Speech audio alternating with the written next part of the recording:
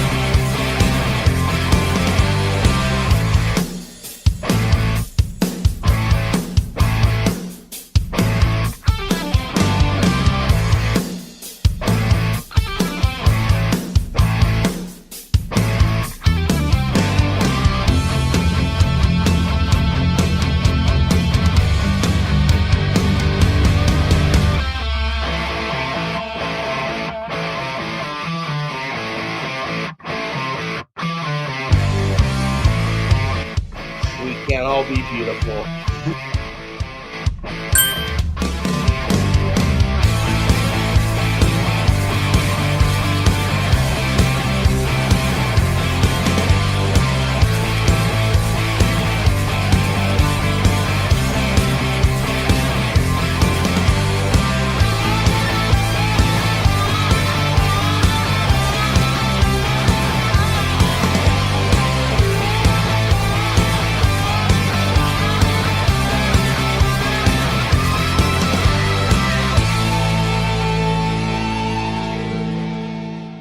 Put your seatbelts on and get ready for the ride. You're in the danger zone. Holy mackerel. Holy mackerel, indeed. I think that was a mackerel actually swimming on the turf right before that, so it goes perfect. Welcome in, everybody. Friday night, as Bill M says, seizure dance. Yeah. Look like a mackerel to me. Anyways, let me get you going here. A crew is already representing in the house. I got 8 here this early, 8 minutes after 9 o'clock on the East Coast, 6 o'clock here. 8 minutes after, we got 8 on YouTube. Give them a couple more to file in. We have some guests tonight, guys. We do. Typically, as you guys know, it's me and Murph right about now. I'm asking him how his week has gone. Well, he called me this morning. His week has not been great. He's actually helping a loved one fix some house problems. I'll let him share more should he choose to. But hey, duty calls when it comes to that guy. So I told him, hey man, don't even worry about it. If I can find a co-host, hell yeah, I will. If I can't, well then I get to chop it up with you guys solo. I have some YouTube life hacks to share with you guys, but got to table those. They are coming to you soon. I think they'll help each and every one of you. Hey, how to change your @handle. I know a lot of people are pressed over that. They want to change it back to the display names. It's not hard at all. I actually made mine both the same. But hey, if we get bored later on tonight, I'll show you that. Otherwise, I do plan on making a separate 5-minute video showing you guys how to do that, should you choose to. But yeah, I got some other life hacks in store coming, all in an effort of appeasing you guys, because as you know, we are now a monetized channel. Which really we're at the baby stage where it's just donations. But you guys have donated, man. You've joined the membership, you joined the Discord. So I do want to give a little more, and some tips and tricks that I've learned in the few years that I've just been addicted to Jets YouTube. I think I can share those and you'll find them beneficial. That's just one of them, but I have others. So yeah, stick around for that. Like I said, either when I'm bored in a live stream, or I'll start different little videos dropping that'll have those in them. But yeah, had that in my back pocket as my co-host of the night. Guess what? Didn't need it. Didn't need it. Found two creators to join me. Jets creators, a talent evaluator, another guy that does Jets content more unique than I think anyone else does. So I have those guys likely back to back. Maybe there's some overlap, but if you're here, hours 1 and 2 should be great discussion. Um, Hour 2/3, you know what we do. Yeah, I don't even have to say it. So look forward to that. Look forward to Squatch joining us, I'm sure, at some point around then. Stick around for that. But you know what? I'm rambling. I think I've said a lot already. So you know what? I'm just going to chill. You guys can just chat. No, I'm just kidding. But I do want to acknowledge some people because, like I said, already 10 in here at 10 after. Appreciate you guys. I know Bill was in here right away. You know, I throw the stream up like noon my time, 3 your time, and he's always one of the first to acknowledge it. Appreciate that, man. Peg and Artie also rolling in. Love that. Because I think they have the vibes that we have around here. So perfect pairing there, or perfect trio, you could say. Um, just hope you have a chair in the corner for me, Artie. Billy SBC says, "This is the game. We beat Tua." Well, I will say, if I can get this, there we go. Um, that is kind of the topic. It's not the main topic. We'll have others. We'll have Falcons topics. We'll have giraffe topics. Come on, we got DomC coming. We got all kind of things to talk about, but one is this prick in the white over here is 7-0 against the Jets. What the fuck? 7-0 against the Jets, man. Terrible, terrible, terrible flex they can use against us anytime they choose, and they do, mind you. They do. I have another thing here. Hold on. Where did those go? Well, I'll circle back to that. But 7-0 against the Jets. Also, Tua is 0-8 in under 40 degrees weather. Let me know, chat. What's the weather report for Sunday? Is it going to be under 40? Is it going to be over 40? Because that might tell everything we need to hear. But yeah, Billy, this is the game. We beat Tua. I don't disagree. I do think that that's the case as well. I'm not locking it in, lead pipe locking it, but I do think it's like 55% Jets, 45% Fins. So, we'll discuss that. I'm not saying that's my answer yet because you got to stick around for Squatch for that. But my heart, Squatch's segment, which you guys all know what I'm talking about. That's my brain. Right now, it's my heart. My heart says 55% Jets. So yeah, Pagan Artie chimes in. He hates Tua. Always beats us. Bill M, shout out to you, man. You helped me out earlier. I was looking for an injury report, which I'm still going to share. My computer's kind of bugging, but I'll have those as well. Oh yeah, here it is. Well, we don't want it right now, but Bill M helped me out with that, man. I could have found it, but I was just scrambling on time, getting down to the wire, and appreciate him basically offering that to the show. So we'll take a look at that probably with Adam in the first hour here. Should be joining me here momentarily. I'm just catching up with you guys, and then we'll see him pull up. So, yeah, Billy, sock it to Tua, the Tua, sock it Tua, not Hawk Tua, sock it Tua. Definite difference. But yeah, Amid already rolling in early.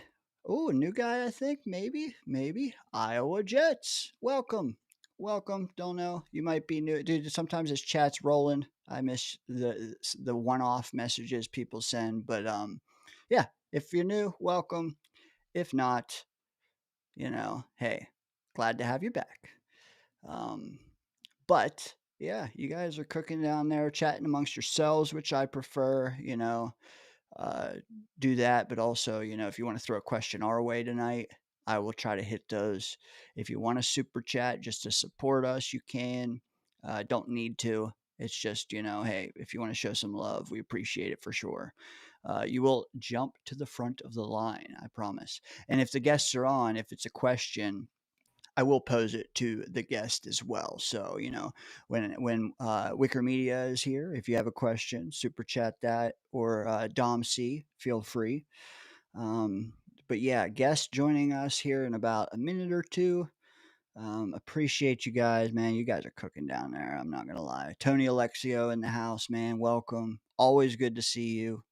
That's like way back, man. When I was just a viewer, I still am way more hours a week viewing than hosting. But Tony is a name in those chats, man, and he has solid takes, which is what makes him stick out to me. All right, so here we go. Iowa Jets, 42 degrees, light wind. So if we can get that down to 39, Mother Nature, maybe I'll forgive the football gods. So yeah, E-Boogie, man, welcome. Sean McAteer in the house. It doesn't get above 41 degrees that day in Jersey. Just looked it up. I think we pull off the win this week.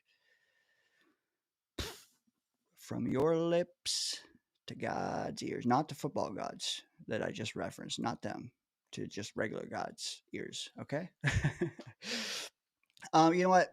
Probably already tired of me. Can hardly see me through this beard of mine, this playoff beard, as I affectionately call it. So hey, we got to make the playoffs soon, man, or I'm gonna be an OSHA hazard. But you know what? Let's do this, man. Appreciate the chat. Keep chopping it up again. Submit some questions if you'd like. But let's talk some ball. I think we're ready. I really do. And the man who I said it. Viewer first, still to this day, viewer first. Jets content viewer first, foremost. Have been since probably COVID, maybe a tad before. This guy, he's been doing it just that long, at least. Feel like I've been watching him for, I don't know, man, a decade. But regardless, kind enough to join us here on a Friday night, which isn't always easy for people. But let's bring him out, see what he has to say. The one, the only New York sports Wickermedia, Wa2k99. Hey, DayngerZone. I appreciate the introduction. And if you've been watching me do videos for a decade, I'm curious about what videos I was doing the first 5 years. I hope they were entertaining because I sure as hell don't remember them. Those MySpace lives were on fire, man. Oh, right. Yeah. That's I must have been in your top 8 way back when. You still are, man. You still are somewhere. Likewise. Hey, man. I envy the beard. I cannot make it go. I cannot pull off the ZZ Top look. You know what? I wasn't professionally allowed to grow one for 30 some years, and then finally I just said, hey, you know what? Now I can. Let me see what happens. And hey, man, it hasn't slowed down. I think it's sped up, if anything, and I'm getting a little worried calling it a playoff beard. I don't know, man. I don't. So I do have to ask because this is what everybody wants to know about. I mean, I don't think people are here for Jets talk. They want beard tips. Do you use a balm? Do you use oil? Do you condition it? I want to know the secrets. Tell me about it. Ooh, that is a solid question. One I have not gotten officially. I will say I don't do any like like I use a charcoal soap bar that really helps exfoliate underneath. But as far as like the beard itself, no man, just regular old caveman stuff. Okay. Okay. But I will say, man, the charcoal it's much needed. If I don't use it for a shower or two, down here just gets itchy as hell. Oh, I see. You see, I usually I have a conditioner and I have an oil that I use, and those seem to work pretty well because this does get very scratchy and I do find that helps. But I have never Yes, tried charcoal, so I might have to keep yeah, that in mind because it may not be long, but yes, it definitely gets scratchy. does and yeah, wiry, but also itchy for sure, like on the sides for sure. Yeah, charcoal does help. Okay. It's just a soap bar, but it's like black, as charcoal is. But dude, man, I was looking. I think the last time we spoke like on here was in May. Okay. I mean, I could be wrong. Maybe you didn't have a whole up. Like maybe you popped in for the draft. Well, yeah, you were here for the draft, but like solo episode, I think was May. A lot has happened since. Before we discuss, Falcons, Dolphins, just maybe give me a broad stroke view of what you think has happened, the last couple months, up to date. How is Adam feeling? You know what? Going into the season, I had no disillusions that this team was making the playoffs or getting a winning record. I didn't feel that that was realistic. And when Elijah Vera Tucker, who's one of my favorite top five, one of my five favorite Jets, certainly going into the season, when he goes down, it's like, oh my gosh. And at that point, I was thinking, okay, 5 wins, I think is realistic, 6 at the most, for the simple reason I couldn't trust the quarterback. This was at the beginning of the season, the third youngest team in the NFL, third youngest becoming second youngest after I think they made a couple of changes. I think when they signed Nick Folk, they went back to third youngest, but we get the point. They're young. The coaching staff is young. And people talk about rookies and second-year players developing. I wanted to see the second-year players develop under this coaching staff because I feel like the coaching staff from last year held this team back, not to mention the kicking game. And on Wednesday when I did my show, I talked about this. We talk about rookies. There's no more important rookie on this team than Aaron Glenn. And I think over the course of the season, I've always believed in Aaron Glenn to an extent, but he had a lot to prove.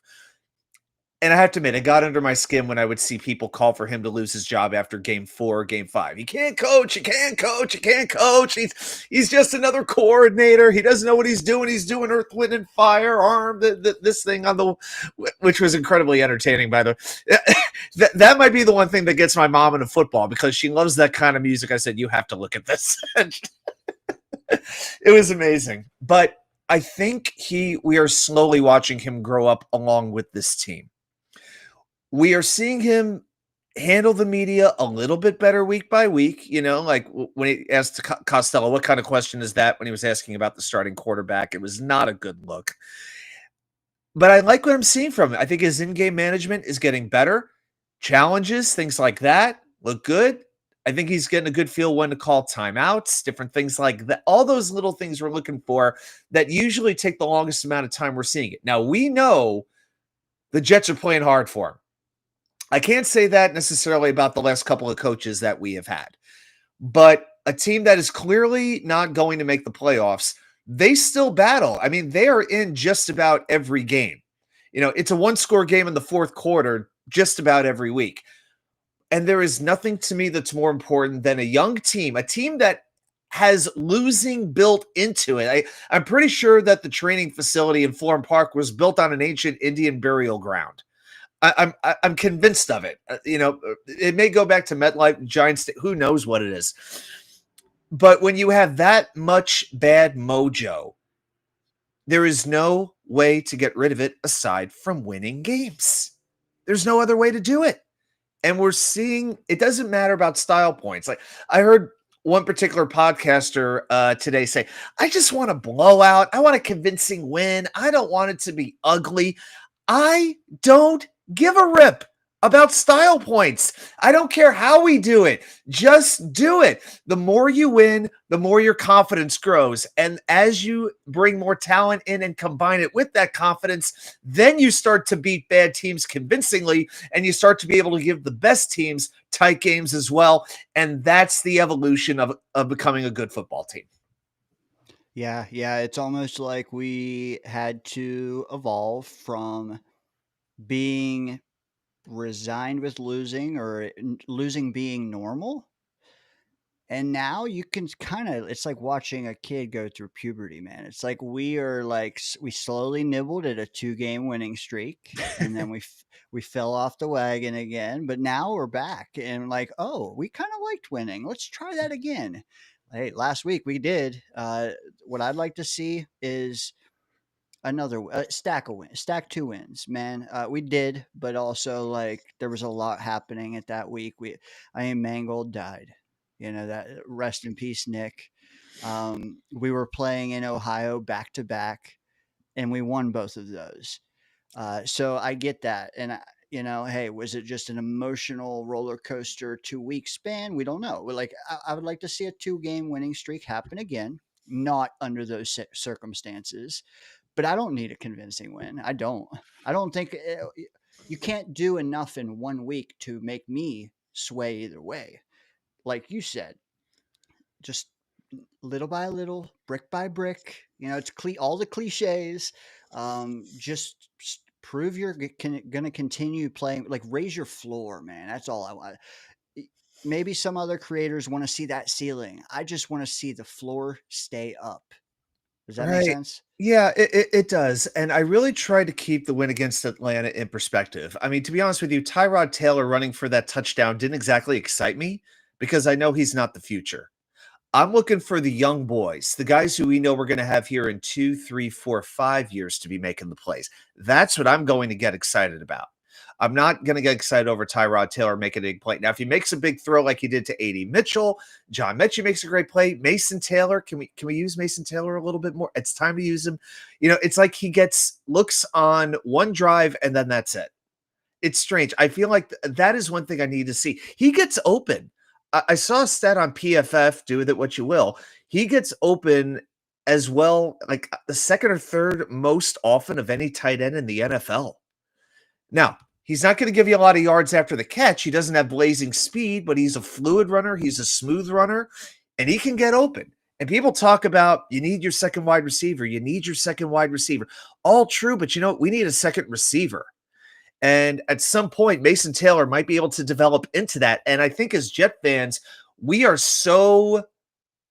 our minds cannot grasp the concept of having a tight end who actually makes a difference. Our idea of an elite tight end is Dustin Keller. All due respect to him, he was here about 4 years and, he just went and didn't always know where the first down marker was either. Again, all due respect. I want to allow myself to dream that some of these players can become bigger and bigger and bigger and better, especially now that we have a competent coaching staff. Guys like Olu Fashanu, he's grown over the last 6 weeks. He's a top 5, top 6 pass blocking tackle in football, like in the Trent Williams, Tristan Wirfs range. That's got to excite us. Olu Fashanu and Armand Membu shut down Myles Garrett. 1 sack for Myles Garrett. He is going to shatter the single season sack record. And we made him almost invisible in that game against Cleveland. There are so many things to look at that you can be excited about. Now, I don't believe that momentum carries over year to year because we're going to turn over, 30, 40% of this roster. So my biggest thing over these last 5 games, I'm saying this to myself as well, focus on the players who will be here or have a chance to be here. Guys like, I'll give you an example, Quincy Williams. I think he's gone, right? His contract is up. I don't think this defense necessarily suits his skill set. I think there's a number of defensive players here who are more suited to play the Saleh Ulbrich style of defense. This one's a little bit more read and react rather than going all out balls to the wall. All right. And Quincy Williams needs to be balls to the wall to be at his best. So I definitely expect a lot of turnover, but It's been all about establishing the culture, changing the feeling in the room, and and making us no longer the joke of the league. I think we're getting there. I think. I'm not ready to say we are. But do this. Beat New England or beat Buffalo in those last 2 weeks. Win one of those games. We still haven't won a division game this year. I want to see a division win or two before the season's over. Or two. Let's stick with or two. But I Mhm. get it. I get what you're saying. One great quality one, or two that, hey, whatever. Yeah, you did mention it as well. Like, well, I think we both did how we beat Atlanta. Um, what? So just looking at this, it's got a little bit of the Jets stats there. It doesn't have Atlanta, but Brees Hall, 3.6 yards per carry. Whatever. But Taylor had an efficient game, not spectacular. What I want to highlight though is the win probability and how there at the end, man, we just took the game. Wow. And what do you think that says about this regime and this team? I think the main thing it actually said to me is the Atlanta Falcons do an amazing job of snatching defeat from the jaws of victory. that that was one thing it said to me out loud. You know what? The team, they figured out what they had to do and they just flat out did it. And thank goodness Nick Folk was able to make that kick. And it kind of made me think, my God, what would have last year been like if Greg Zerline had been the Greg Zerline that we had for those previous years? We might have won 3 or 4 more games. It's completely possible. And I gotta go back to this. Chris Banjo, that special teams unit. I said this on the show Wednesday night. You know how you see T-shirts where it lists 4 things like this, and this. We need shirts that say like Austin, Nick, Kenne, and Isaiah, whatever order you want, because those are like the 4 horsemen of special teams. I'm in North Carolina. I'm in horseman country, so I could say that. But I just love what I'm seeing, and not just them. Guys like Quantez Stiggers. Remember, somebody that, if you know, we talked about him before he was ever drafted by the Jets. We were talking about him. He is an incredible special teams player. He downs the ball inside the 20 beautifully. He's got great field awareness.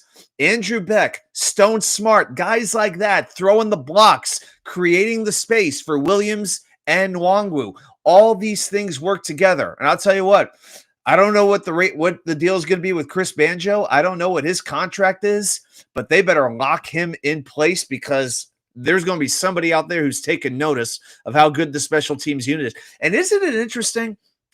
It always feels like when the Jets are good, the special teams is like that's a very potent part of their attack, sometimes even better than the offense.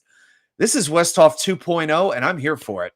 You know what? I was just thinking of Westoff, and I was also thinking, man, he was at some training camp practices. That's right.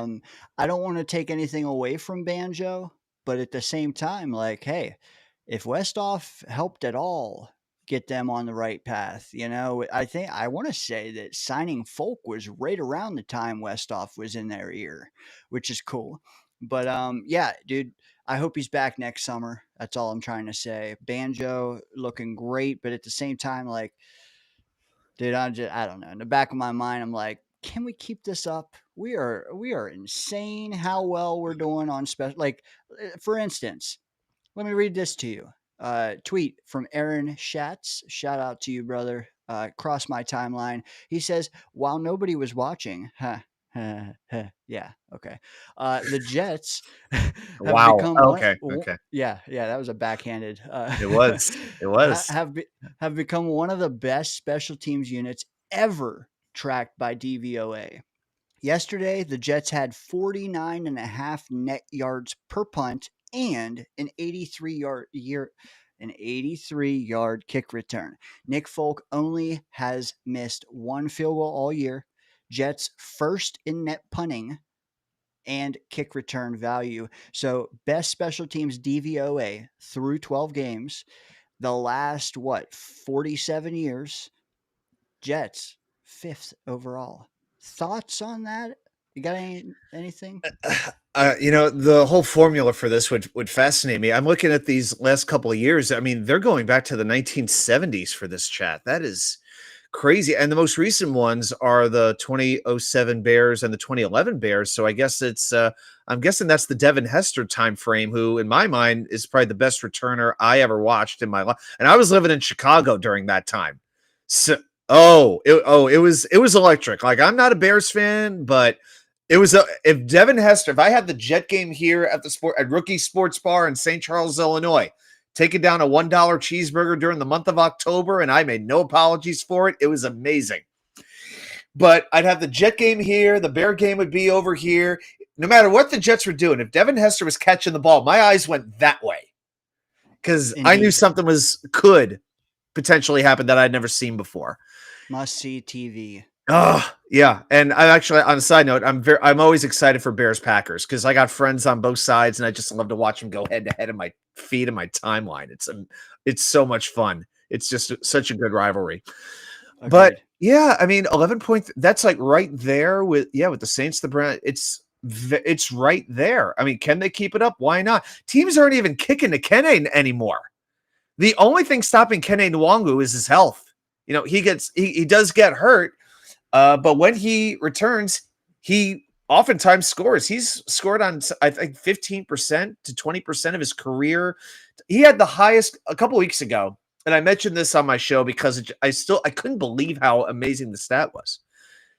If you look at returners in the history of the NFL with 50 kick return attempts or more, because Nwangu is actually 27 years old. We think of him as being a kid. He's been around a couple years. He has the only player in history with a higher percentage of touchdowns on kick returns is Gale Sayers. That's one of the best to ever do it. That's how dynamic Kene Nwangu is. And one reason I screamed for him to be on this team, because I knew for a team that was going to struggle on offense, you need special teams to make a difference, to get those short fields, to get into field goal range. I didn't want to have to watch Justin Fields try to have to take this team 80 yards down the field time after time after time. And we know how frustrating it is. Week to week, we don't know what fields we would get. Had a couple good weeks, but let's be honest, the vast majority of them, it was miserable. I'd never seen a quarterback so afraid to throw a football in my life. God bless him. He's a good guy.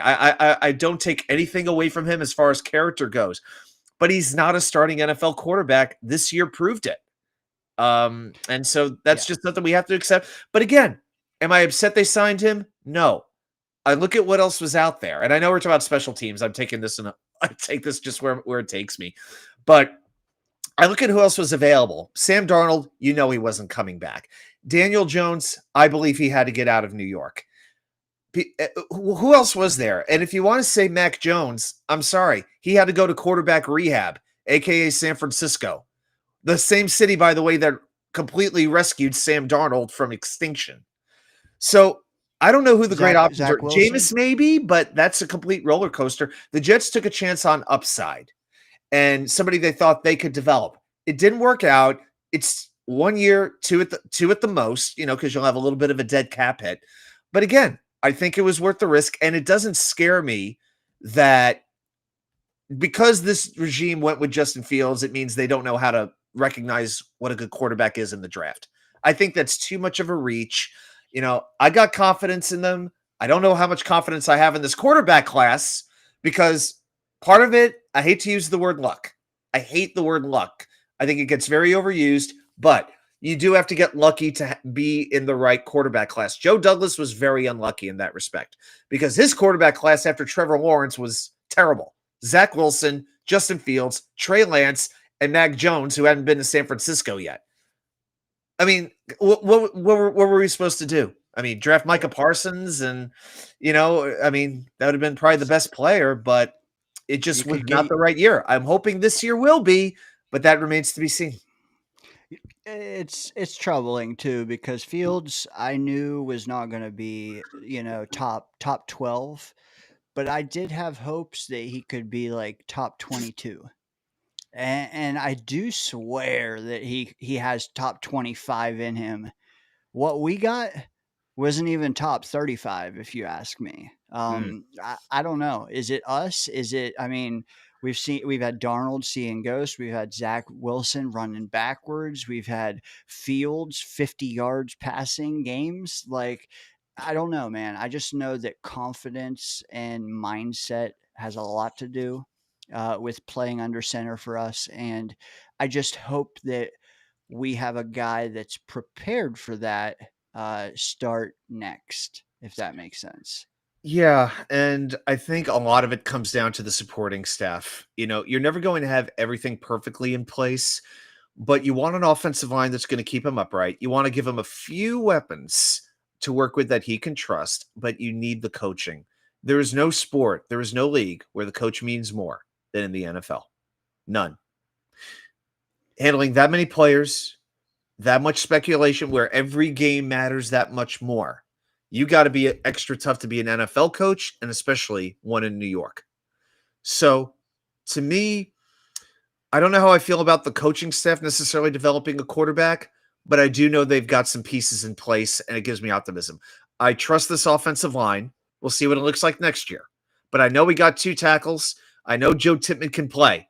I know that. He's getting better. And if they want to leave him at guard, you know what? Try to keep AVT.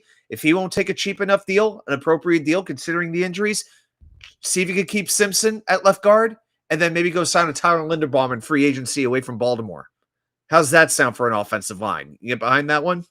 I'm behind it. I wish I was, if it's me or Fields. But what do you think of this guy on screen now? Do you think that looks like a puzzle piece to our 2026 team that's going to be instrumental?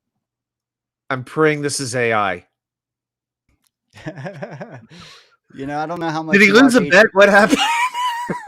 I mean, this is all I see when I see Joe Oh Tippmann. man, I only wish Nick Mangold was still around to go through that with him. It would have been an amazing look. Kenny Powers, baby. I love I it. I can neither confirm nor deny the rumor that twice when I have been in Mexico, I have gotten my hair braided and beaded. I really have. That's awesome. Not my man. whole head. I don't have that much, but I have gotten my hair beaded in the past. I'm sure on MySpace there's still some photos. I'll have to dig those up. Are you, is that do you have to go to like the CIA or somebody to dig up MySpace stuff? Is that possible? Hey, let me ask you this because the chat's cooking, man. Okay. Jake chimes in. He says, "Am I a bad fan? I was happy we played well again, but on the same token, I was hoping we missed the last second field goal and lost."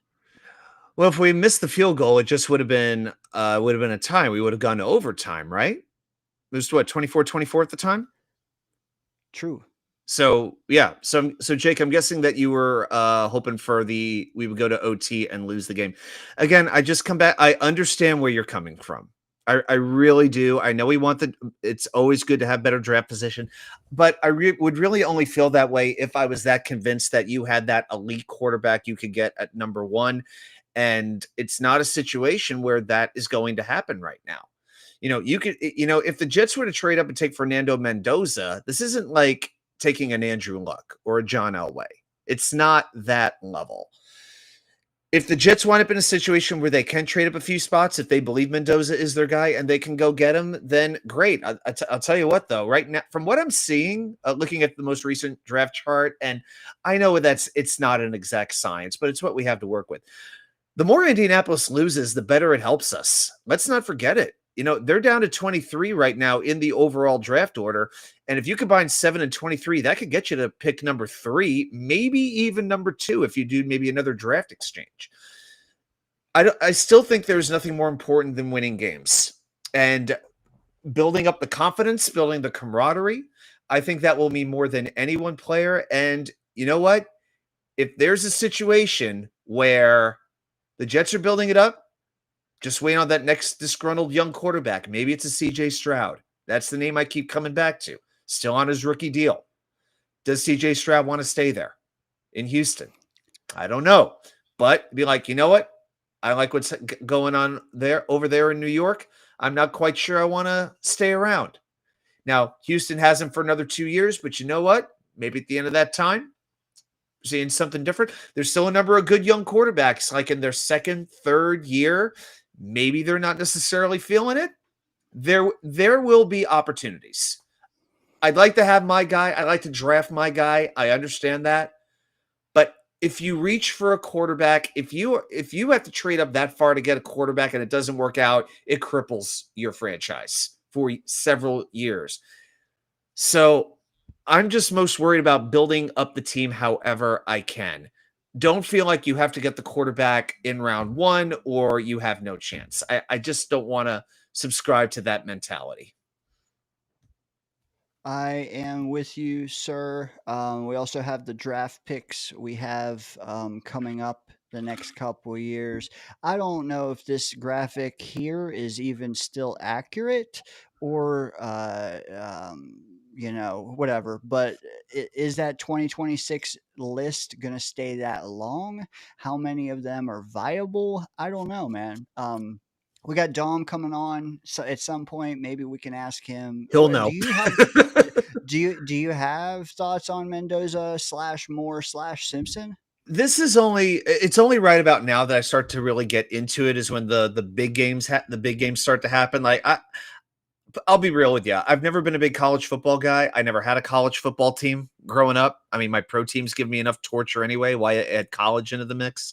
If I did, I'd be like the ultimate front running college football fan. I'm just being real about it. Okay. I mean, most of the talk that I see is that Moore is going to go back to school as of late, but you never know. And Simpson just seems to be getting a little bit better. You know, he seems to be hanging in there. Mendoza definitely seems like the prize, but you know what? This upcoming game against Ohio State, I think that game is going to create the idea of what he is in a lot of people's minds. That is the game people are going to point to. It won't be, I don't even know if it'll be a bowl game. I think it's going to be all about Ohio State because they are pretty much the best team in the country. I think most of us would say that. So I'm not ready at this point to say, yeah, this is who I want, and this sort of a situation. I'm not ready to go there just yet.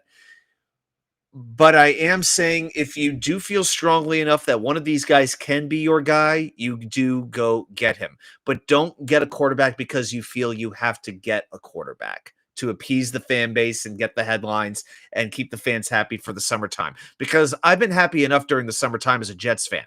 I want to be happy during the fall and the winter. Is that asking too much? Dude, yeah. For us, maybe. But we'll put that aside. I do have, dude, like I said, the chat's cooking, man. So With gas.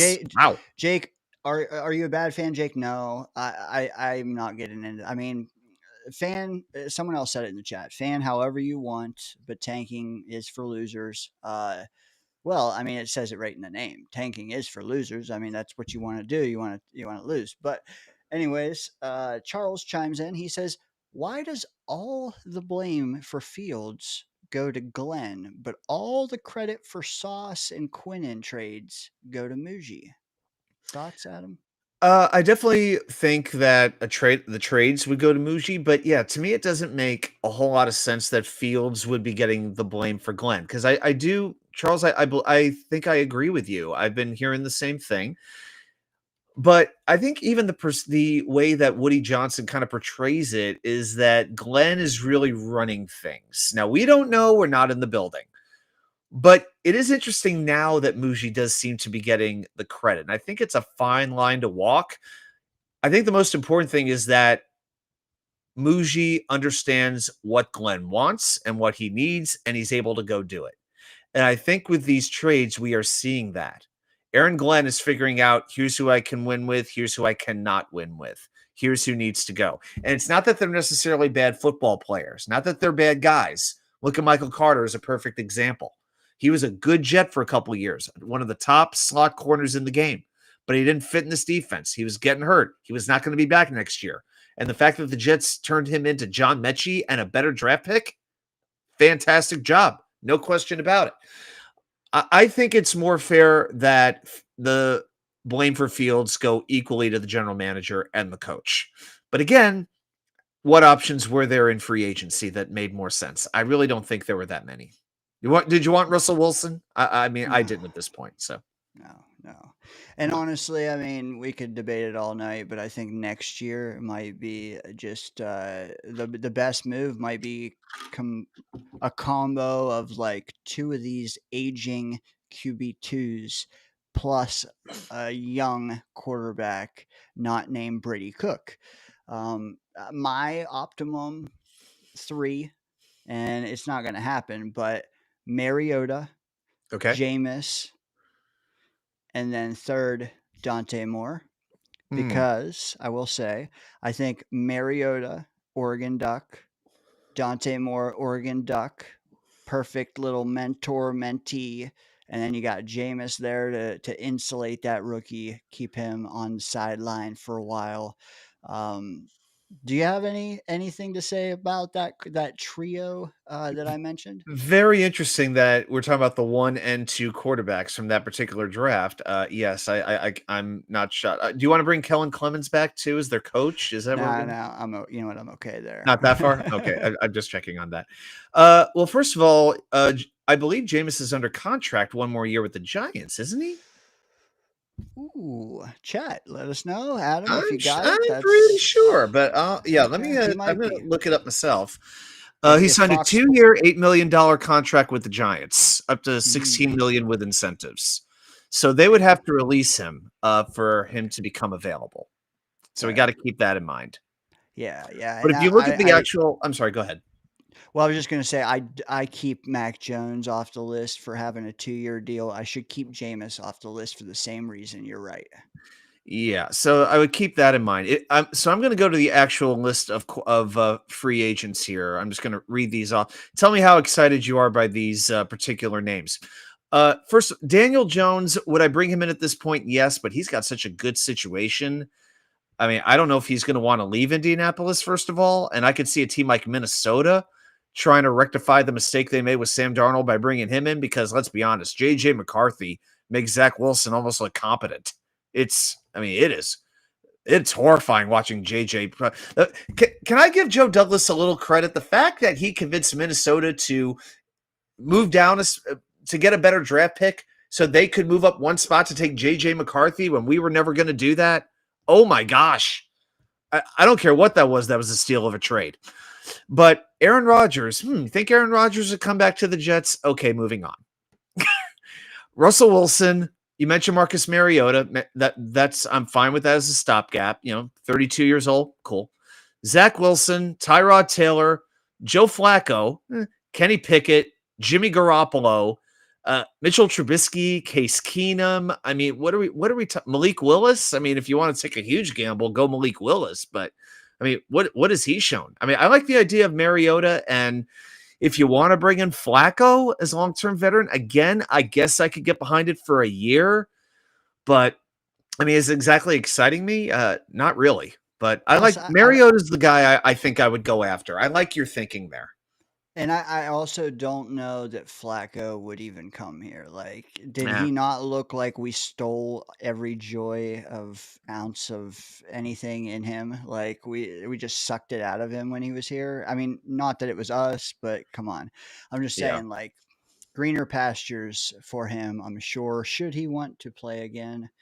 Another guy I bet that would like to chime in on the 2026 quarterback conversation, the options that we have in front of us, maybe the draft options. Why don't we get him in, see what he has to say? The one, the only, DomC. What's up, boys? How are you, man? Long time. Doing good. Yeah? Doing good. Good to see you. Likewise, pal. Likewise. Dano, appreciate you, as usual. Always, brother. You're the man. Dom, thanks for joining us. As you guys know, Jets X Factor DomC now. Yes, sir. Moving on up. Also, I think you got a distinct either hire or honor I just heard on Green Bean's channel the other night. Do you want to share that with us? Yeah. I'll be glad to share it, as a matter of fact. Let me quote it. Exactly. So I'm saying it properly. We need a drum roll here or something. No, it's not. It's nothing. It's He not all that. finally launched his OnlyFans. Yeah, I got an OnlyFans. Yeah. No, I've been accepted, and I'm officially a vested member in the Pro Football Writers of America. So, All right, congratulations. Yeah, thank you. That's cool. Nice. You and Connor Long, same day? Connor Long got it as well. Yeah, I saw that on Twitter. Yeah, okay. Yeah. That's nice. So Elite company. Does that mean you get to vote on certain things as Yeah. well? Sure does. It sure does. It's pretty neat. Listen, it's just it's you pay dues. You know what I mean? So I'm sure anyone you got to get the app. You know that your application's got to be accepted, so on and so forth. So once they take my dues, they can take my votes too for whatever it is they get. So pretty cool though. Something that I've been working at for a while, and it's nice to get recognized and get some of the fruits of the efforts and so on and so forth. So Facts, guys. If you don't follow these two on YouTube, also check them out on Twitter. Also, both of them fire off great tweets, both on my timeline for sure. Required reading as a Jet fan. Dom, I want to kind of bridge you in here. We were kind of talking like what our options might be next year, and we can get into other topics. But like since we're already there, I said my preference would be like a Mariota Winston, which I'm hearing is on a 2-year deal as like a 1-2, and then Dante Moore as a third. But like you can Tetris those guys out for similar caliber players. I just like having Mariota mentor Moore and someone in between there. But like, talk to us what you think maybe best case scenario, best route would be, or maybe guys you're hearing or like. I mean, nothing that I'm hearing. I got my own opinions. I'm not sure how I feel about Marcus Mariota personally. I have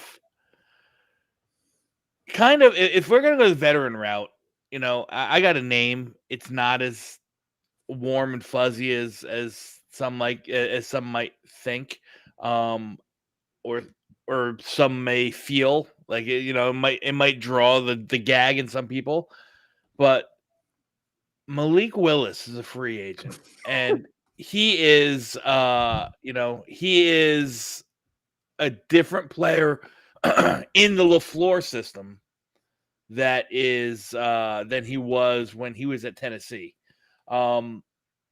He's meant for that, that quick, rhythmic, horizontal flowing offense that the West Coast principles offer. And really that's Tanner Engstrom's bread and butter. So if we're going to bridge that way, if you're going to bring in a veteran to pair up with a rookie or a veteran to kind of hold the ropes until the rookie cuts his teeth, so on and so forth, that's probably the way I would go. I know Tanner McKee's another one that Ryan and I on his show had talked about. I like that idea as well. A little bit more unknown than the Malik Willis's or Marcus Mariota's of the world. So I mean that's of the veteran route. That's what I'm thinking. I don't know if there's going to be a third quarterback. I get what you're saying, Dano, and and I understand the Giants' rationale for it because Jameson was their in case of emergency break glass kind of hire. They or signing, I should say. They kind of knew that they were going to take a quarterback. They didn't know maybe it was going to be Dart in round one.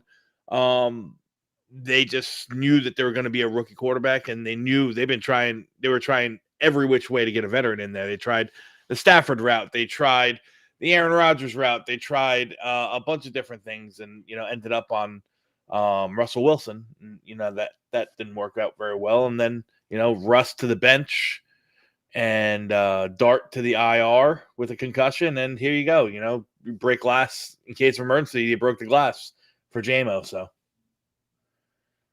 I'm so stoked to see Jameis Winston on Fox News on Sunday. I think that's going to be, worth the price of admission, if you will. Yeah, and I wonder if that doesn't push him. Like, I think he'll smash it. Like you're saying, it's going to be must see TV. I don't know what they have him doing. Hopefully, it's not like too controversial since he is an active player. But I assume he's going to smash it, and then I also assume he's going to have offers for like, hey, if you want to retire this year, we got a deal for you. Yeah. So he might be off the table. I mean, he's still, like Adam said, contractually obligated next year, but there's always ways around that, you know. Yeah. The one guy that I'm not so interested in that a lot of people are is Mac Jones. Yeah, same. Not very interested. Like I said, Adam, I'd rather roll yeah. the dice with Malik Willis and hope that you're getting the Malik Willis that has now kind of sat and learned not only behind Jordan Love, but through Matt LaFleur with the principles of the similar offense that my offensive coordinator runs. You know, one thing's for sure. I think we're learning that Glenn and Engstrand like a quarterback that's got some mobility. They like the dual threats, and Willis definitely offers that. Yeah, and certain quarterbacks in free agency offer that, and some don't, which is why the more I thought about Flacco, I was looking for more of a mentor than I was an actual quarterback when I think I threw Flacco's name out there. But yeah, I am pretty intrigued by the idea. The more I think about Willis, it's like, okay, I mean, how high are the expectations? We're not going to be expecting much out of him, but it feels like not too different from Fields. You're sort of taking a chance on upside, and maybe he was given up on maybe a little bit too quickly. I mean, who knows? Let me ask you guys this. If you could, buy me 30 seconds, I just got to run real quick, but I think this question will buy me that alone. We saw this week Brady Cook moved up to QB2. Now, whether you want to believe the phantom knee injury that Justin Fields has picked up this week or not, do you think that he will even have an opportunity this spring, summer to stick around? Do you think he should? Do you want to see him this year? Just do either of you have thoughts on him? Because personally, I should just step out of this because I was a Martinez guy. And Who Jay Fields you talking about? You talking about Justin Fields? Brady Cook. Brady Cook. Oh. Yes. Yeah, since he's quarterback 2 this week, so. Oh, wait. Yeah. I'm sorry. I heard Justin Fields and my mind went somewhere completely different. Oh, yeah. What was the question? So Fields, knee injury out of nowhere, all of a sudden, he's now... Yeah, that's not a knee injury. I think that they're trying to give a nice soft landing to a team captain and say, you know what, this is... We've seen the last of Justin Fields. I think that's pretty evident. So, which begs my question. Thoughts on Cook? Adam, go first, and then Dom, maybe. What do you think? Yeah, sure. Cook, Yep. whether it be this year or next. All right, Dane, take 5. Okay. So, to me, I do get a little bit of a laugh when I see people arguing so strongly, play Cook, play Cook, play Cook. None of us see him in practice. And I don't think it's a situation where the Jets are going to throw him in just to appease the fans for one weekend. They will play him when they think he is ready to play. And the other thing I think we need to keep in mind is Tyrod Taylor is an injury-prone quarterback. He rarely plays more than a couple of games without getting hurt. Thankfully, he's got a pretty good offensive line in front of him that's helping to keep him upright. But with Brady Cook being the number 2 quarterback for the foreseeable future, I expect a situation at some point where Cook just gets inserted. And coming up, you've got teams like, I can't even say Jacksonville. We thought Jacksonville would be, I don't want to say an easy game, but not as challenging as some of the other games. That team takes the ball away like crazy. They force turnovers really well. I'd like to see him maybe go against New Orleans, and after that, you've got New England and you have Buffalo. But if I had to pick a game where I would see Cook, it would probably be that New Orleans game. Let's see how that goes and go from there. I just don't want the same people who were screaming, play Cook, to say he's, after one game that doesn't go well, he sucks. We should have never played him. Let's just try to keep it even keel. That's all I'm saying. I think you have to kind of set your own internal expectations on what you're dealing with Cook. I don't care if they play Cook and he stinks. I don't care, if they play Cook and he has the Mike White versus Cincinnati game. I kind of know in my heart of hearts that Brady Cook is not going to be the next quarterback for the New York Jets. I think the audition, if nothing more, is to see if you have a viable backup on your roster, someone that's already under a contract that you don't have to spend a lot of money for. But I do agree with you, Adam. I think at some point they are setting this thing up to, they've already had the swan song for Justin Fields come and go, and I think they're setting this up for giving you a possibility of maybe a 2 or 3 game stretch at the end of the season with Brady Cook at the helm. I could easily see that. But again, I don't think he's. I think it's just to kind of have him and see if he's a viable backup. And my mindset had been, I don't want to see Brady Cook on the field until Garrett Wilson is healthy and ready to go, because I wanted to give him the best. Right back, guys. Okay. Sorry. I wanted to give him the best chance possible to succeed, and that meant the best players on the field. At this point, though, with the season being where it is, I know Garrett is eligible to come off IR after this upcoming game against Miami. The fact that we have basically turned over the wide receiver room the way that we have, I don't feel as strongly about that as I did. The only problem I do have is if we have a UDFA throwing the ball, can we still continue to evaluate Mason Taylor, A.D. Mitchell, Arian Smith, John Mechie? Because that's important to me. That's something we can do right now. And if I need to know that Brady Cook, because I don't know this right now. I need to know that Brady Cook can run an NFL offense with some level of competence. I need him to go out there and not be J.J. McCarthy or Max Brosmer. So that is the biggest thing. If he can do that, then I'm all for playing him. If not, I'm staying with Tyrod Taylor. Yeah, Brosmer actually had me feeling secondhand embarrassment, which is saying a lot. Yeah, That Brosmer, INT, oh my God. it was like just a rehash. INT. Brosmer, did you see that Oh man, performance? yeah, I felt bad for him. I feel bad for Minnesota. I really like Kevin O'Connell. He's right up there with McVay for me as one of the best coaches in the league. And they've had a rough go of it this year, man. They've had a rough go of it. They're, the GM is making moves that aren't panning out. Like they spent a ton of money on the offensive line, which is mediocre, Let Sam go. I mean, yeah, they let Sam go. I don't know. Yeah, they let Sam go. I still believe in the kid. I just don't think he's there or he's ready yet. The running game has been lackluster. The defense has been okay. It's not what it was last year. You know what I mean? So it happens. Yeah, it's true. I mean, that division was just so good. I mean, there were a number of divisions coming in that looked so good. It's like, ooh, somebody's got to lose games somewhere. And to me, it was like, I as much as I respect O'Connell, it's like, I like these other 3 teams that much more. I didn't like the Bears enough to think they'd be the number 1 seed in December. Okay.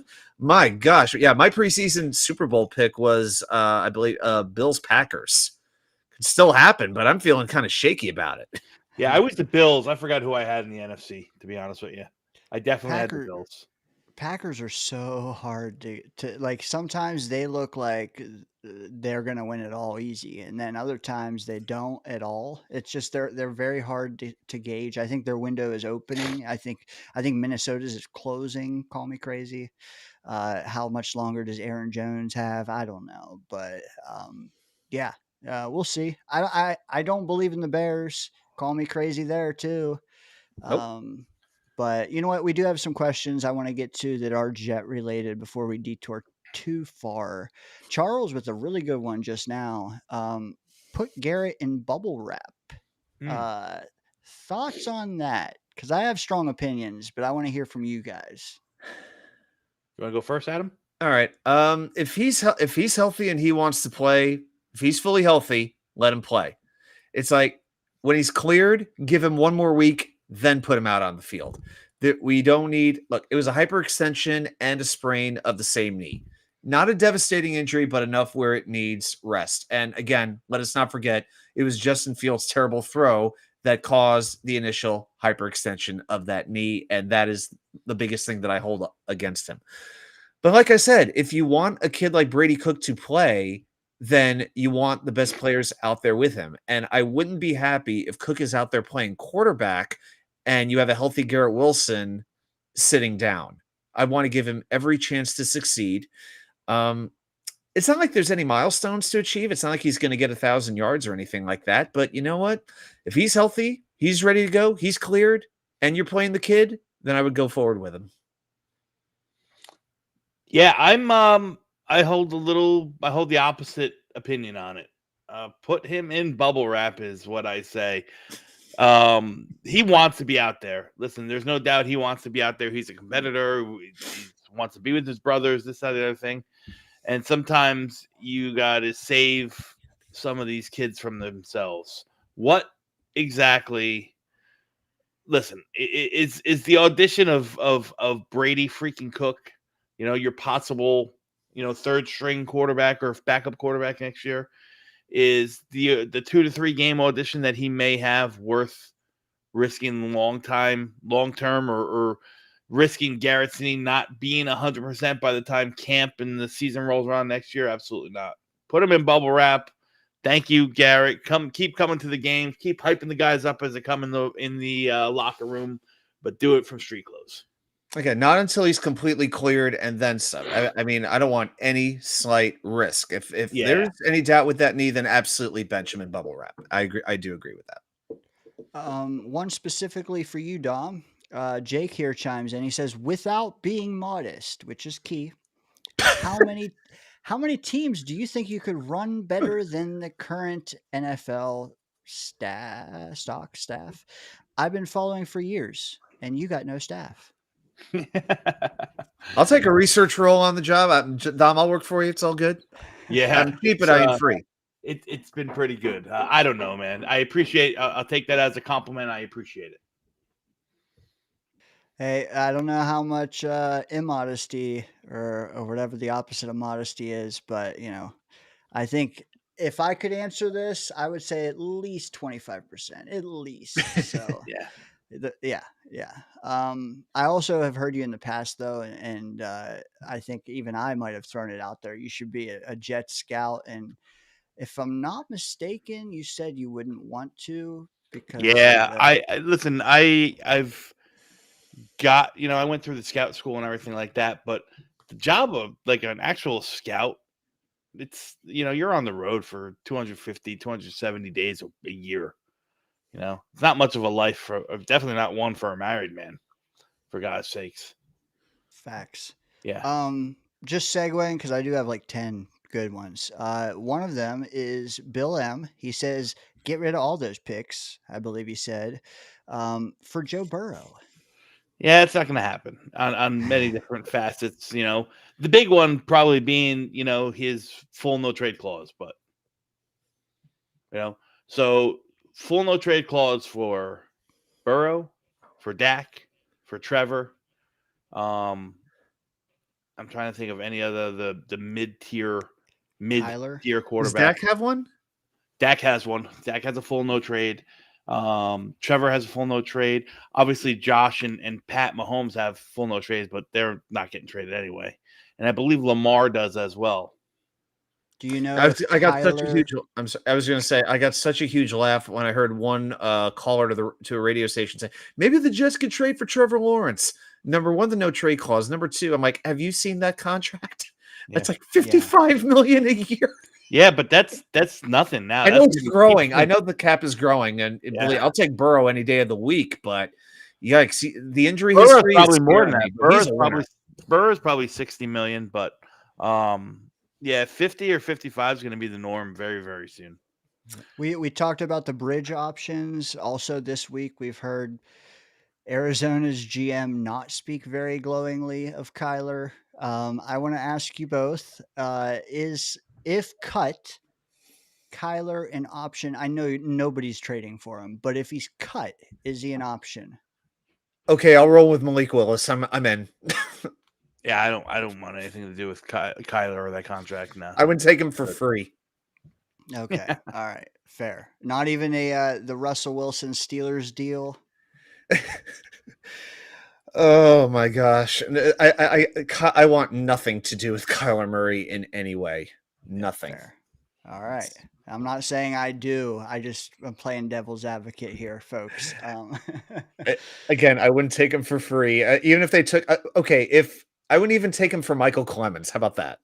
Oh, okay. That's saying a lot.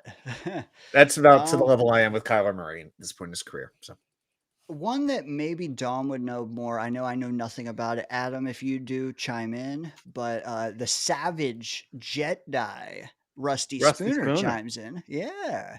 nice. Welcome, brother. He says lots of people sleeping heavily on Diego Pavia. Pavia.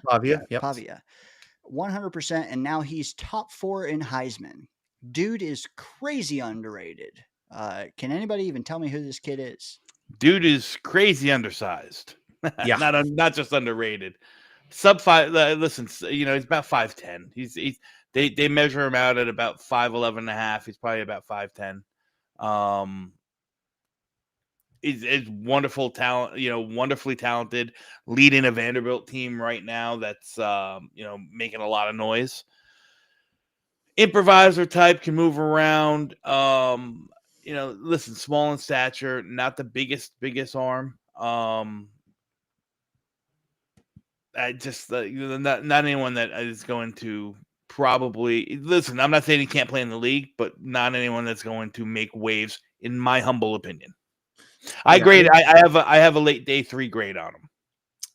That says it all right there. I mean, the numbers look good on the surface. 27 touchdowns to 8 interceptions. Mm-hmm. The overall season rating 171.5. And if you're lifting up Vanderbilt, that's saying something. But yeah, again, 5'11", 6 foot, depending on who you talk to. There's also the fact that he's going to be 25 years old coming as a freshman. So there's that. So yeah, if you want to take a flyer on him, I mean, you could, but don't count on him to be your savior. If you took a flyer on him and he made the 53, or he turns into a good backup who can't lose, doesn't necessarily lose games for you, if asked to play, I think that'd be a win for his career. Yeah, but now we know that Diego Pavia is one of Rusty's diamonds. That's right. That's right. The Jedi. I like that. I love wordplay, and Jedi, that's a good one. Sean chimes in. He says, I'm good with taking a quarterback with our top pick, but I don't want to give up picks to move up. We could really use all our picks this year and next to even make this team work. Just my opinion. I want to ask you guys if you can relate to that, or if you're not on board with that. I'll take this one first. In an ideal situation, you want to sit and not have to do anything, right? And just let your guys fall to your lap. But we don't live in an ideal situation. I think when it's all said and done, I think we're going to be in that 5 or 6, picking 5 or 6. And there's a very good chance that at least the Raiders and, some combination of Cleveland and or New Orleans will be picking ahead of us, right? You can argue that all 3 of those guys have quarterback issues. Although I don't think New Orleans, it will take one that high. I think they're going to sit with Shuck and see what happens with him, at least for another year.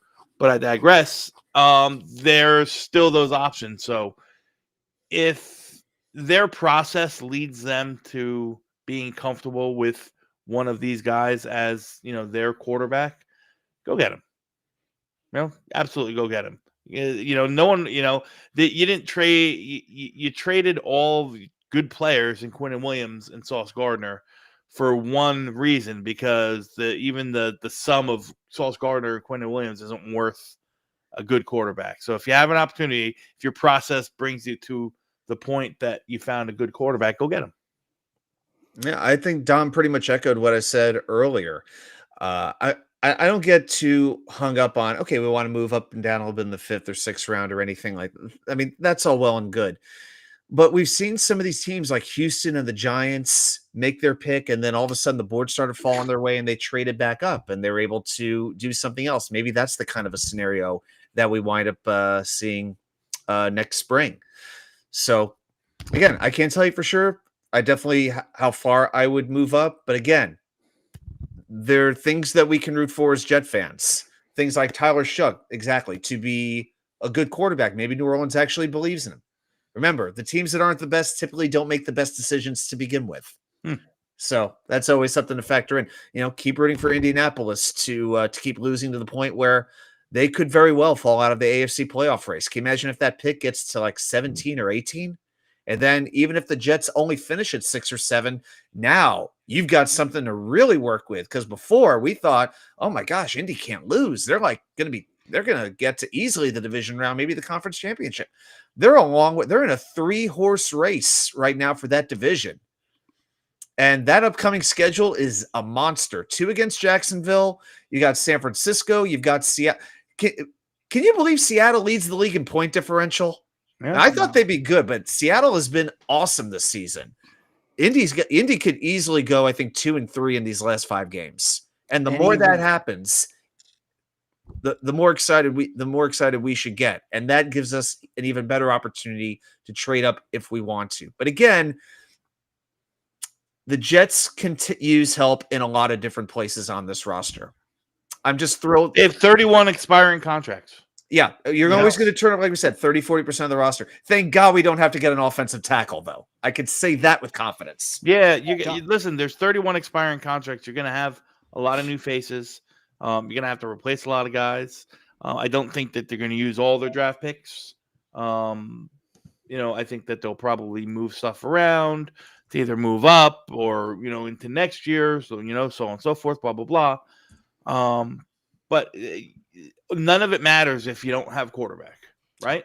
And yep. I'm not saying, and I just want to be clear on this, I'm not saying force a quarterback, right?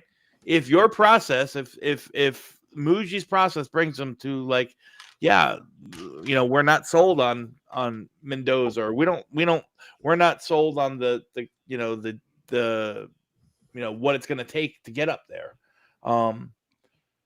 So we're not just, we're not going to give things away. You better have a plan, because I can't imagine that, you're going to be comfortable going into next year, no matter how much you build up the roster using these 4 top 50 picks.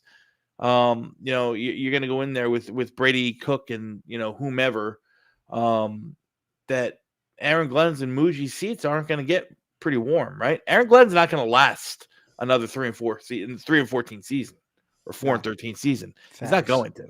You know what I mean? No. So, for all the people that say I wouldn't trade up to get a pick, don't take a quarterback now, like, you better have a plan, because there needs to be vast improvement. And I will say this: it is I know one team in my lifetime, and I'm pretty old. I know one team in my lifetime that has won the, that has the most prestigious title in the world, and that's, NFL champion, with a very, very lackluster quarterback, and that was the Trent Dilfer-led Baltimore Ravens. And look at that defense, right? Yeah. The only other one I would throw in on that level is the Buccaneers from a few years later with Brad Johnson, but same point. Look at that Tampa Bay defense. Yeah.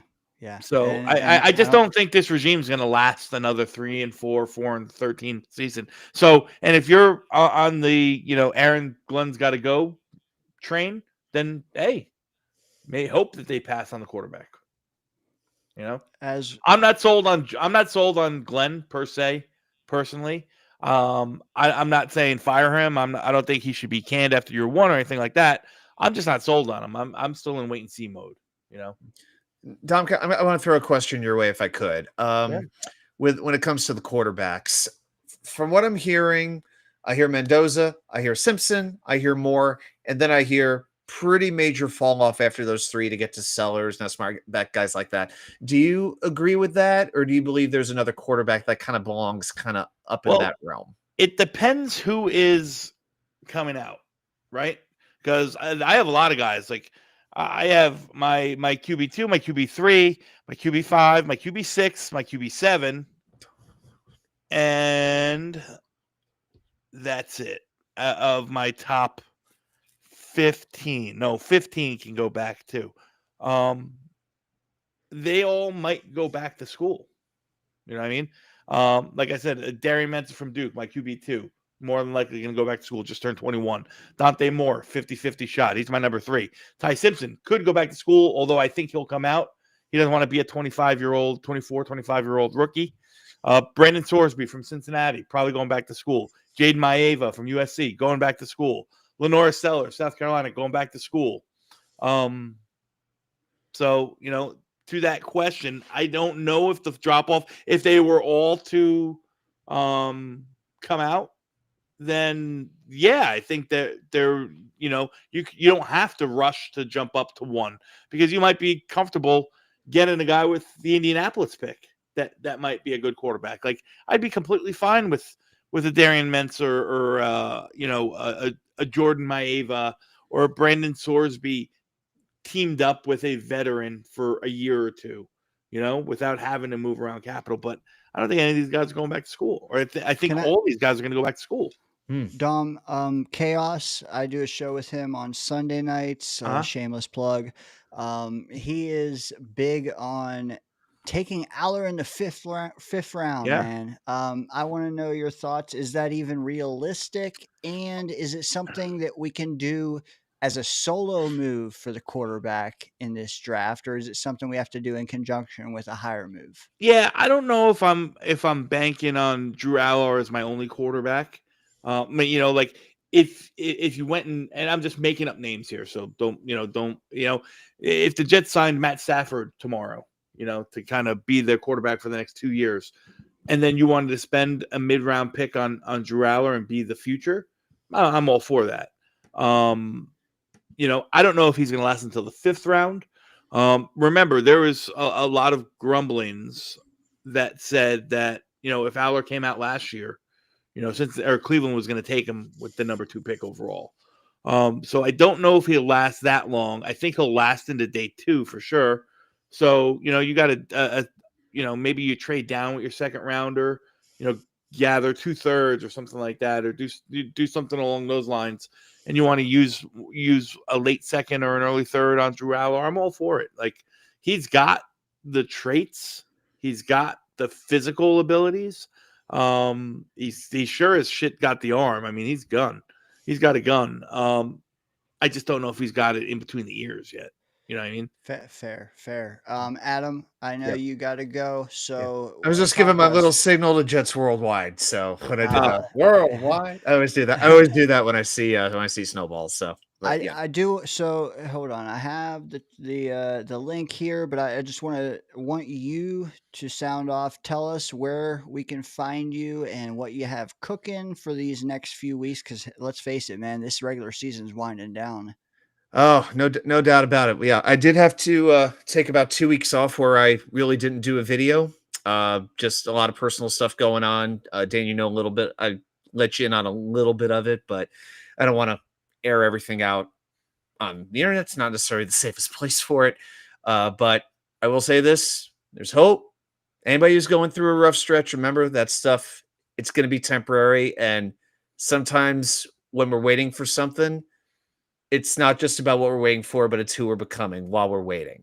And that's one of the biggest things I've learned. I've been learning patience and to not hurry as much. And that is something that I have needed for a long time.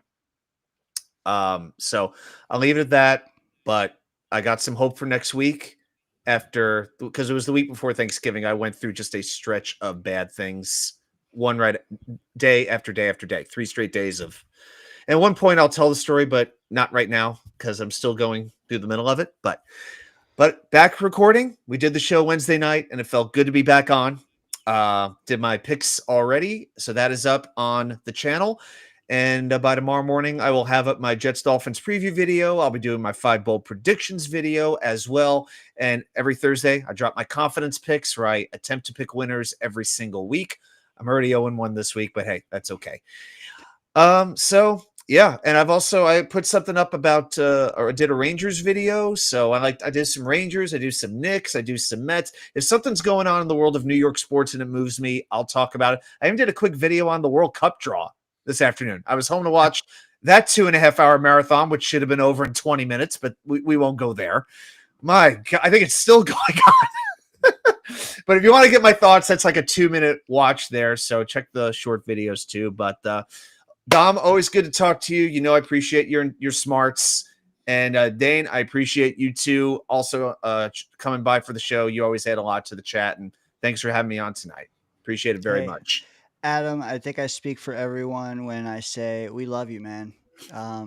For real, whatever you're going through, man.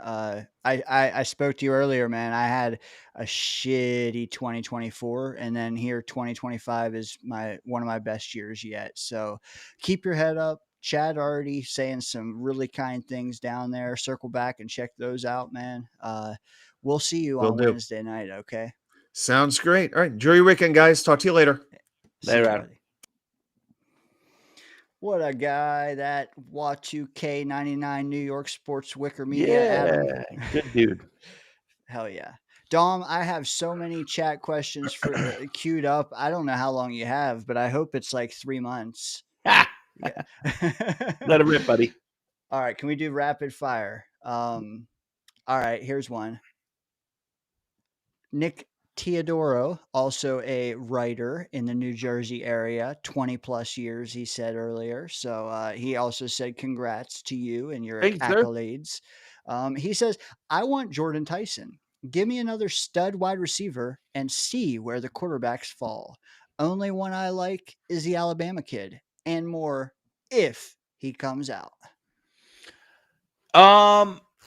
Yeah, listen, in terms of Jordan Tyson, I want him too. You know, he's damn good, you know, almost 6'2", you know, pushing a little slender at about 200. But to me, I think he's the true alpha of the class, of the wide receiver class, meaning like there's no doubt in my mind that he's going, you know, I'm not, no doubt. Let me rephrase it like this.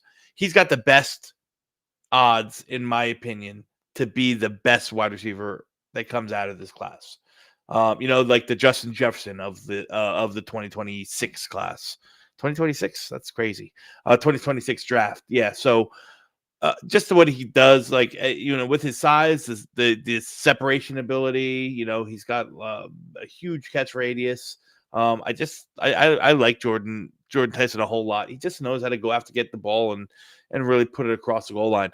I think having him and Garrett Wilson would be very scary. I think having Garrett Wilson and Cornell Tate would be very scary as well.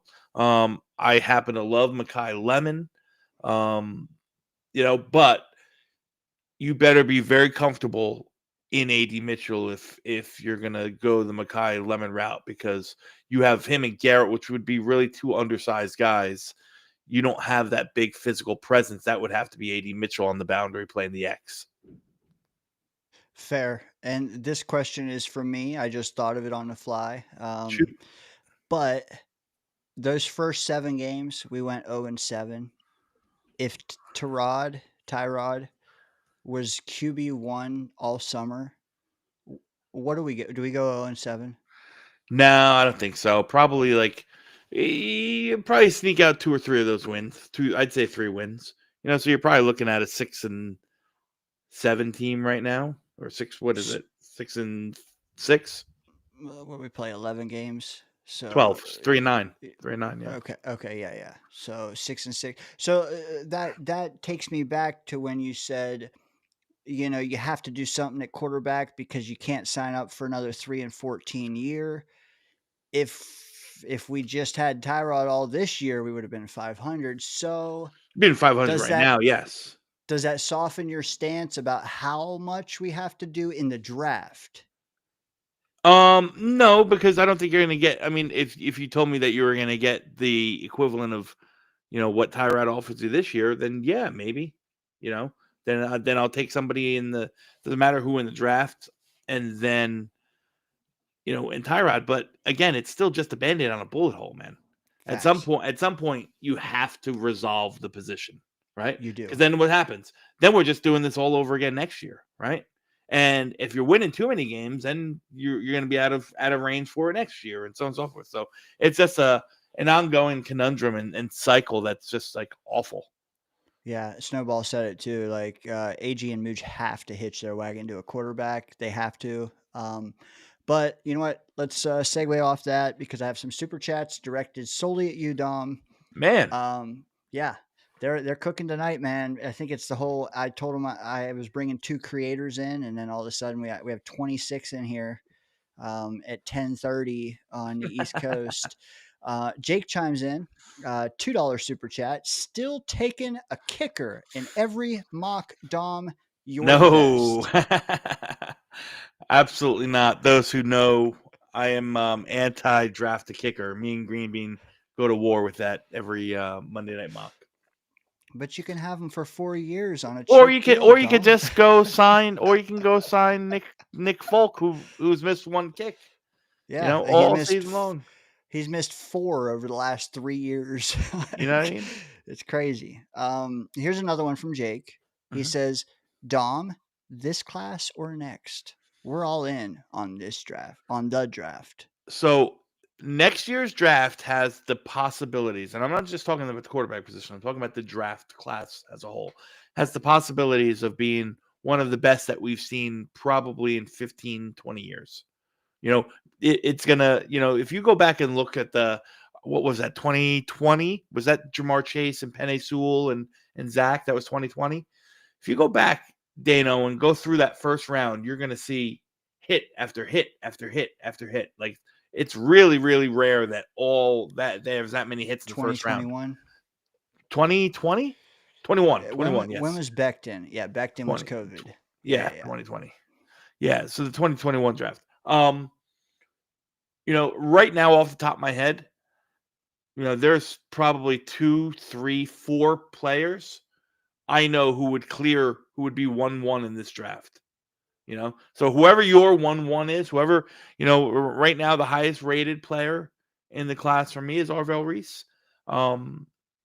He would be number 5 right off the top of my head. That's not even watching. That's just watching a little bit of film on next year's class this year, seeing them by all, seeing them, by proxy, not actually studying them. But, there's 3 receivers and an edge rusher or 2, let alone the quarterbacks.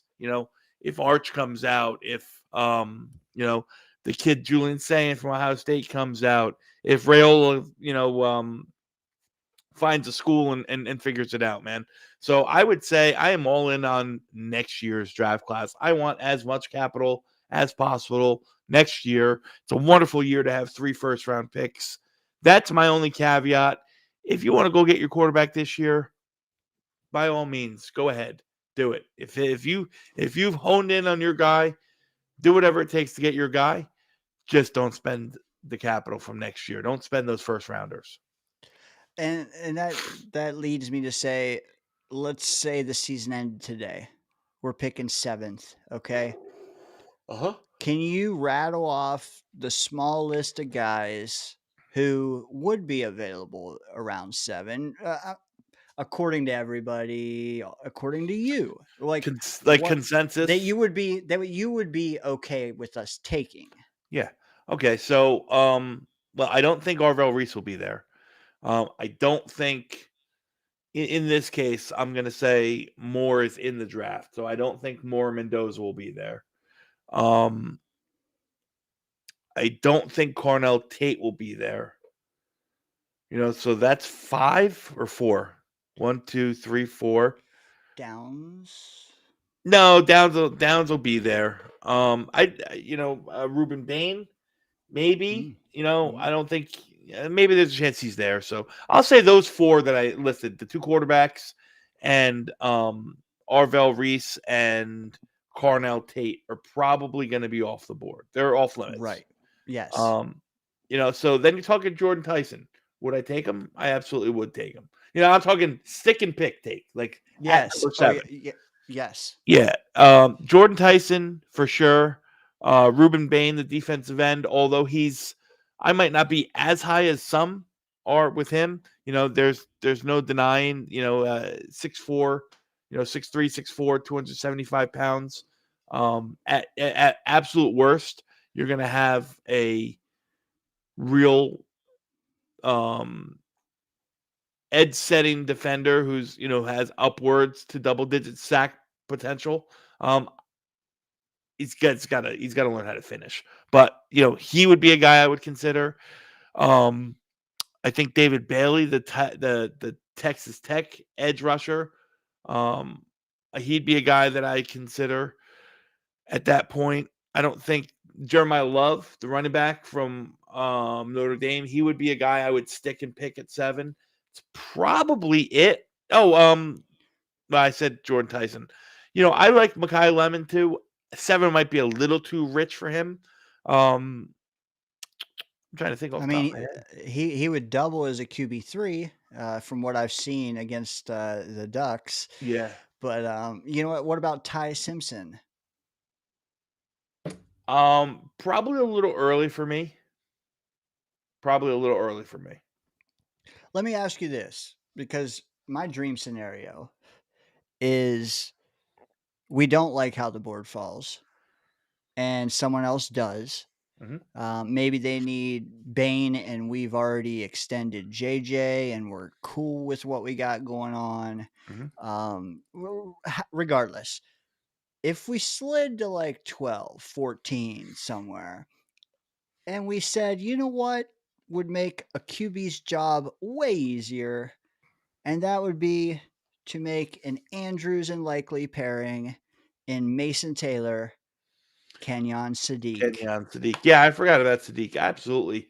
When is too high to take him, and what do you like of the prospect in general? When is too high? I'd probably say anything after the top 10 is probably fair for him. Anywhere between 10 and 20, I think is a good landing spot. And I mean, what's not to like about him, right? I mean, you're the Oregon guy, Dano. I don't have to tell you on it, but you get a guy with an explosive athlete at that position, with outstanding hands, outstanding body control, outstanding like spatial awareness, knows how to use his body to his advantage, goes up against the ball, all that stuff. He's got the one piece of his game which I think is lacking in Mason Taylor is that yak ability. What he could do with the ball in his hands after the catch. He's got an element of speed that safeties and linebackers aren't going to be able to hang with.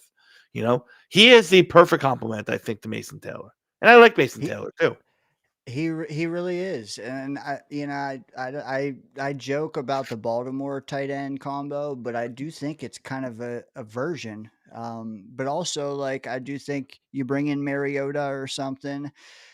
It's not an offense that can't score 20 a game. Like, it makes the job so much easier. Sadiq, dude, if you haven't seen this kid play, look at him, man. They said it on the broadcast, and we joked about it when we were watching it here. But like, you hear people say things like his muscles have muscles. Yeah. Like, such a weird thing to say, but it's so true, man. You see him, they could just cut everything out of the picture except his arm, and you'll know, hey, that's Sadiq. Everything, but like, it's insane what he looks like. But also, he backs it up with his plays. They're down to Corey and Moore right now, and you can't even hardly tell because Sadiq is just a one-man wrecking crew in the middle of the field. So I don't know that it's in the cards for us this year. Like you said, 10 to 20. Could we wind up there? Yes, of course. But if we do that, do we go tight end? I don't think so. I just don't know if this regime is willing to spend. They just spent the top 40 pick on the tight end last year, to go top 40 first round in back-to-back seasons at one position, which is the tight end. I just don't know. I'm not opposed to Kenyon Sadiq. I like I said, he's going to end up an easy top 10 player in the class for me. I just don't know if it's going to be in the cards for us. Like even with that Indianapolis pick, say it's 23, 24, I just don't see the Jets using it on a tight end after they spent the top 40 pick last year on one. Right. The type of player he is complements Mason Taylor very well. And it wouldn't surprise me if they look for that type, but it won't be in round one.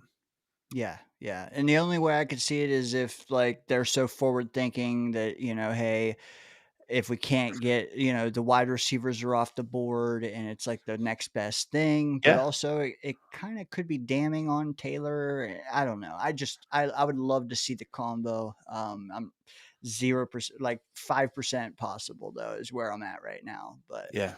um, Well, listen, there's and they're not the players that Ken and Sadiq are, but in that mold, there's Eli Stowers from Vanderbilt, Oscar Delt from Georgia. Both of them are seam splitters.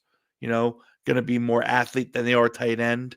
Definitely more big slots than they are wide. Inlines, inline Fs. So, I think that those guys could complement Mason Taylor very well, and it won't cost you a first round pick. what how much required reading is Ohio State, Indiana this weekend? Man, it's you're gonna see probably an easy,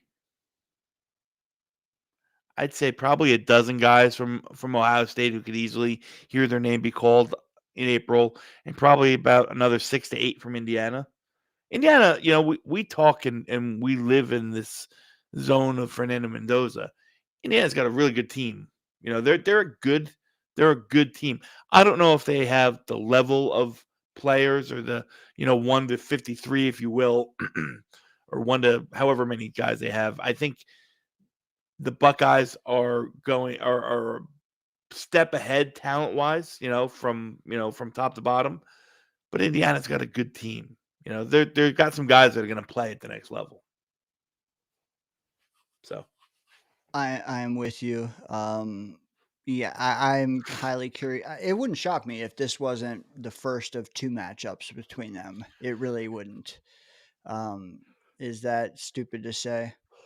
well, I don't know if it's stupid. I'm just hoping for a good game tomorrow. I'm hoping for a good game. I'm not going to be able to watch it live. I have dinner plans at 8:00, right when the game goes on. So I'm going to record it. I'm going to stay off social media and come home from dinner probably about 10:30 and get right down to watching that game. I can't wait. Just to segue, I pulled a few of these screenshots for tonight, and I haven't used hardly any of them. Dom, I'm going to get you out of here shortly. I know it's getting late, but I Mhm. want to ask you.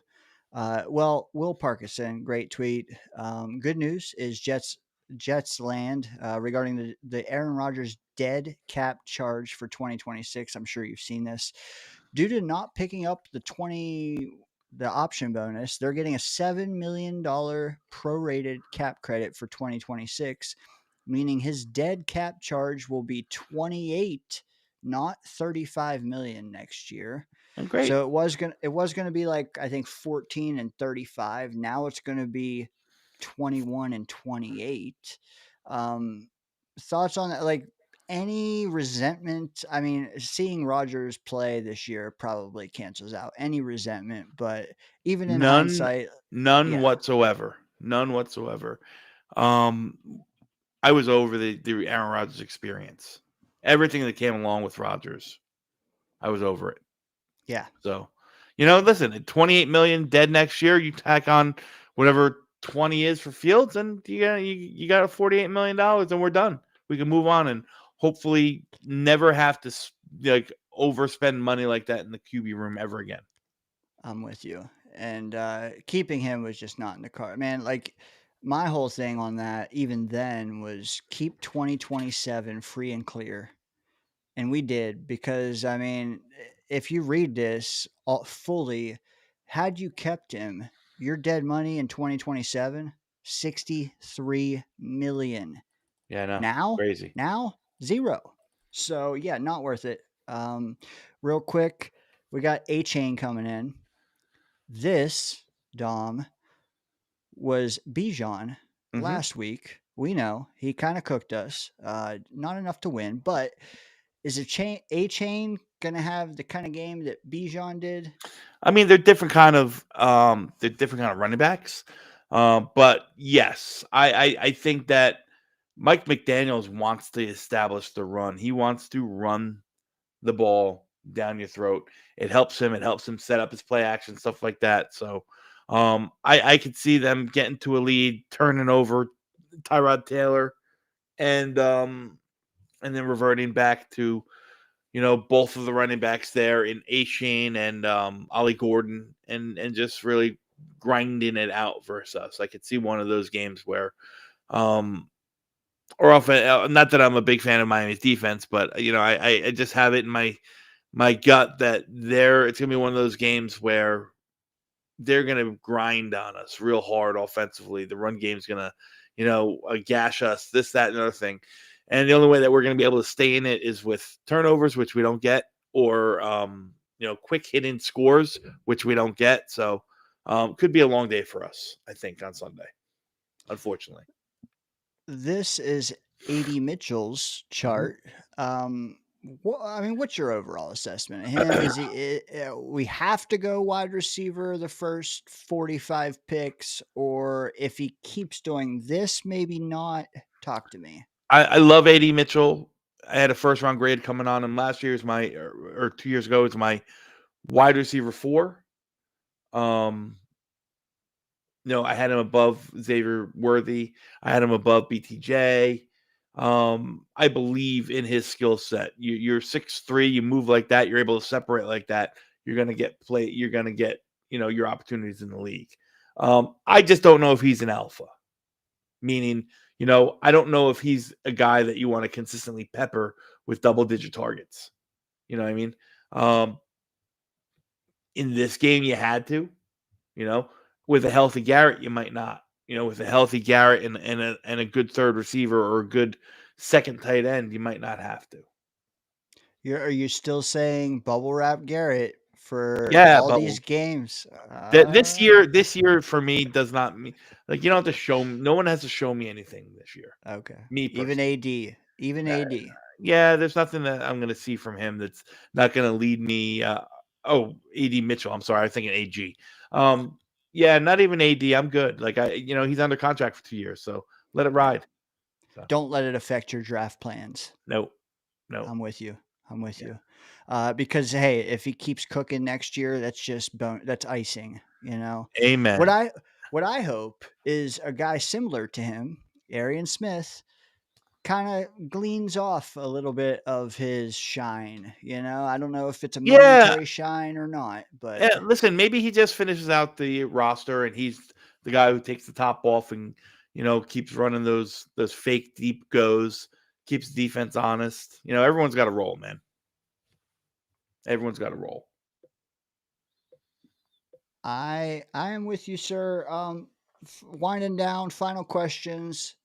If the Jets are at 7, hypothetically, which we might not even have that esteemed privilege, if we are, and we take a guy like Caleb Downs, who we did speak of earlier, what say you about the prospect of adding a guy with that kind of instincts to this defense? I mean, if you can I think you're a better team overall if you can add a guy. Any team can add a guy like Caleb Downs. He's a good player. I just don't know if I'm taking him that early. I just don't. I was on Jake's show earlier today, and he and I were talking about the safety room. And, I'm not comparing their skill sets or their play styles, but Kyle Hamilton is a damn good safety. Right now, he's a damn good nickelback, but he was a damn good safety prospect coming into college, coming out. He went 14th. Gun to my head, I'd take Kyle Hamilton over Caleb Downs. Nick Emanwari, probably a closer fit skill set wise to Caleb Downs.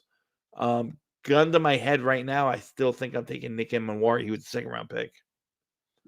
So okay. I don't know if I don't know if I'm in on a top 10 safety. Fair assessments, sir. Final question. from Jake, $2 super chat. Man, you bring the money, Dom. I don't know what it is, but you're bringing the money tonight. $2, sir. Can I ask Dom his thoughts on AZ Thomas? Final question for DomC here in the Danger Zone. Yeah, let's see if I can pull this up.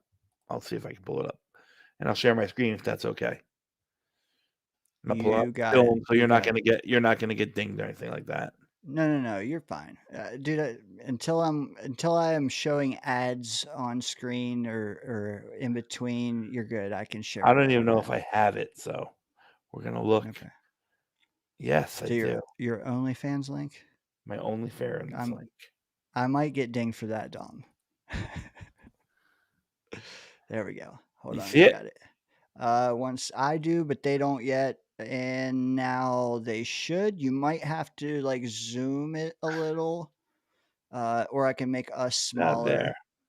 Is this the right one? There. Wrong one. Oh, hang on. I got the wrong one up here. I got 24. Let me do no problem. this. We Do I are have a 25 live, one? ladies and gentlemen. Spike that like button. Spike it. Here it is. And let's see if I Don, can. let me just say, I appreciate you joining me tonight. I know Friday nights aren't easy for people. Appreciate it, man. Oh, good, brother. 29 watching. I think that's the most I've seen in over a month, all at once.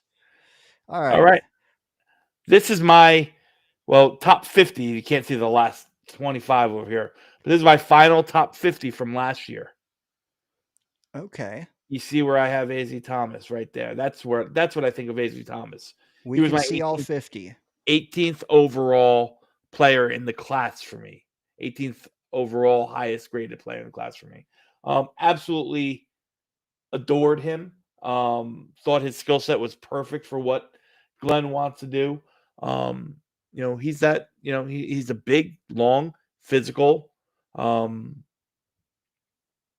maybe not like the twitchiest of guys, like, in his, planting and kind of, that hitting that plant foot and kind of breaking. He's not the most twitchiest guy. No, but he doesn't need to be. He's got enough makeup speed. He understands, he's got fluid hips. He understands how to play defense. This is a whole lot I love about AZ Thomas. Yeah, and you saw this or last game. You saw AG, pull him aside, speak into his helmet. It was pretty cool to watch. Yeah, something we hadn't seen for a while, or maybe we weren't even looking for it, but we got it, and it was reassuring. He got cooked, man, by T. Higgins in that first game. But what do you think of him since then? Listen, I don't mind that he gets cooked. Because guess what? You're not going to win every rep. You're not going to win every rep. You're going to lose some. So if you lose one on a stutter and go to T. Higgins, tip a cap. But guess what? It was an incomplete pass. Didn't matter. Facts. Yeah, love it. So love it. Dom, I want to get you out of here at a respectable time. Can you, let me get that off screen. Can you, well, I mean, we talked about it, man. Jets X Factor, Professional Writers Associate. I probably butchered the name of that. Yeah. National Football Writers of America. Okay. Thank you. First, I want to know what you get to vote on. And then next, can you tell me what you have cooking these next couple months? Because I imagine it's a lot. First, I don't know yet. I have no idea what I'm eligible to or vote on. So hold that, to be determined. What do I have cooking? I have a lot going on, man. There's a lot of things now. I started, recording my podcast, getting ready to put it out on Project Prospect with DomC on YouTube. There'll be a lot of draft content coming through that channel. I got some really cool guests lined up. Some that you're going to like it yourself, Dano. I got some Oregon guys once the season's over, lined up and ready to come. Players, that is. So that'll be pretty cool. Players. Yeah. Nice. Yeah. So that'll be pretty neat. I got a bunch of good draft analysts that are going to come join me and shoot the shit. You can always see me on Mondays with Ryan at 9 o'clock or 8:30, whenever we decide to go on, talking Jets draft. I'm doing a quarterback breakdown on the Mrs. Irrelevant podcast for the past 8 weeks or so, just talking about quarterbacks. That's coming to an end, but you'll see me all over the place, man. Yeah, dude. And again, guys, if you are on Twitter, if you're not on Twitter, follow this guy.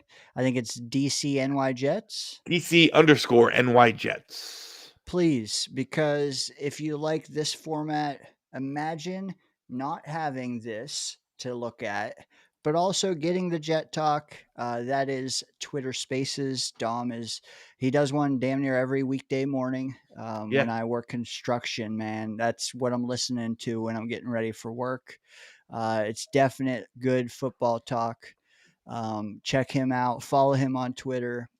But before you do that, down here, follow him on YouTube, man. This dude should have thousands. He has, I don't even know. He has more than me, but that's not saying much. Not really. I don't push the channel. I think I'm like at 600, man. I don't Dude, push the channel. I don't push the channel all that much. I don't go live on it.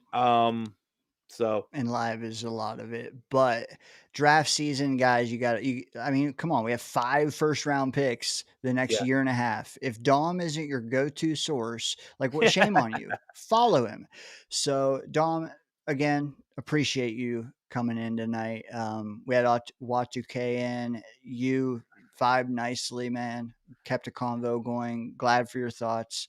Have a good night, man. yeah, my pleasure, dude. I'll talk to you soon. Later, man. Yep. Peace. Chat. How about that? That's a bar. How about that? 2 creators in the first 2 hours got another stud coming in, I'm sure, at some point. Again, though, follow Dom. If you're not, like, come on, man. Follow Dom. Do it. Do it. Appreciate you guys watching tonight. Still 26 in here. You guys were killing it down there. I tried to get as many comments as you had that were relative to where we were at in the show highlighted as I could. If you feel like something pivotal got missed, repost it, and I will still hit it. I mean, I'm not DomC. I'm not Wa2k. I'm just Dano. Okay, but I will try my best. As will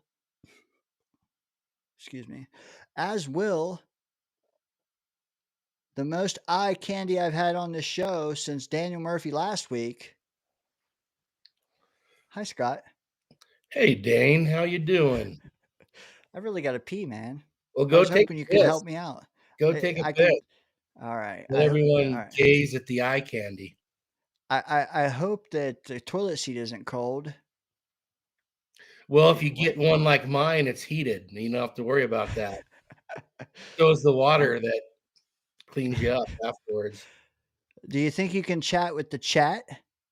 Sure, I can read what's here on my. Or do you want a softball question to get you going? Sure. Oh, or do you want a guest? Whatever you're feeling good about. You know what? I think this guest can quench your palate. I don't think that's a term, but I just made it. Yeah. All right. The one, the only. The only other guy higher on Conklin than national consensus and me last year. The one, the only. Brother Yettie. Yettie. Yeah. Hey, let me flip around. Let me see if I can get a little better. Oh, you're getting me dizzy here. Yeah, okay, we're not going to do that. That didn't work. I'm just going to hold right here. Okay, there we are. Boom. Someone's messing with us. Must be Dane. Yeah, no, he got it. My phone, I don't know what happened with my phone. For some reason, it just won't flip anymore. I've gone to look for auto flip. I swore there was an auto flip on there before, but it's gone, and I can't find it. So, just dealing with it. But anywho, hey, let me tell you real quick, and all the great viewers we have, this is pretty cool. I'm at my wife's Christmas party. Well, kind of. She's at the party. I don't drink anymore. I don't know if you guys know that or whatever. So I didn't really want to go to the Christmas party. But we got this sweet ass fucking room. Like, it's a nice room. Like, it's one of the higher end resorts out here. Nice. Where are you in Arizona still? Yeah, it's Tucson. It's called the Hacienda del Sol. It's one of the nice resorts up here. You know, a couple golf courses, all that. But yeah, I don't know. So I'm hanging out here though. This is the only room I probably that smoke my bomb. So. Drinking, but you got to draw the line there. Yeah, of course. Yeah, I'm a dry sober. I'll say that. I hear you. It's not wet. I'm just dry. Yeah, so she's off over there having a good time. I'm sure they're dancing and all that shit. So, but she was like, "But I still want you to come and be in the hotel room when I get home." And I was like, "Well, yeah, I'll be there." And there you go get drunk, dance your ass off. I'll be home waiting for you. Very nice. Yeah, it's good times. But hey, I don't know. The talk right now, everybody's talking about rookies and stuff. You watch a lot more college ball than I do, so I can't really comment too much. I mean, I can talk about the Syracuse guys, but we don't have anybody worth talking about. But what do you feel about the wire room? Like with the three guys that we got with Arian Smith, do you want to bring somebody else in, or what do you feel about that? Well, I kind of feel like they don't have to force it now. You know, they have some guys that maybe can round out a receiving room. Now, if the right guy's there, I'm still taking him. But I don't think it's as desperate an issue as it was at the beginning of this season. Yeah, in August and September. Yeah, I agree. Now, I was just thinking, I was talking with a buddy of mine, and we were like, you put Garrett Wilson, AD, and fucking Mechie on the Chiefs. That's a fucking wire. That's a wire squad, right? Like, that's a legit squad people are going to talk about. If you put them on a real team, people are going to talk about those guys. But because they're on the Jets, they're, just whatever. Now, Mechie's been dropping like crazy. I mean, you can't really talk too high about him when he gets 2-3 drops a game since we got him. But well, I'm not going to put any of those guys. I mean, Garrett Wilson obviously has his spot. I'm not putting any of them in the Hall of Fame yet, but of course, yeah. There's certainly some potential there. Where, like I said, I think that means they don't have to force anything to get another receiver. Right. Yeah. You got it. Plus, if Dane and my Christmas wish can come true, they'll have Sadiq playing next year anyway. Muscles on muscles, right? That's what I heard. He's legit. He could be a number 2 receiver. But yeah. I don't know. Is he fast? Like, is the kid fast too? He's a great athlete. Yes. Okay. That'd be cool. He's got arms like Micah Parsons. Like, honestly, he is like a wide receiver in tight end form. And someone's going to get a hell of a guy. They are. It's not going to be us. But one can hope that this team, if you don't like quarterback, why don't you make that guy's easier the next year? That guy's life easier. At the same time, I think it involves a sliding back with our top pick, and I don't know if we're going to do that. Yeah, who knows? But if there's not someone there they feel great about, or they feel better about, we'll just use Sadiq right now because that's who we're talking about, but it could be anybody that they feel better about that's going to come down the list of ways, they might trade back. Well, and also like positional value. If you don't want to take a safety or a tight end at 7, but you can trade to 12 and pick up a second, isn't it much more palatable to then take a safety or a tight end? Sure.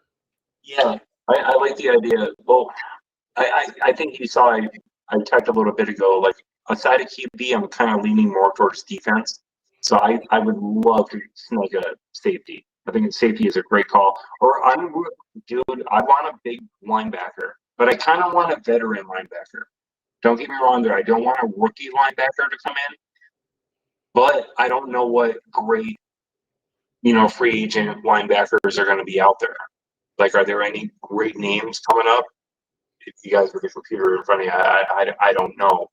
But I want a vet linebacker. I want an old dude with a beard that's just going to bam, shoulder slam dudes, and fuck people up. And, The only one I know is Quincy. Well, maybe. I love Quincy. I love his tenacity. I do. I mean, I don't hate him. I love the Q brothers. I never wanted to break them up. But I get the way the game goes. I get the way the business works, and I feel like I kind of feel better about this team right now. I think it's the first time since the three of us have talked, but since September, the beginning of the year, some reason about it, I kind of like this team, or I want to watch them more. Maybe I want to watch them more and see what they're going to do.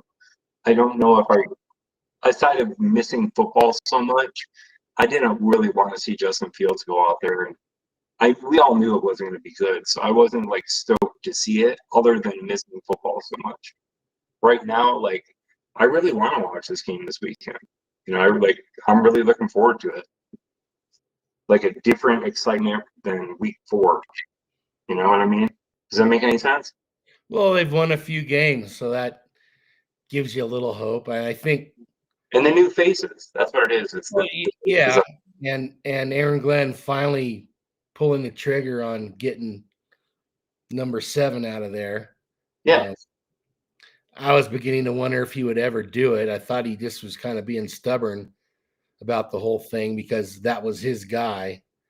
Yep. So, and it's not awesome, but it's a more fluid offense. It's like a real NFL offense with him in there. Well, they have a professional quarterback now. Yeah. And I mean, even if he throws for 200, $180, 210, but it's still a real football game to watch. Right. It's not just shaking your head and kicking the walls and running and like, oh man, I can't punch that wall again. I already punched it. I don't want to pull that wall again. Like, damn it. Hey Yettie, I don't know if you can see it because on the phone maybe sometimes you can't, but what I've done is I've shared the list of free agent linebackers this off season. Is there any names that jump out to you, aside from bringing home Demario Davis?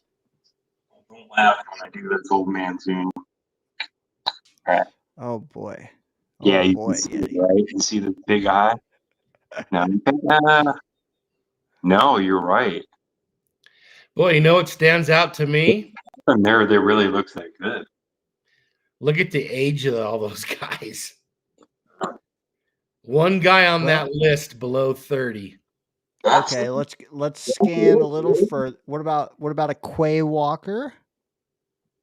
Yeah, but you're scanning further down. That's the bad thing.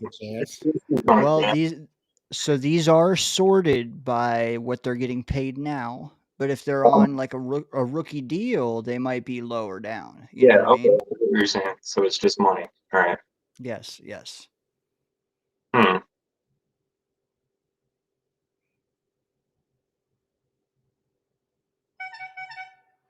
right. I don't want to do that zoom back in with my face again. So yeah, I don't know. Yeah, I mean, that's a really good point. I mean, because I've been screaming that on chats and whatever, and nobody ever says anything.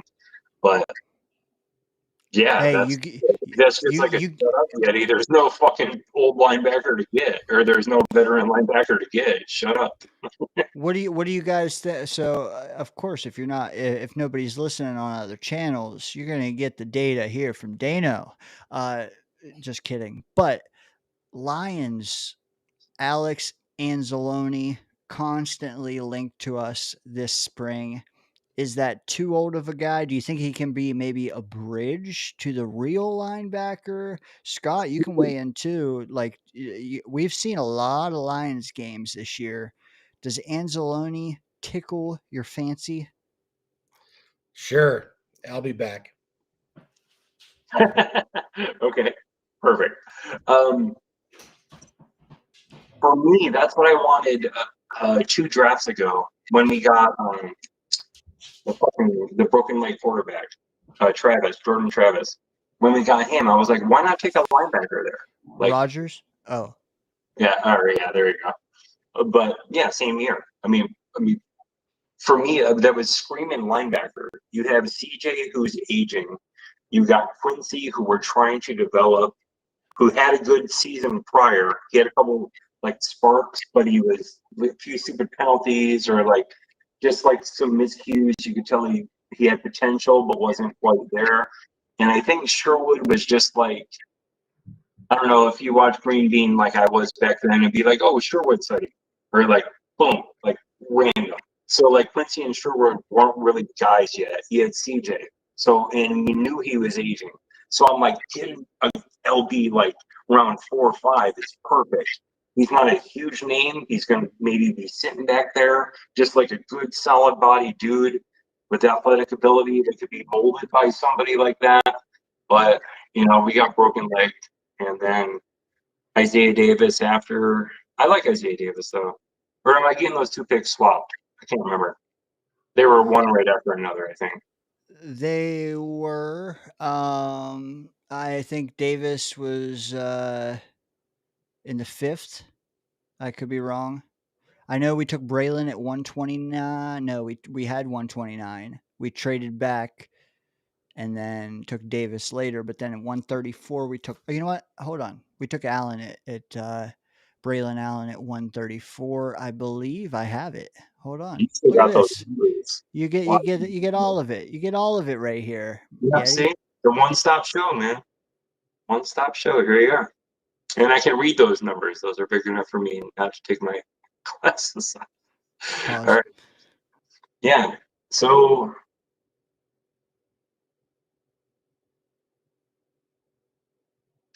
fuck yeah, where was I? Oh yeah, we should have took a linebacker in there. That was the I mean that The would one-stop shop. Well, I show you the wrong draft class. Oh, did we take Barnes? Is Barnes there? Is that the Barnes shit. year? I can't read the numbers. I can only see the numbers. Give me 1 second. I'll pull the info for you, sir, because I'm kind of curious now. I know we in Barnes. this class, I know we traded up for Barron. That was highly scrutinized. Oh, here we go. I got it. Bear with me 10 seconds, sir, as I pull this information. You got your computer and I got this, so I think you're better. Hey, there you go, sir. How's this? Doesn't this look like a crack pipe? This is our little travel one. Oh, well, ask 25-year-old Dano. He can answer that. Yeah. But all right. So Isaiah Davis, 173. Who are we talking about? Sorry, Barnes was the year before. Barnes was the year. Oh, Jesus. So we Christ. did get on record the year before, but he wasn't. He was like another big safety. Where is Barnes now? He's somewhere else. He is not here. Chat, help us out. As I pull another screenshot for old Yettie here. Oh, look, he doesn't even get a photo. That's funny.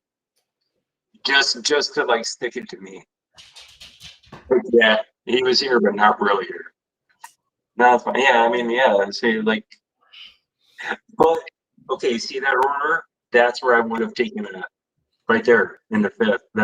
Right there in that order is where I would have taken a linebacker instead of Travis. But how much money did Travis make? Is he a millionaire for never playing? Ooh, Scott, Sorry. what do you think? How many? To pull up. how many net earnings do you think Jordan Travis made in his lengthy career, Scott? Trivia. No clue. Do we want to know? Let's look it up. 3 million. No. 0.92, just shy of $1 million. Let's see. How many I'll take- seasons? I'll take that. How many seasons was he actually a Jet? 2? 1.5. Officially 1, and he Oh, made. I take back. We cut him in like August the year before the. No, that's wrong. I'm sorry. I thought he had at least 2 years. Let's see. There was like a few months of limbo where we were all wondering what's going on with Travis. Nobody heard anything. And then all of a sudden he was just cut. Or he retired. I think he might have retired on his own. He retired. Yeah. Yeah. Which is a real like polite conversation. You know, somebody had. Like, hey Jordan, I don't know how long you want to hang around over here, but we like you. I know. If it was a polite conversation with Jordan Travis, I know who didn't have it with him. Oh, AG? WJ. Oh, Woody? Okay. I just thought you were talking about AG and Rogers talking. So he made just shy of $724,000. 724,000. Hey man, that's more than I'll make in 20 years. You go open a little gym somewhere and call it the Travis Gym or whatever. And he's got a podcast now. It's construction, you know, like yeah, you do it. You could start a business with that for sure. Yeah. So all right, let's get into it, guys. I got 2 of you here. We got some other things to chop up, but for now, I want to ask you, what did you think of that Falcons performance? Let me start with you, Yettie, and then I'll go to you, Scott. Just thoughts on it, because I think heading into it, we weren't sure how it was going to go. Didn't really love the first half. I mean, we got our touchdown, but it just felt like anytime I wanted to get a stop, like a big chunk would break out. Like Falcons would just break out a big chunk. Like Bijan got that 42-yarder, and then the penalty on the end of that, and then it was all of a sudden it was like a 67-yard play, and then just like every time my hopes were getting up, they got shot back down. But we came out with a W, and I'm not a tanker, man. I always want a W. I always want a W. So I mean, I'm happy with the result. Saw a lot of ups and downs. I think everybody all saw the same thing. You know, like the defense came through a few times, but then they let up a lot on different times. I love Brees. I thought he played well. I thought he kind of did a couple boneheaded run to the line again. Runs though when he didn't need to. But yeah, I don't know. That's my overall. I'm not that guy. I can't break down timestamps and like, oh, like 1st and 10 in the middle of the second quarter when it was 3:43 to go and this happened. But yeah, it was up and down. It was a good overall game. We got the W, but I still don't think we played that great overall. We still kind of suck, but we beat the Falcons. That's my take. Well, they kind of suck also.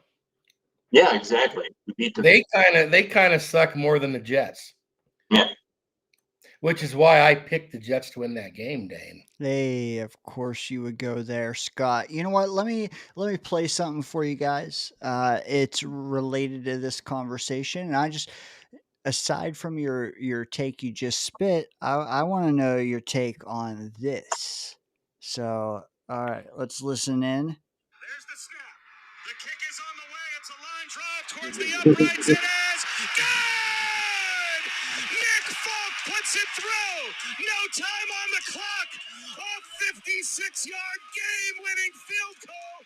And the Jets mob the Folk hero at midfield. They've won it 27-24. Scott, can I go first? Sure. I'm watching it with my 7-year-old, right? So I'm sitting on the couch. He's kneeling on the ground next to me, watching the kick, and I'm watching that thing go me see my camera view. I'm going, and I'm just like, oh, fuck. And I said, oh, fuck, right in front of him. And I put my head down and I like put my head into the pillow of the couch. And I was like, motherfucker, we were so close. And he's like, Dad, he made it. And I was like, that went in? That thing? That went in? And he was like, it went in. And I was like, woohoo! Right on. All right. That's my take. That's my 2 cents on that. Scott, go ahead. Well, I'm gonna go back to Dane's previous question or asking of our takes. I'm just gonna say this: thank God for the special teams, because I think we've won 2 games because the special teams dominated the game. You know, Cleveland in this game.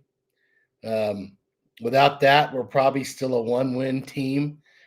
Yettie's not feeling as good, not as happy right now. Hey, but special teams, important part of the game. Some teams, I believe, put less importance on it than they should. But part of that is there's limited practice time in the NFL these days.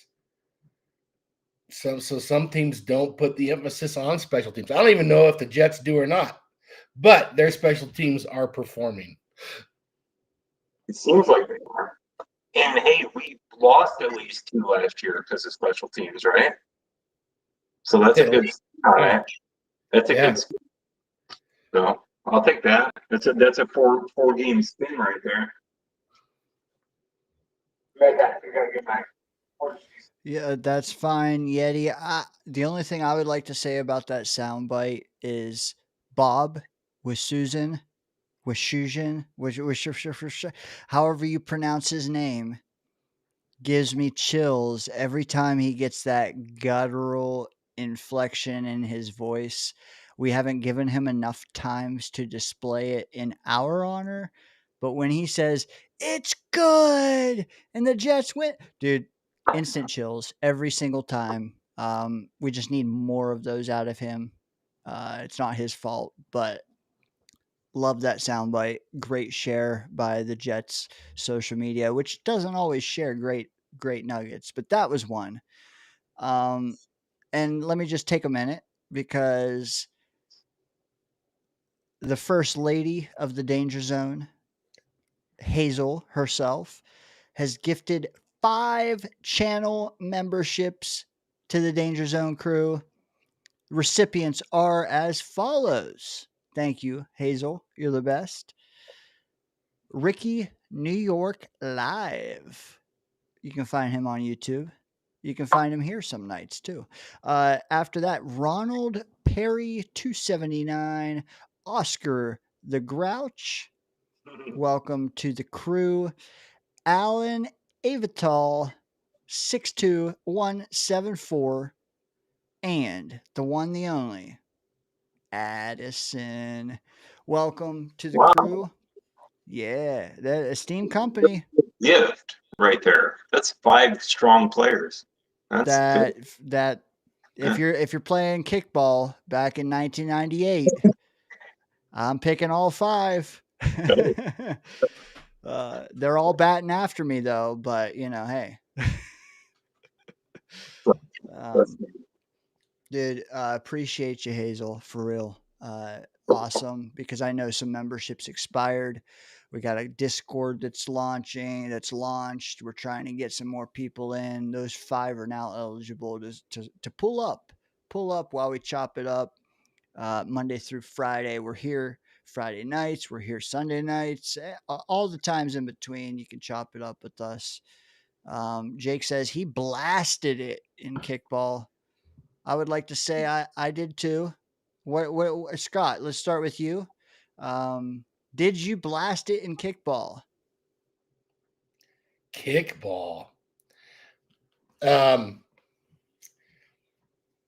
Shit, I don't remember.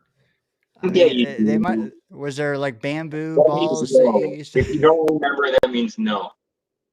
No, what it means is kickball wasn't a big thing around my parts. Oh. Did you have an equivalent for recess? I could kick the ball. I was a good athlete. We know. We played tackle football until we got caught doing it, is what we used to do. PE class. Okay. Yeah. Maybe Maybe dodgeball. we played some kickball. Definitely played some dodgeball. I was a dodgeball master because I would just catch the ball anytime someone threw it at me. And hit the girls in the face. Have you seen that video? The dude doing the backwards throw and he hit the lady in the face. She was all pissed. It's pretty funny, really. But no, I wouldn't try to hit anyone in the face. Hey, I'm taking you down how wherever I'm hitting you. But Yettie kickball. What's your summation there? Dude, I don't want to sit here and brag on another YouTube channel. I'll plead the fifth on that. Okay.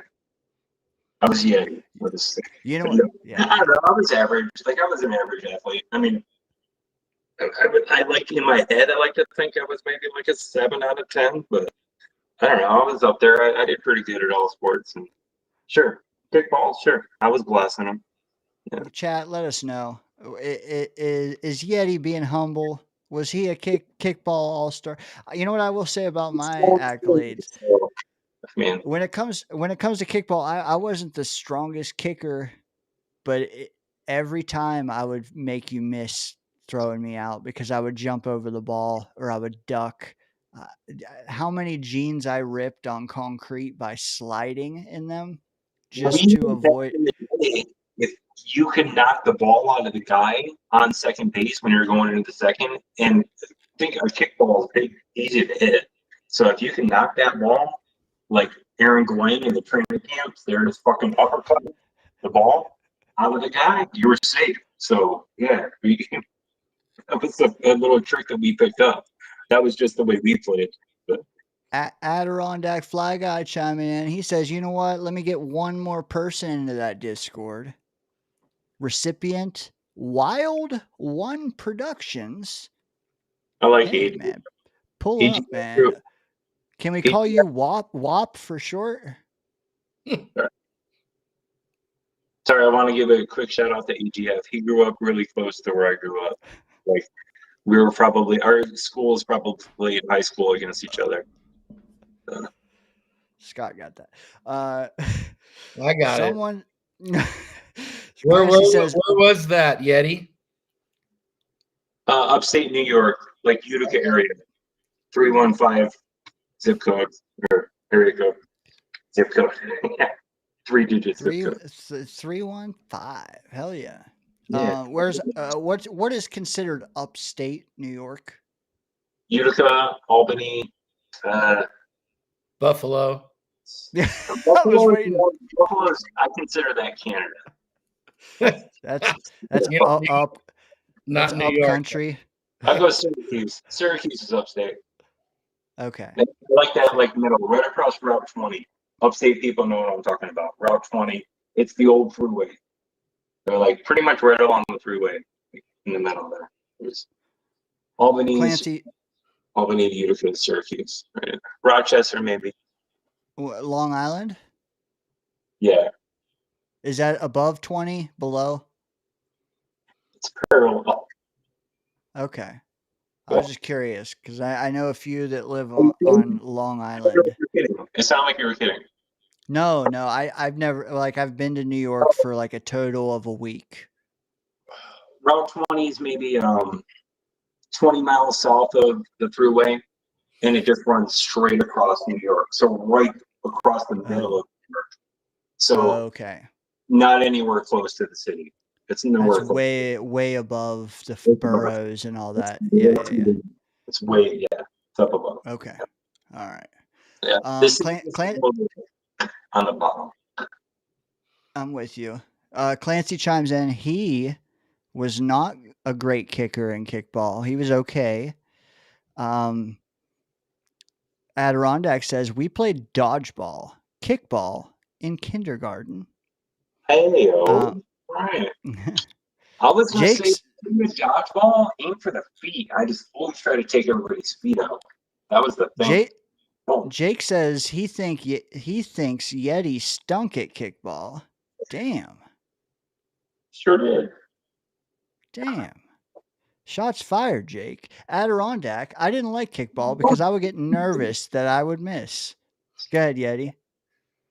I don't even know Jake. Who's Jake?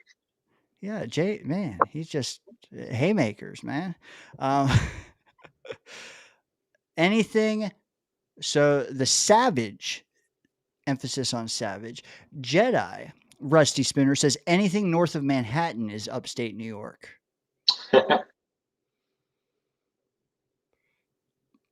Fair. Bill M, dodgeball was adrenaline. Jedi says Long Island is definitely not upstate New York. Yeah, sorry, man. I'm a out of market casual. And Adirondacks also says when I go to Long Island, I say I'm heading down south. That's Yeah. So okay, let me get you out of here on this, Yettie. What do you think our chances are against the Finns? We talked about the Falcons. What do you think we have in store for us this weekend? if we can. Yeah, I kind of comes down to I think if Mechie's going to get some catches, and if we can, get the same repeat out of 80. I'm not saying repeat. I'm not expecting him to get 100, but maybe like 60 plus, and we can win the ball. If we can score 20 points against the Pins, I think we got it. I don't think they're going to do too much against us offensively. It's going to be cold up there. I don't think Tua's going to play up to his snuff, up to his potential, whatever that can be. But we've seen him have some really good games. We've seen him throw for 400 and 5 touchdowns, but I don't think he's going to do it up there in MetLife. So I think we're good. Which running back? Who's the running back of the game? Running back of the game, number 20, Brees Hall. Let's go 72 on the ground and 34 in the air. But break 100, $106. He's done that quite a few times these past few games. I like his chances to do it again too. 70 and 30, whatever combo. 70 and 30, break 100. I love that guy. Yeah. Talk to you guys. Yettie, have a good night, man. Later, Yettie. Later, man. Yeah. You're the man. Brother Yettie, always good having him on, man. Because I feel like he's like my age. He's got the same fandom length probably as me as well. So it's always good chopping it up with him. Kind of cool to talk about kickball, man. I haven't done that in 20 years. Scott, I'm sorry, man. I didn't realize that kickball wasn't timeless. No, it was around. But I don't know. I was already always interested in the big three: football, basketball, baseball. Did whatever they told me to do in PE, but yeah. See, you guys ruined it for us. We weren't allowed making contact. So we had to get creative and do things like kickball. We had punch ball in our elementary school, which I'm sure nobody knows what the fuck punch ball is, but it's kickball. You just hold the ball and you tee it off.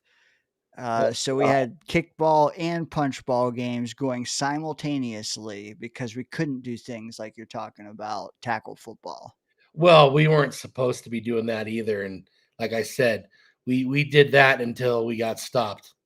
Yeah. Punch ball. That's a game invented for nerds, I guess. That's weird. Yep. Yeah. But kickball was around.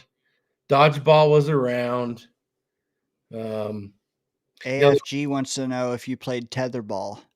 Tetherball was around. Foursquare was around. We might have just played soccer more than kickball. I don't remember. It's a long fucking time ago for me, Dane. That was like almost as far back as the Jets winning a Super Bowl. Oh, yeah. Well, no, yeah, almost. Yeah, correct. Not Yes. quite that far, but getting there. Yes. Yeah. AFG says Scott Dynamite. Good takes by you, sir. Let's get into it, man. You ready to take some victory laps, sir? Oh, sure. Uh, Well, you I act like you had a good haven't. week, but I'm kind of wondering if one of the people that total number of picks are kind of down, if maybe they hop me for the percentage. So I guess we're about to find Possible. out. Possible. I know. Clancy was strutting around being over 700. Was he peacocking? He was. Yep. Snowball. I had a stick. It was called a baseball bat, and I could swing it sweetly. You know what? Griffey would be proud. All right, let's get into it, folks. You guys, if you're still here, I told you all, hour 3, maybe hour 4, but hour 3, our sweet spot for our weekly contest / game. Let's get us over here in case people chat, so it's not over your face. I don't blame you. Man. Ways to play. Okay. Subtle changes this week. I think they needed to be done. Don't ask me why. Ways to play. I'm not going to read them every week, man. I put them up on screen for like 30 seconds because if you are curious, you can pause and you can read these. This is how you get in on the action. What I do want to point out, though, is these next slides I'm going to show you. If you see green, that means that person has improved their batting average this week, or last week, I should say, week 13. They improved their batting average even by 0.001. Okay, they went up. If you see orange, it means they set themselves above and beyond the class. Okay, it's not going to be top 5 anymore because so often 3, 4, 5 is tied with 6, 7, 8, 9, and 10. And I don't want to make a top 10. If you're orange, that means you really set yourself above it, and that's for the week. If you're purple, okay, God mode. It says it right there, right? That means you set yourself above, not for the week, for the year. For the year, okay? You are in God mode. Can you stay there? That's the question. So, green, orange, purple, all good for different reasons. White's, yeah, we'll see you next week. All right, you know what? You said it.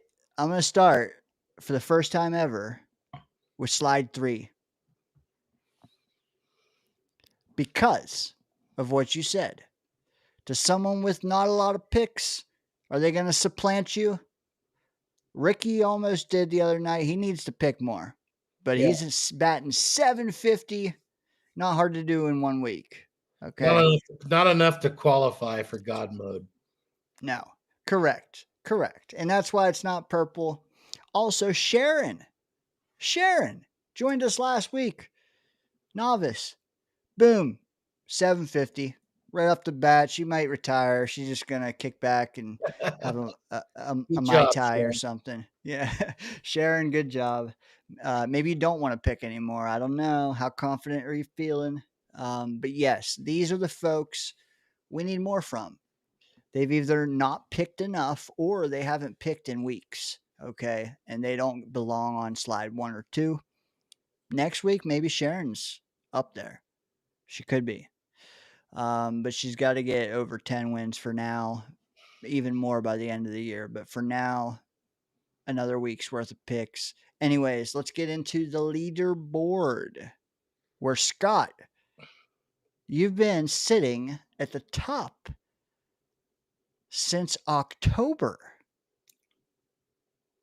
17th, I believe, or maybe the 20th, before Halloween, sir. You've been number 1. You think you are again? Do you think you still are? I think so.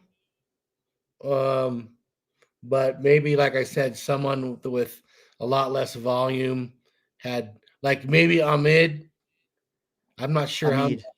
Ahmed, how many, where he stands, the total games picked, but of course he had a great week. So I guess he could have hopped me if he had a lot less games picked. Scott, are you still number one? Final answer. Final answer. Does that mean winning percentage? Or Yes. last week or what? Winning percentage I'm gonna of people say, who qualified. okay, I'm going to say yes, just because I know I'm up there close. Ooh, look at Clancy. Oh, shit. This gives me an idea. Be right back.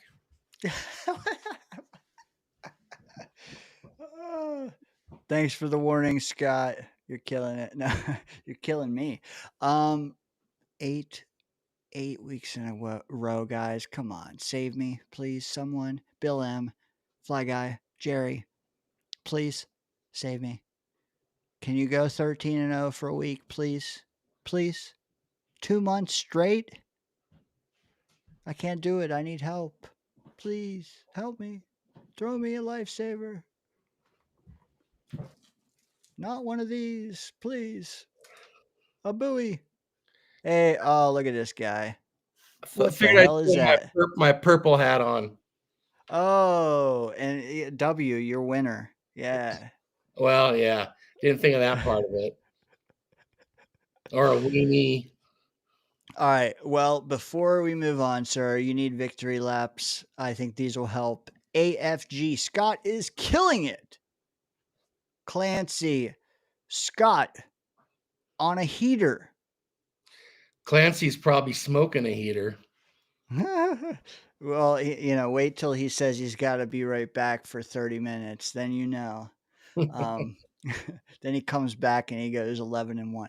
All right. So at AFG again, nice week for many of you. AFG was way up there. He still is. One good week, he's in the 700s. Bill M, one good week, 700s. Jesus Jerry, one good week, 800s maybe. Yeah, not me. I'm about steady, Yeah. Murph, Heck, he's going to be at the bottom of this slide for a while. I mean, let's face it. Well, you guys were both 10-2, so that's were pretty damn good. He can't close the gap, Murph. Come on, bro. Do better. Bill M, 690. I'm sniffing the purple. Have you ever heard that sentence before, Scott? Not the purple. I've heard the pink, but not the purple.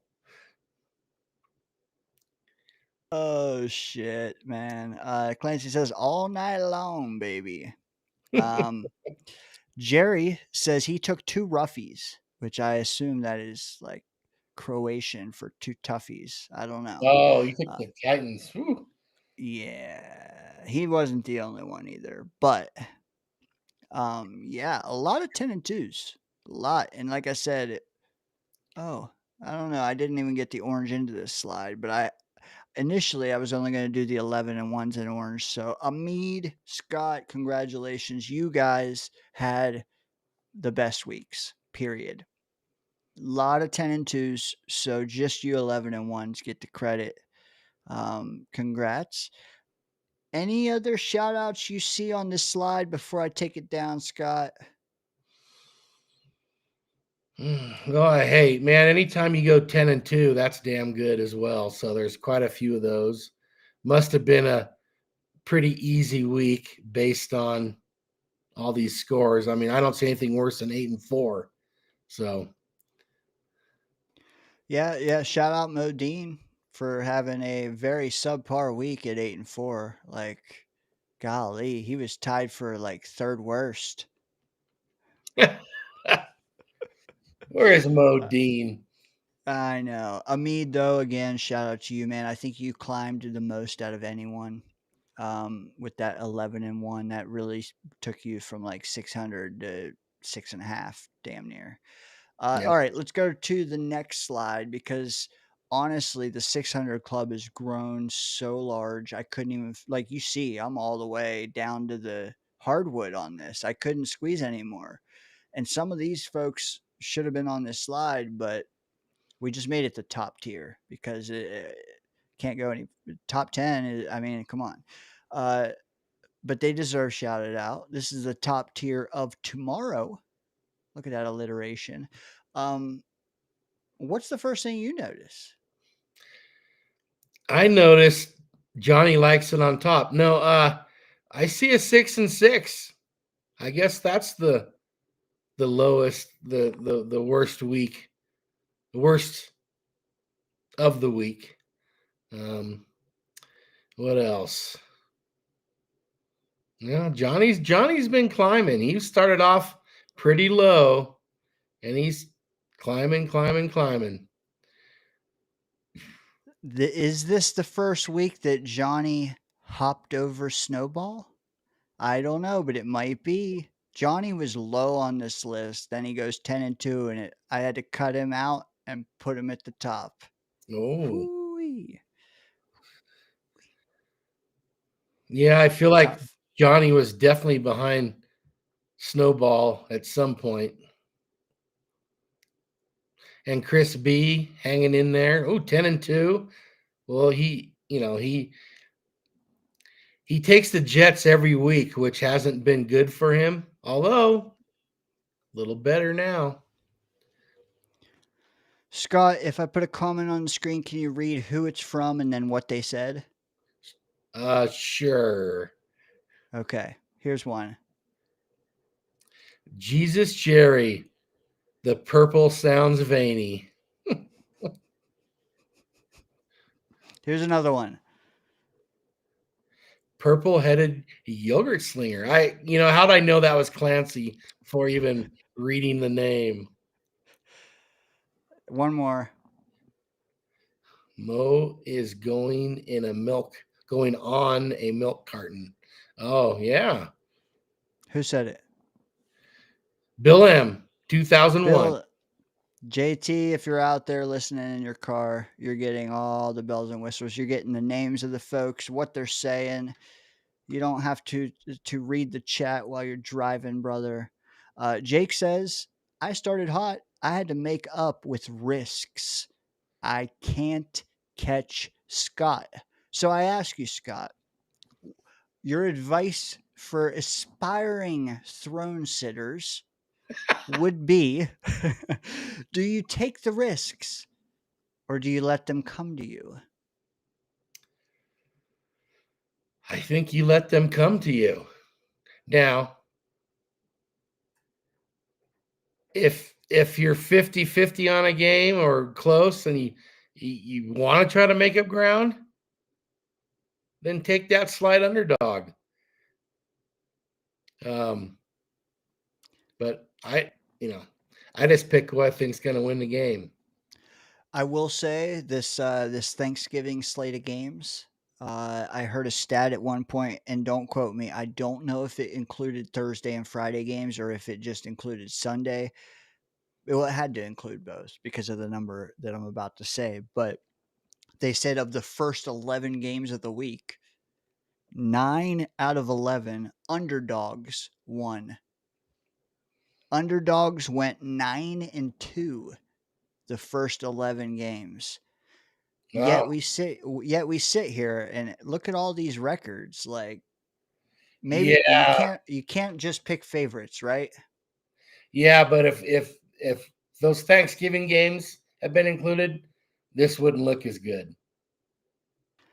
True.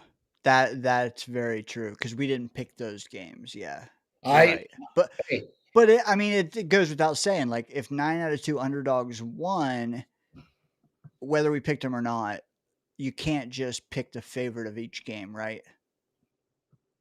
Right. I mean, you can. You can. I don't like some of the games. I mean, I don't know what the spreads are in any of the games. But we don't need to know the spreads, so it's simple. I'm just picking on who I think's going to win the game. I will full disclosure. I didn't do well. Thanksgiving. Who was the Friday game? Eagles and chat, help us, please. Black Friday, Amazon Prime. It was Eagles. I can get it, but Bears? the chat will beat Bears? me. Yes. I would have taken the Eagles. I think the only one I got pre the weekend games was the Cowboys over the Chiefs. I don't remember who the Thursday night game was. I don't know. Anyways, let's get into it. The chat's waiting. We got 19 in here, still waiting to chop it up. And what I need to do, since Murph isn't here, he did send me his picks.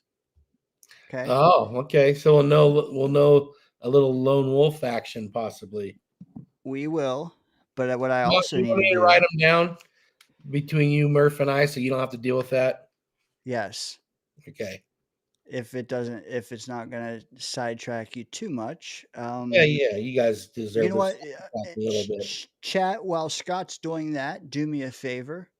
Type a 1 in the chat and hit enter if you plan on making your own picks tonight live in the chat, so I can write your names down and I can circle back to you and get them later.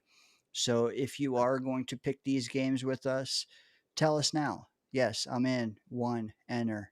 Boom. I'll write you down while Scott's writing these down.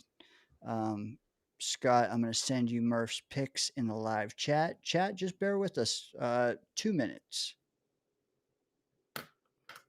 And I would have missed this Thursday. I would have taken the Cowboys over the Lions. So thankfully, that one was not included.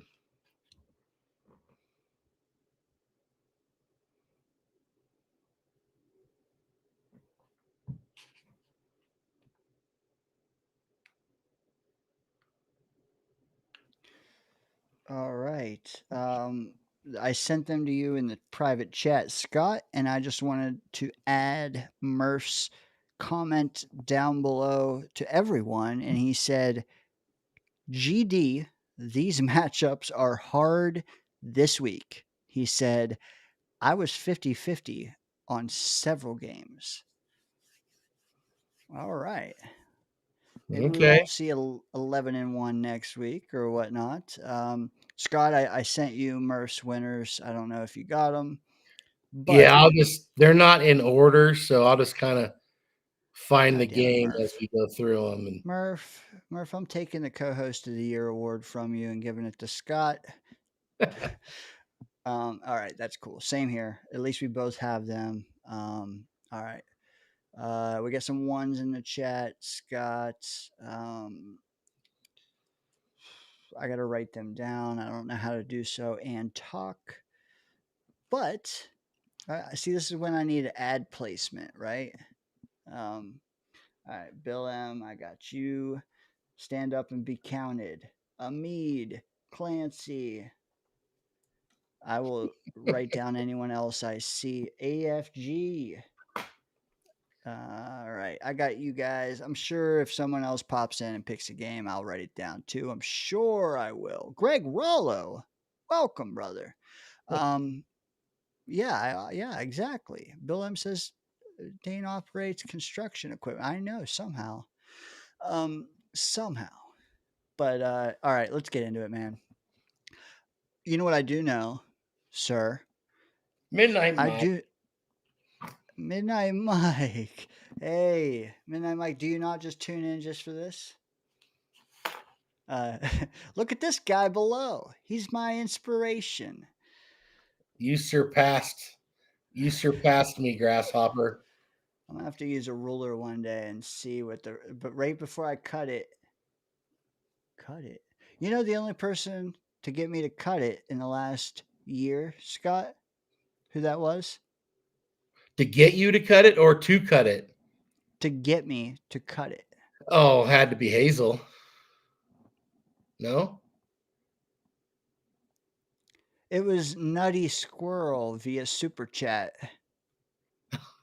What? What? Oh, he super chatted money for a trim. He did. He Oh, did. well, He got me. I even sprinkled it out like I don't even know, glitter. he's nutty one. But Midnight Mike, you're the man. Jesus Jerry chimes in. This is an occupational health and safety concern. You know, hey, don't tell OSHA. And I won't tell him all your secrets, Jerry. And there's a lot of them. He says, be sure to tie and tuck it when at work, because I will. I won't cluck like a chicken, but I will tuck it. If you know, you know. All right, first game. Let's get into it. Midnight Mike, by the way, you're 2-0 in this game, so feel free to cherry pick a couple more easy ones there, Mike. Yeah, we see you. All right, first up, as if I'm reading it here, the Seattle Seahawks traveling, oh man, about as far as I would have to go to get to Atlanta, Georgia, to play the Falcons. And what I do know, and chat, you can help me out, but I do know Drake London is still out. Huh. It's a tough one, man. Falcons just lost to us. We got Seattle. They got to win some games, man. Keep winning. Keep winning. Falcons are cooked. Kirk Cousins, Darnold. What do you think of this matchup, Scott? Before you give me your answer on who you want, just what do you think of the matchup? Well, the matchup screams a Seattle victory, but let's not forget that Atlanta beat the hell out of Buffalo in Atlanta. So they're capable. Now, missing their best receiver isn't going to help. Missing their quarterback isn't going to help. But, you know, is Cousins that much of a downgrade? I think he's a downgrade, but not a huge downgrade. Penix, he really hasn't done much. Stop, Scott. Shit, what'd I do? This is the game you now formerly known as the Danger Zone Pick'em is now known as the Danger Zone Stop Scott Foster, King of the Throne for now. I love my throne. It's heated. It's a heated seat, right? Yep. All right. Can you? Oh, all right. Here we go. Murph, who is too good to be with us tonight, says Seahawks. And let me just say, first and foremost, Murph, what the hell? But also, I agree, Murph. Seahawks in this one for Dano. Scott, what say you? Because so far I've seen unanimous in the chat. Yeah, I'm definitely Seahawks. There's no way I can take Atlanta in this game.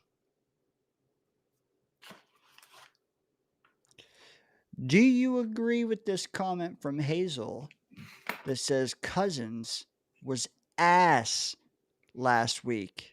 End quote. You know what? I kind of don't hardly remember, but I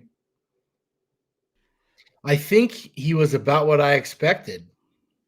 I think he was 21 of like 33. Okay. But he was like dink and dunk a lot. Yeah. I was expecting ass, so Hayes is probably right on. You know, Bill M chimes in, and hey, I'm just playing devil's advocate here, folks. Bill M says straight cheeks. He was straight cheeks. Yeah. Clancy says he had a QBR in the high 30s. Oof. So he's picking like wild. He had a wild wave performance. Is that what you're telling us, Clancy? He didn't have any interceptions. Yeah, he did not. Correct. He did not indeed, Scott. Okay. unanimous. And I don't just mean panelists. I mean unanimous chat included. We're all going with the road team to start us off here. Do you want to read the next one, Scott? Sure. Oh, one of the great rivalries in the NFL. I don't know. This might hard to believe these two teams are playing for first place, but that's what they're doing. Dane's hometown Steelers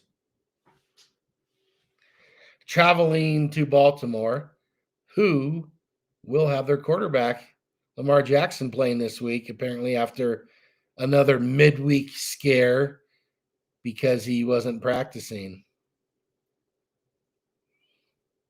This one, throw out the records anyway, even though they're the same. You just don't know. These two teams, they'll just beat the hell out of each other and see who's standing at the end. Anyway, go Dane. Before I speak, let me just say Clancy says this is a tough one. Bill says, I imagine he echoes Clancy's sentiments there. Greg says this is a pick 'em. I know you don't care, Scott, but it's Baltimore -6. Also, Rogers, hella banged up. At the God, same time, did you see the sack of him that opened the second half? Which I'm against this penalty, but how is that not a? There's a whole rule now about not pile driving a guy, not dropping your whole weight. And it's totally what he did, and for no penalty. But yeah, I think that I don't know if that broke his nose or what, but that fucked him up pretty good. It did. Dude, I've seen memes of the two guys from Home Alone and Roger's face on one of them, the two thieves in Home Alone. Oh.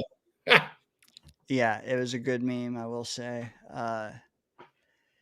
Yeah, so okay, first up, Murph. Murph? You know his tattoo, right? Yeah, that Raven. He claims it's not, but I don't believe him. We'll never let him claim it's not. Don't worry. Yeah. He goes Ravens. Yep. Do you want to go first this time or second this time, Scott? Sure. And you want to stick to your purple rain? I'm gonna stick with the purple helmet, the big B. Give me the Ravens. You know what is so it says Baltimore in the end zone on their field, but the MO is in a different color. Does it mean something I'm not catching? I've never noticed that. Yeah. At least the last few weeks. I mean, hell, they've been on primetime so many times. I'm curious what that MO stands for. Maybe someone in the chat knows. Well, back in my day, being called a Mo was not a good thing. So I doubt it has anything to do with that. I imagine the Steelers are like facing elimination, should I say? Where are they at? Okay, they are. Yeah, they're tied, both teams 6-6, and they play again in Pittsburgh to end the season. You went Ravens. Murph went Ravens. Yeah, the Mo might mean Modine, Bill M. I agree. Oh, but there should be an E there. Rogers was crying. Jesus Jerry says Raven. I think most people going Raven. It doesn't matter what most people are doing. It doesn't matter that they're favored by 6. It doesn't matter that they're in Baltimore. It doesn't matter that they're tied for the division lead. Ravens. Unanimous. Lock it in. No lone wolves here. You lone wolf voyeurs out there need to wait a little bit longer. Okay, next up, we have the Cam Ward led Titans. Woo! If you know, you know.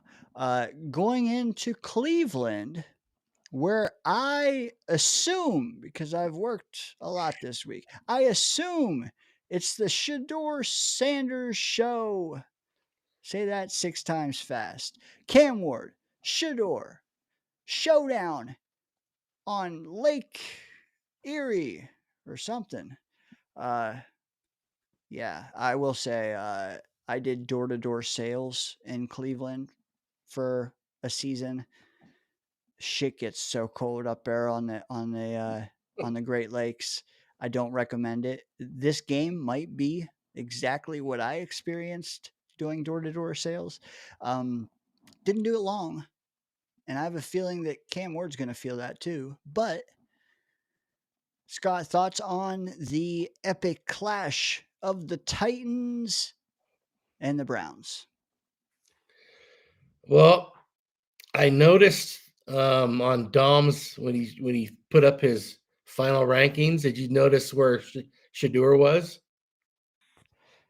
I did not. He had him at like 22, which is pretty crazy now. No, I mean, not that his thought was crazy, but to see how that all played out, I don't think anyone would put him there now, based on even what he's done so far. But yeah, that's just pretty wild to think back to that whole thing with him dropping in the draft.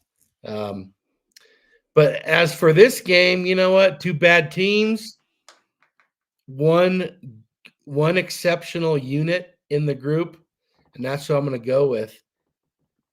The Cleveland Browns and their defense. You know, we spoke of it earlier. I think a lot of people got tripped up by Tennessee last week. Will they make the same mistake again? Jesus, Jerry says yes. Oh, I'm sorry. He said Titans. Oh, You know what? Titans could pull this off. What did Murph say? Murph has the Cleveland Browns winning this game. I don't like when it takes this so long for a lone wolf. Really? It doesn't matter. We're going to have to wait a little longer. Give me the Browns.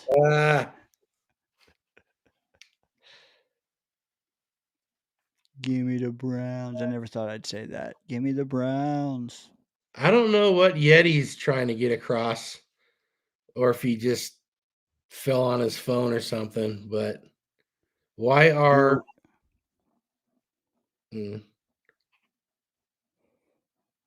you're out? Of course. Yeah, I don't either. Midnight Mike chimes in. He says, I got to go Browns. He's getting his picks in this week, and I am here for it. he's got a ways to go to catch up. He does. But you know what? He can at least be, he can fight Johnny and Snowball if he wants. We'll see. We'll see how many picks he acquires these next few weeks. All right, you want to read the next one, Scott? Oh, this game has become kind of interesting all of a sudden. The Colts are floundering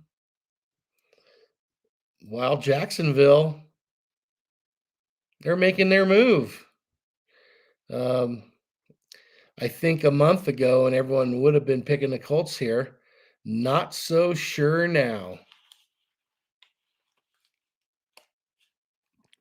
Yeah. You got Daniel Jones, the prize of the offseason, versus Sunshine, Duval, and everything that comes with that.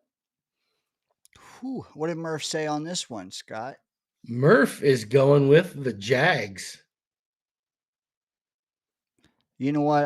I would be remiss if I didn't chime in as Murph here and give you my best Murph impression. Are you ready for it? Yep.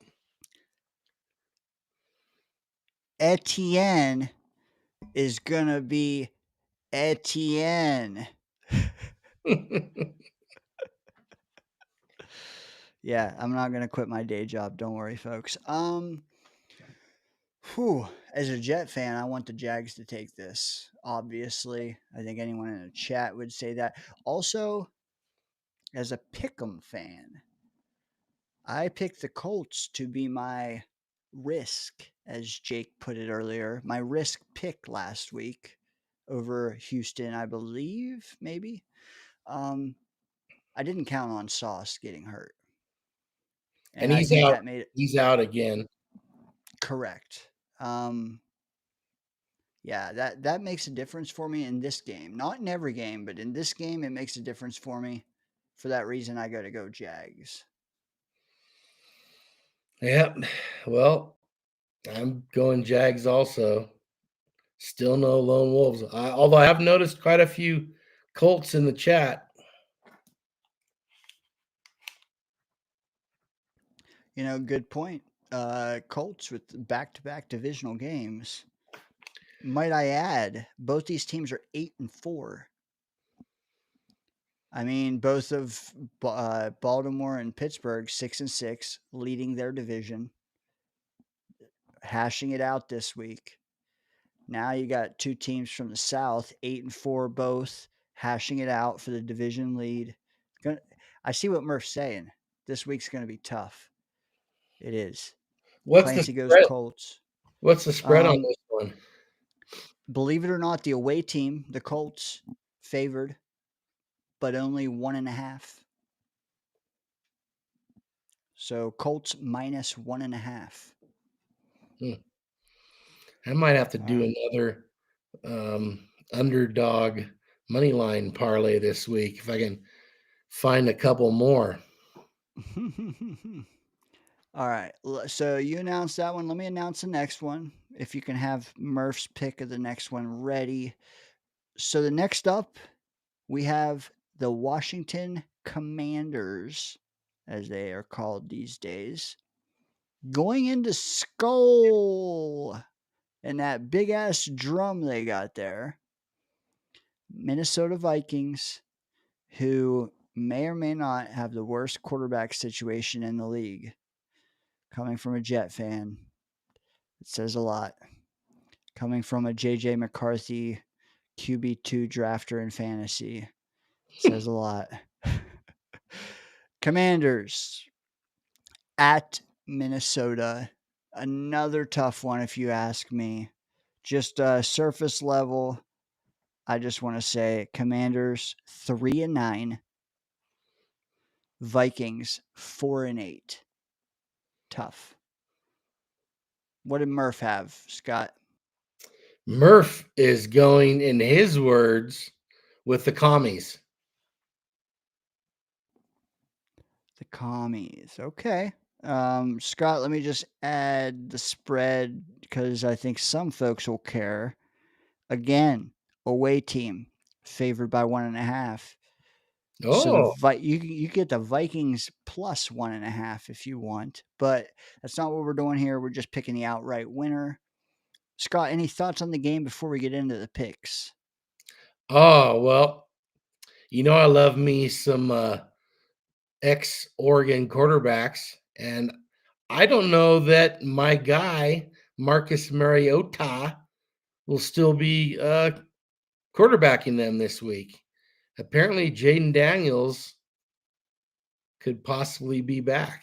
I wish I knew that before I picked this game. I mean, Mariota and Jaden Daniels, that's pretty much a wash, right? Oh, well, Mariota's a little bit ahead of an LSU guy, for Christ's sake. You know what? He had a hell of a game last week. He was good. He just had a one knucklehead play, but yeah, he was very good against a really good defense. Have we seen a quarterback do that well against Denver this year?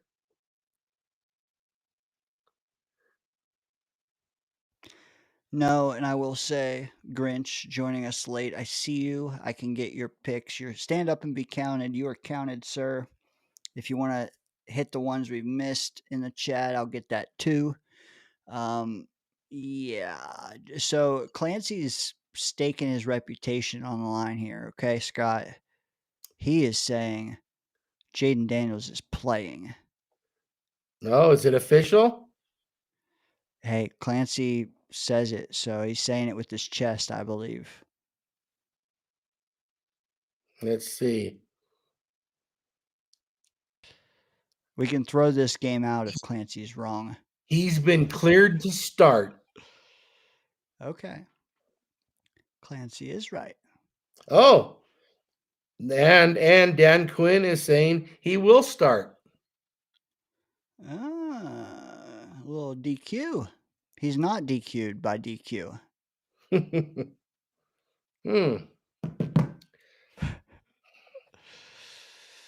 Clancy says they said it on Sleeper. It is what he's seeing. So, Jaden Daniels versus, is it Brosmer or is it McCarthy? I think McCarthy's cleared now as well. Does it matter?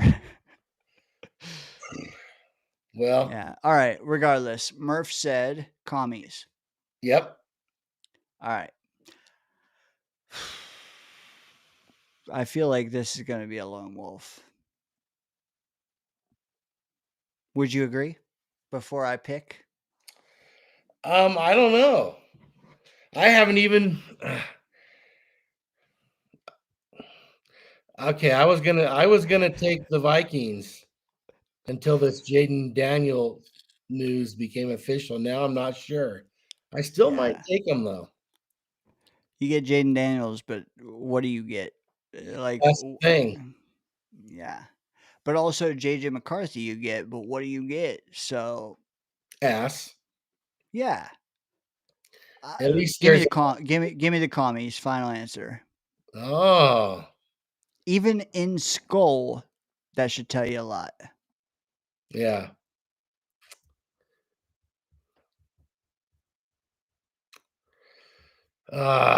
Okay. Ow! Give me the Vikings. Give you guys a chance to make up some ground here. What a favor by this guy. Are you listening to him, folks? That's a tough one. That is. I'll give you that. Better see some. Oh, there it is. Lone wolves are coming, Scott. They're coming for you. All right. Obviously, skip the next one, but can you read off the one after that, Scott? Oh, sure. We got the Saints traveling to an outdoor venue to play the Tampa Bay Buccaneers. Mike Evans may or may not be back. Saints, I don't know about Kamara, if he'll be back or not. I kind of get the feeling he won't be. But Jalen McMillan, if it matters. Is he back? Both him and Evans should. They're trending like they're going to play. So who are they going to play behind Tez? Which one of those guys is going to be behind Tez? Probably Evans. Yeah, they got so many weapons there. And Aw Shucks has been playing well, all things considered. Yeah. Ooh, that's a nightmare matchup, though. They have a receiver putting up some stats for them that they picked up from Denver in a trade. But yeah, I don't know. Hard to go with New Orleans against anybody. They're also mathematically eliminated from playoff contention. I'm sorry to tell you, Scott. Breaks my heart. Murph will be going with Tampa Bay. I'm Clancy, sure surprise. Resident wise guy, and I don't say that mean. I say that accurately. wise man, Clancy, says McMillan has been ruled out since. I've seen those things, those morsels on my timeline. He's been ruled out. Bill M says Baker too zesty for the Saints. I like that word, zesty. Murph said what? Murph's going with Tampa Bay, which I'm sure is a big shocker to you. Yeah. What do you call it? Is his doppelganger? Yeah, his doppelganger, Baker Mayfield. Yeah, I mean we don't need to. I mean we already spent long enough. Give me the Bucks. Yeah, I gotta go with the Bucks. Saints might come marching in, but they're gonna be hobbling out. Give me the Bucks.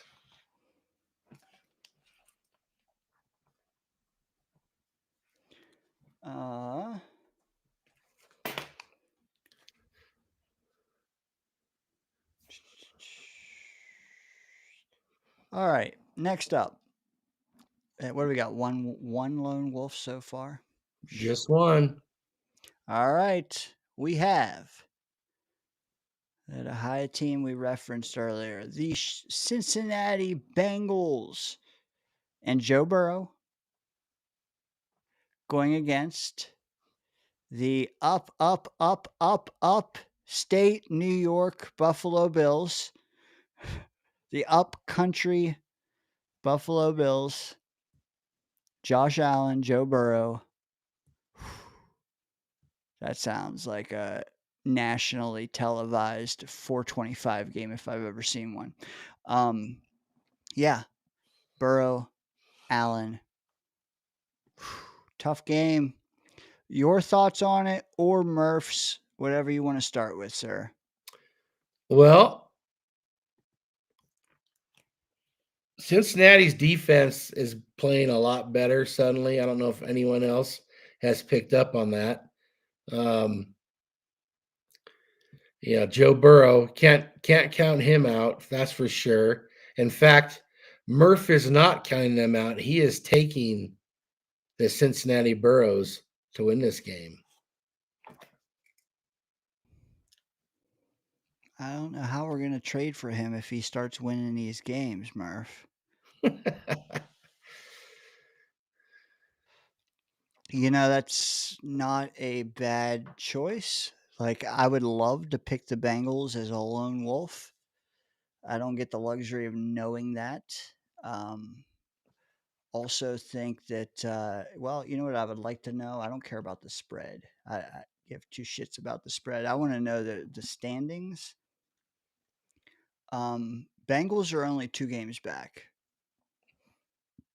But one of those 2 6-6 teams ahead of them, we've already talked about Pittsburgh, Baltimore. One of them is going to win regardless. Yeah. So the Bengals have to pretty much win out, I would say. Buffalo, they need to win. They do as well. They're already 2.5 games back from New England. I mean, they are in the 7 spot. Bengals in the 12. Ooh. Yeah, Bengals' only hope is winning their division. I'll give this one to Murph. And I'm not saying that because I know what you're going to do. I don't, but I'm going to lay my money where it's easier right now. Give me the Bills. Yeah, Murph would be howling. Murph would be howling if he was here. I'm taking the Bills.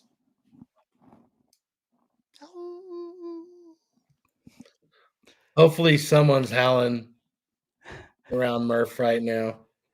Midnight Mike Show chimes in. He says, Bengals. Jerry, Bengal.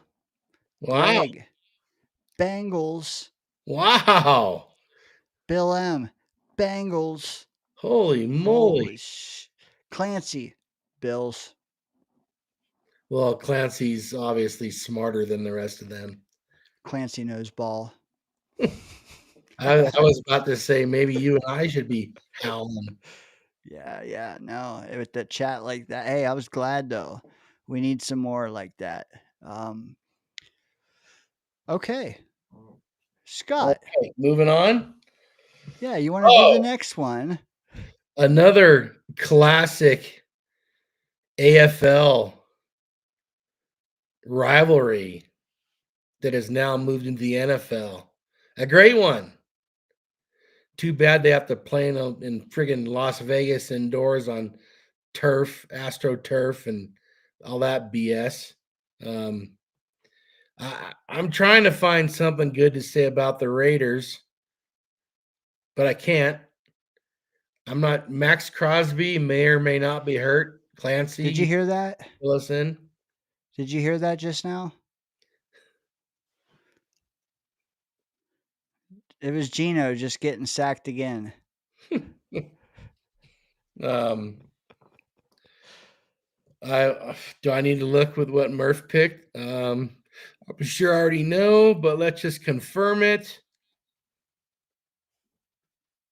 Broncos for Murph. Clancy, Broncos. Midnight Mike, Broncos. Bill M, Denver. Amid, Broncos. Greg, There he is. Broncos. Clancy chimes in with his facts. Factoid Clancy. Far as I know, Crosby is playing. You know what? Good, because pushing Herbert like that. Yeah, well, yeah, that was pretty cool, actually. Anyways, Jesus Jerry says O.J. Simpson, Ford Bronco. What was the color of that Bronco, Scott? White. Okay. All right. Yeah, that was too easy. But Yes. give me the horsies. Yeah, I'll take my my sort of hometown team.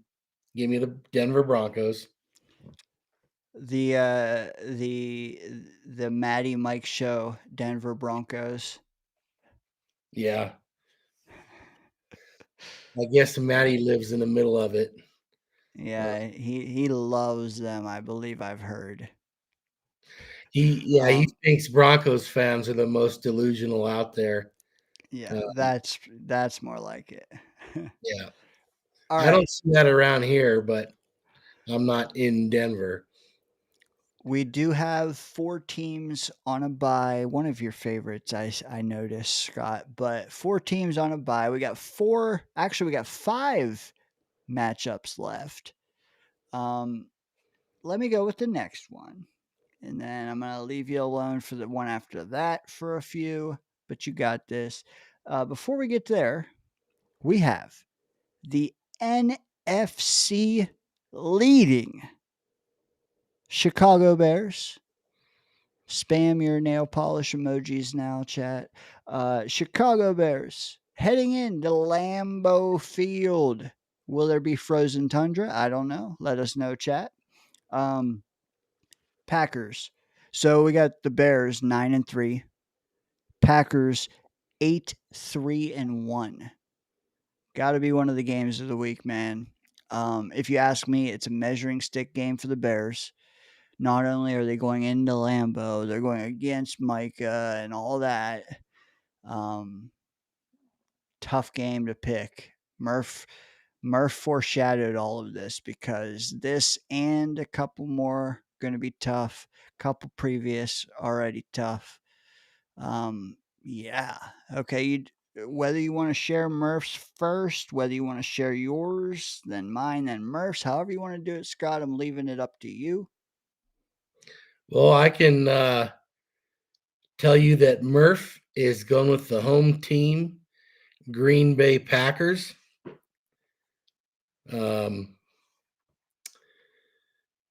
I've been to a game at Lambeau Field against the Bears. Sat with some Bears fans. That was fun. Packers kind of controlled the game. Like you said, big rivalry, all-time great, long-time rivalry. Go ahead, Dane. I don't know who's favorite. I'm guessing the Packers are a small favorite. Don't know. You know, the Bears, I'm not going to lie. I want to be brutally honest right now. The Bears could be 17-0, and in the divisional round of the playoffs, when they play some slop team, I would probably pick the slop team. I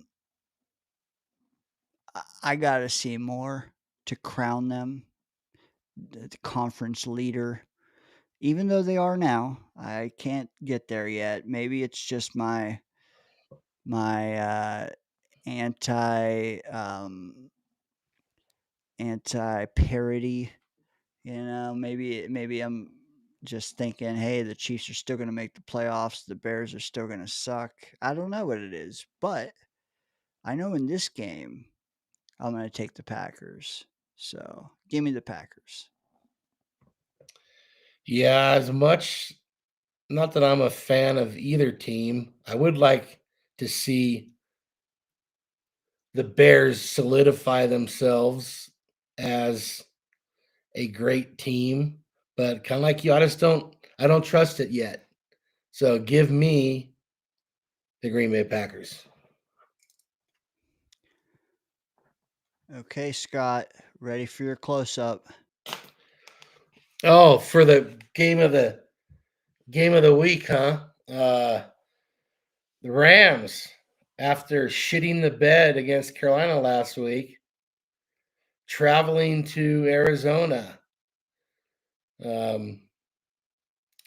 Apparently, Arizona has already ruled out some major players like Marvin Harrison Jr., like their top couple running backs. I think this could have been a trap game if the Rams had not lost last week. I don't see them falling again. Murph has the Rams.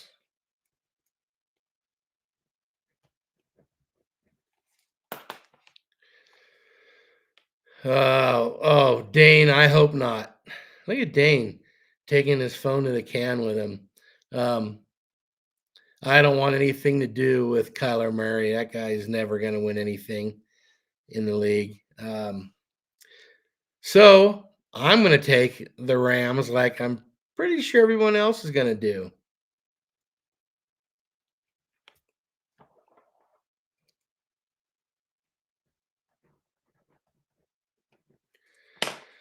We'll just have to wait on Dane here. Let's see what we got here. Rams. Anyone picking Arizona?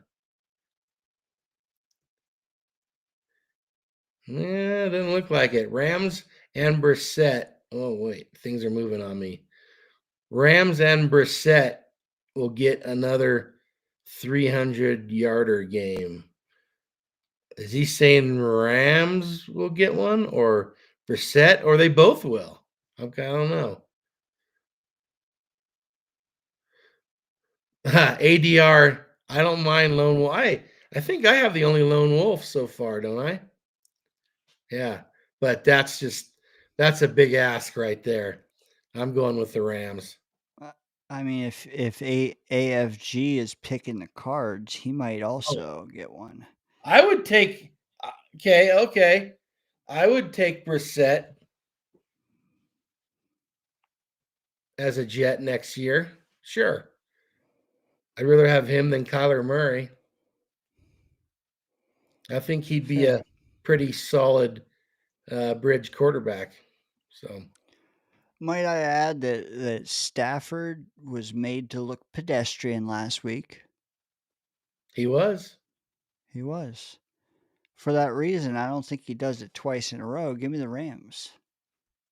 Yeah. That's not the only reason, but that's all I could think of in the moment. Well, hey, the Rams defense was made to look pedestrian last week also. They've had one of the best defenses in the league. So I think and I said this to some friends of mine. I think it was a loss the Rams needed to have. They were they kind of sound like they're getting a little cocky.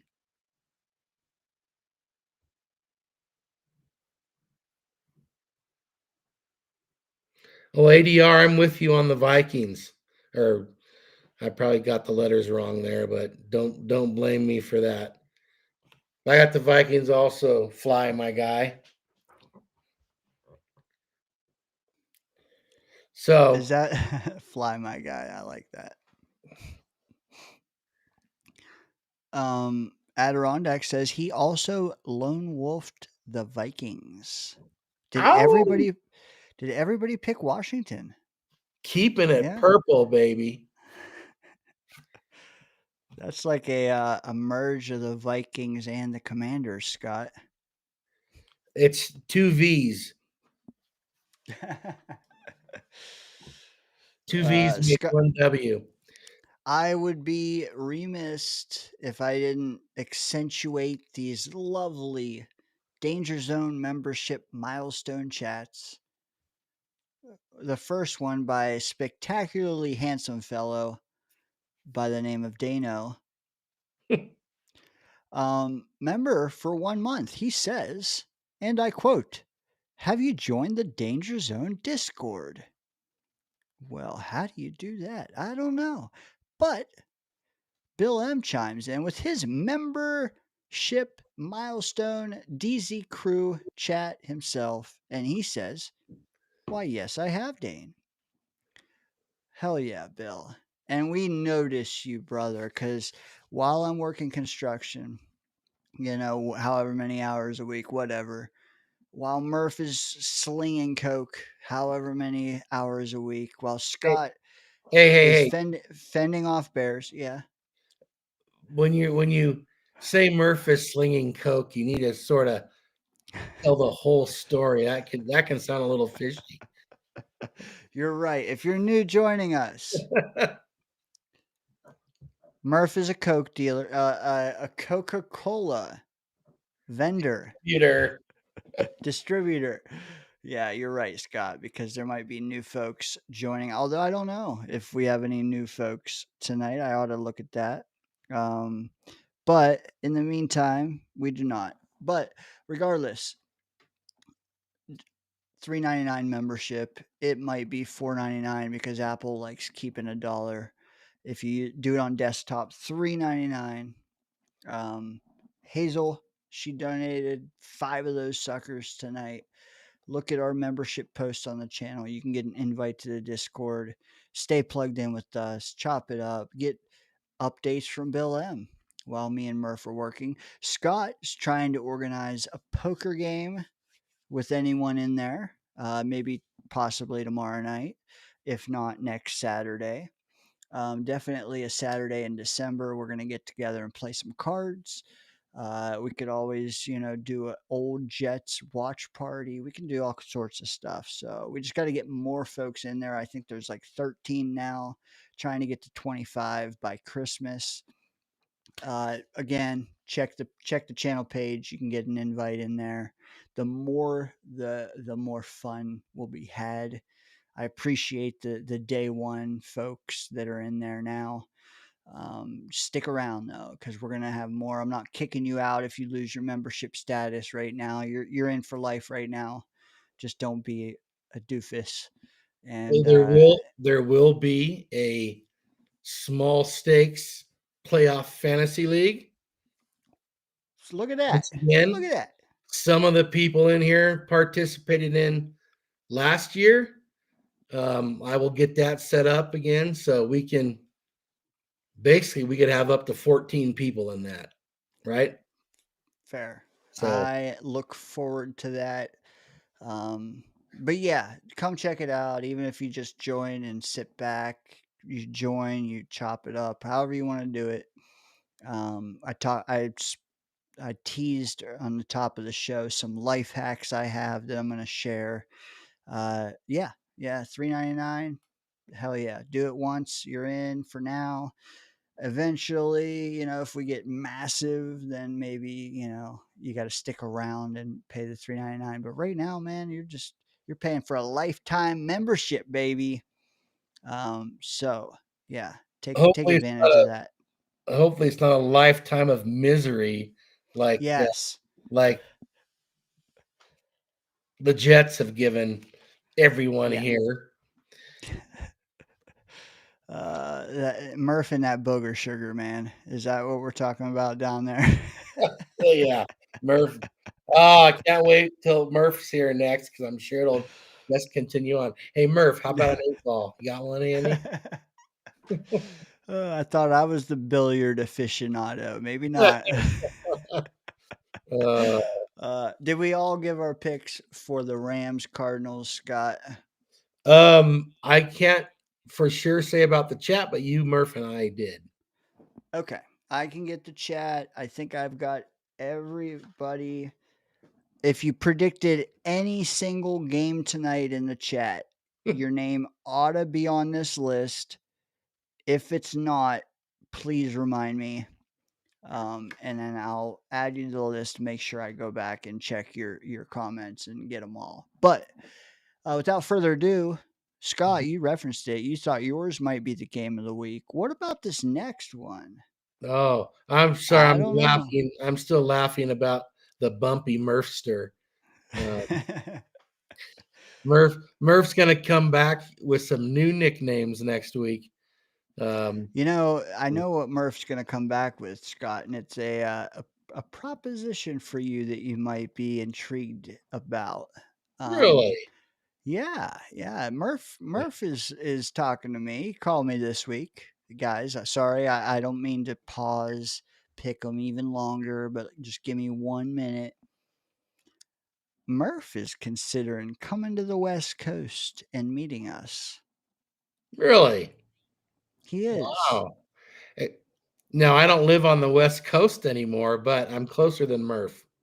Yeah, so we'll have to hash this out. But if it's Oregon, if it's Colorado, we're hoping to meet up around the draft time. Don't answer me now. You don't have to overshare or do anything like that. But he has a week off, end of April, early May, and he wants to spend it on us. So we might have to put our heads together. So giving him shit about getting out of where he is and coming out west is actually working. Wow. It is. So we got to link up. We got to figure out which one of us two is harder to travel at that time, what we want to do.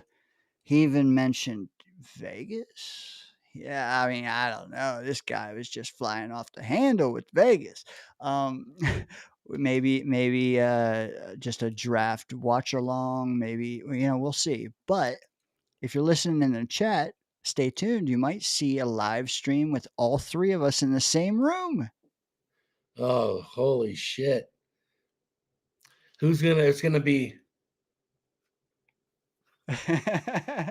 yeah. Dude, many things in store. Join the Discord, or just hang out with us, man. We're just having a good time. Jesus Jerry says, Dano, can you get tickets to the Soccer World Cup game? USA versus Australia. Jerry, are you looking for me to cop you some tickets, or do you want to meet me there? I need to know. But no, I doubt it, man. I don't think I have those connects. Scott, do you have World Cup connects? I do not.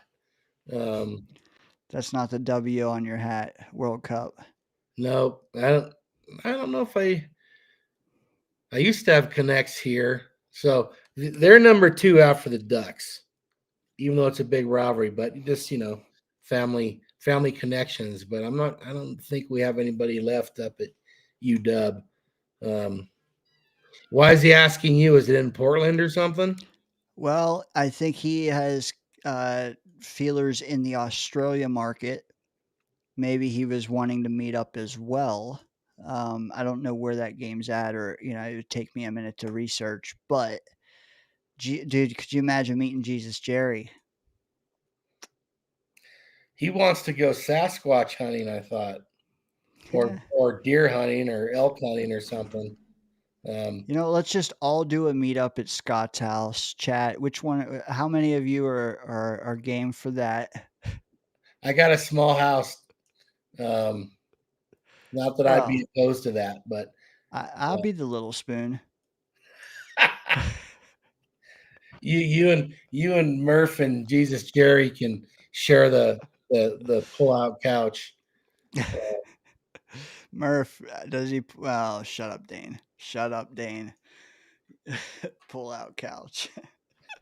Yeah, or Murph can go out and chase the cougar around that's been hanging around, and that's why I had to. That's why I had to tell you I'll be back a little while ago.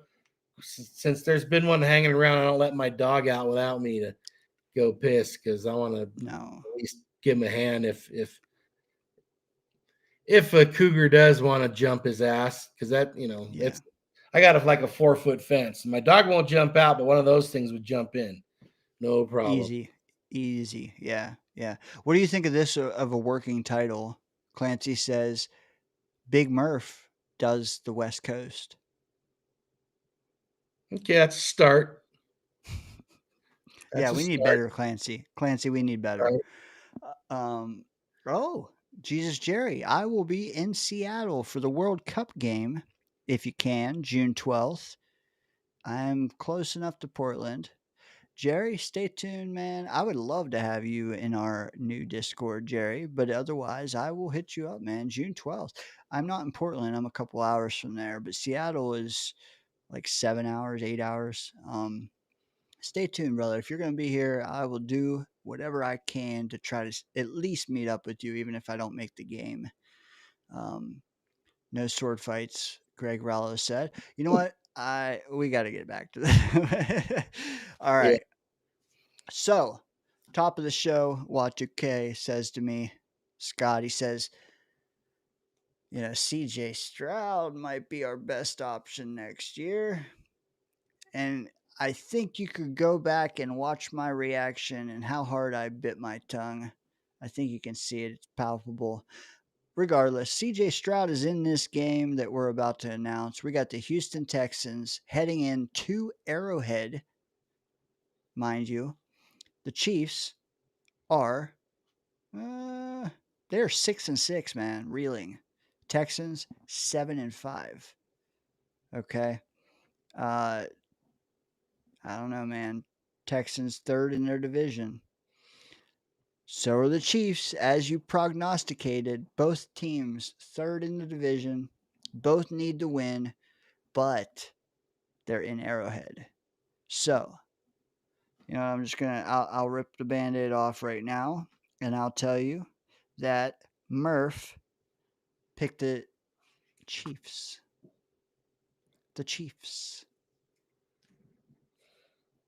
Anything you want to say about the specific matchup? Yeah, I love watching that Texans defense. You know me, I'm always talking up the defense. I'd love to see them knock KC around, give them another loss. I do not want Stroud, just to confirm. Not a fan.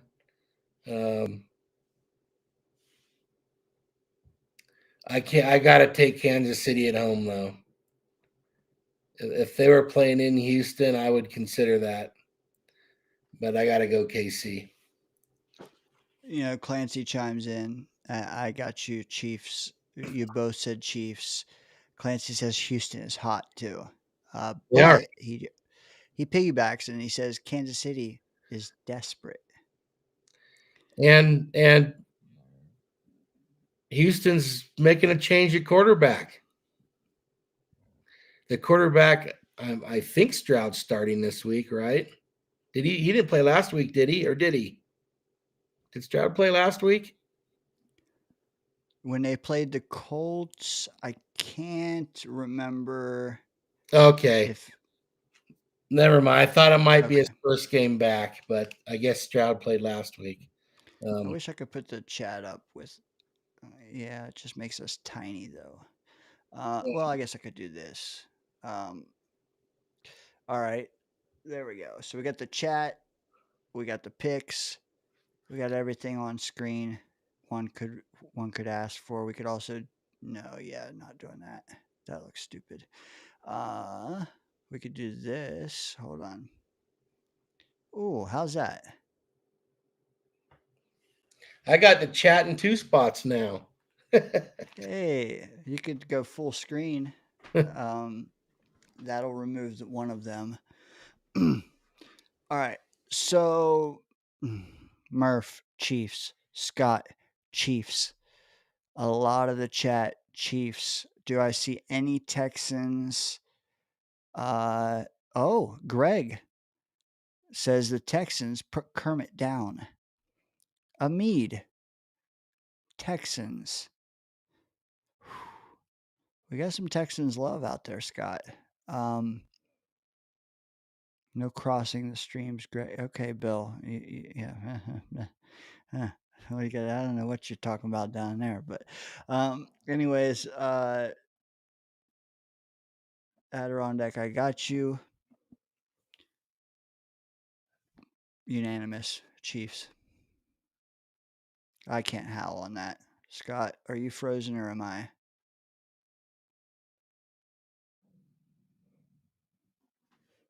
I guess it was him. Frozen ducks.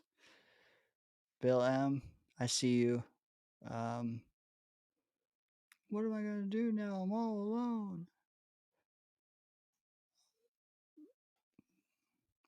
No. Bill M, I see you. I think Scott might have froze. That's fine. If you got to run, folks, just give us not just the Eagles game, give us the Jet game as well. We're getting to that next. Scott will be logging back in. I think he's powering back up his Windows 98 on DSL. He'll be joining us shortly. His coconut phone, as some might say. Yeah, spike the like button if you haven't already. Give me the Chiefs. We're unanimous on the panel. Although some of you want the Texans, you know my feelings on Stroud. Yeah, I don't know. You're gonna see me pick the Chiefs probably the rest of the way, and this unless they just start losing every game. If they're mathematically viable, I'm gonna stick with them until proven otherwise. So, yeah, Adirondack, a cougar probably did take Scott and his dog. No, the cougar left the dog. The cougar just took Scott. Let's be a little bit kind.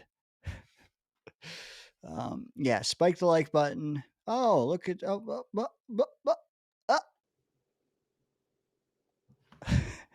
He's back. Don't call him Slim Shady, folks. Internet went out for a bit.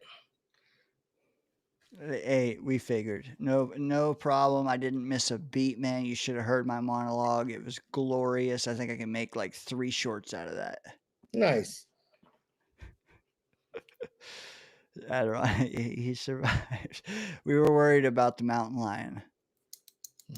I don't think you can get in the house, but that was kind of cool to see. For those that don't know, unless you told the story, I had it snowed the other day and 2 days ago, and the next morning I had mountain lion tracks that came from the lower part of my property up under my deck and then out the top of my property.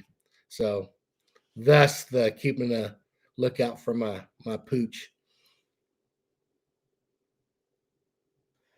Well, I don't know if you heard me, Scott, but I locked it in. KC? Chiefs.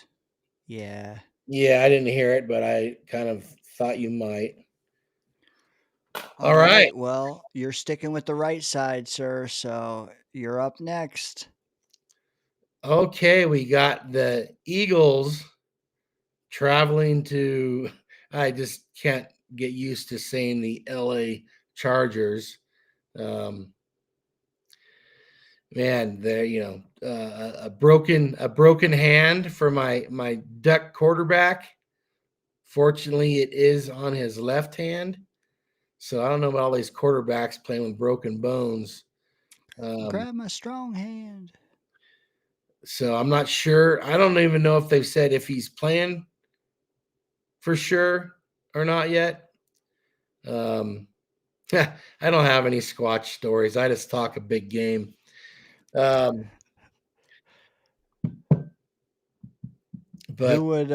who would win in a backyard brawl, the bear or the cougar? I think probably a bear, just based on the size. And I don't think bears and cougars fight. But yeah, I don't know. But I would say bear. But I did watch a show the other day on I don't know what it was about, the life of a cougar that they were kind of filming for several years, and this damn cougar took down a bull elk, and it was something to watch this thing do it, because bull elks are no joke. Anyway, yeah, I want to go with my Duck quarterback. I think I got to go with the Eagles here. I didn't mean to do this, but you got the entire right side and you got all the Duck quarterbacks. Oh, well, good. That's the way it should be. You're going Chargers, sir. I am going to go. No, I said Eagles. Oh. What did Murph say? Murph's Eagles also. Oh, fuck you guys. You know what? You know what I think? I think it's time for you to howl. I think Omarion Hampton is playing in this game. Is he? Yes, he wore a full contact jersey today. He even participated in red zone drills. Before you lock in your answer, does that sway you whatsoever? No. I have to respond to Bill M here. Bill, I'm a Ducks fan first, but we've had people close to my family involved with the University of Washington football program as well. So they're kind of the number two. Fair thing. I just wanted to highlight Bill's comment. He said, "Why is Scott wearing a Husky hat if he's a Ducks fan?" I also have a Husky baseball jersey. I was going to ask you, is this the first time you've ever worn the hat of a team that Oregon has just defeated? Possibly. But I don't know for sure. Fair. There's so damn many teams that they've beaten. But how many hats have you owned? Of teams that Oregon has beaten. Oh gosh, that's hard to. I have a couple Cal hats, so that could have been possible there. I have a couple Washington hats.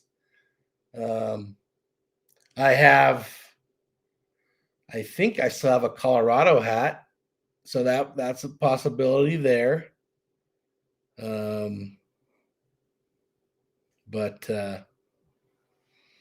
yeah.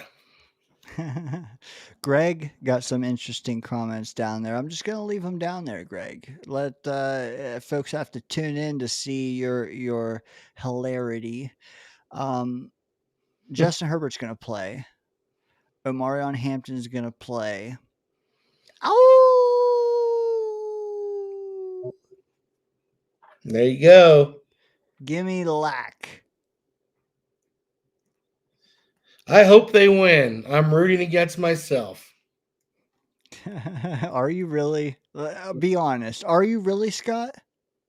I hope the Chargers win for sure. But I I will don't say that. I don't Yeah. think with who I'm hoping. I just Right. Right. I do think that's a fairly close game. One that I mean, I need one. You can't just have 0 lone wolves. But also, had I not known you guys were going Eagles, I don't know, man. I might have went Eagles, to be honest. So I guess I am staking my flag and trying to catch up one. I mean, Murph's never going to catch me, so I don't have to worry there. But at least I can take a stab at you, Scott. you got a shot at 2 different games now. Oh shit! Just only one lone wolf, but 2 games. You were a lone wolf for one, and I was a lone wolf for one. So you Good could pick up point. 2 on me. Hey, can I say something right now? You certainly can. Just because I think it's important and it's to keep with tradition. Even though it doesn't fit as well this week, fuck the 49ers. Okay, let's move on now. Good point, Scott. We would be remiss if we skipped that. We have to say that every episode. We got some Bill M Lone Wolves down there. Hey, we got 1 game left, Scott. That's right. Could be another we do. lone wolf. It could. It might. I would venture to say it possibly could. Let me go first with this. It is on the left. It's my turn. I've already framed this game several ways, several different avenues. Let me just repeat it for people who weren't here earlier. Tua, 7-0 against the Jets. That's not nothing, okay? 7-0 against us. However, in our own building, without Zach Wilson, without Justin Fields, without the ghost of Aaron Rodgers, we have TT versus TT. It was the thumbnail on the show, man. Which TT comes out ahead, we don't know, but we will know because you'll just listen to this next 5 minutes. But 7-0 against us. Also 0-8 when the degrees at game time are 40 degrees or less. This game is about going to be 40 degrees, maybe 41, maybe 42, I've heard. Guess it depends on whether you lick your finger before you put it in the air or you don't. Dry, versus, yeah. Anyways, is this the game, Scott, that the Jets finally get that monkey off their back and they beat Tua Tagovailoa? Well, apparently Murph is changing his ways because he did go with the Jets this week. I don't care so much about Tua, but I do hate the Dolphins.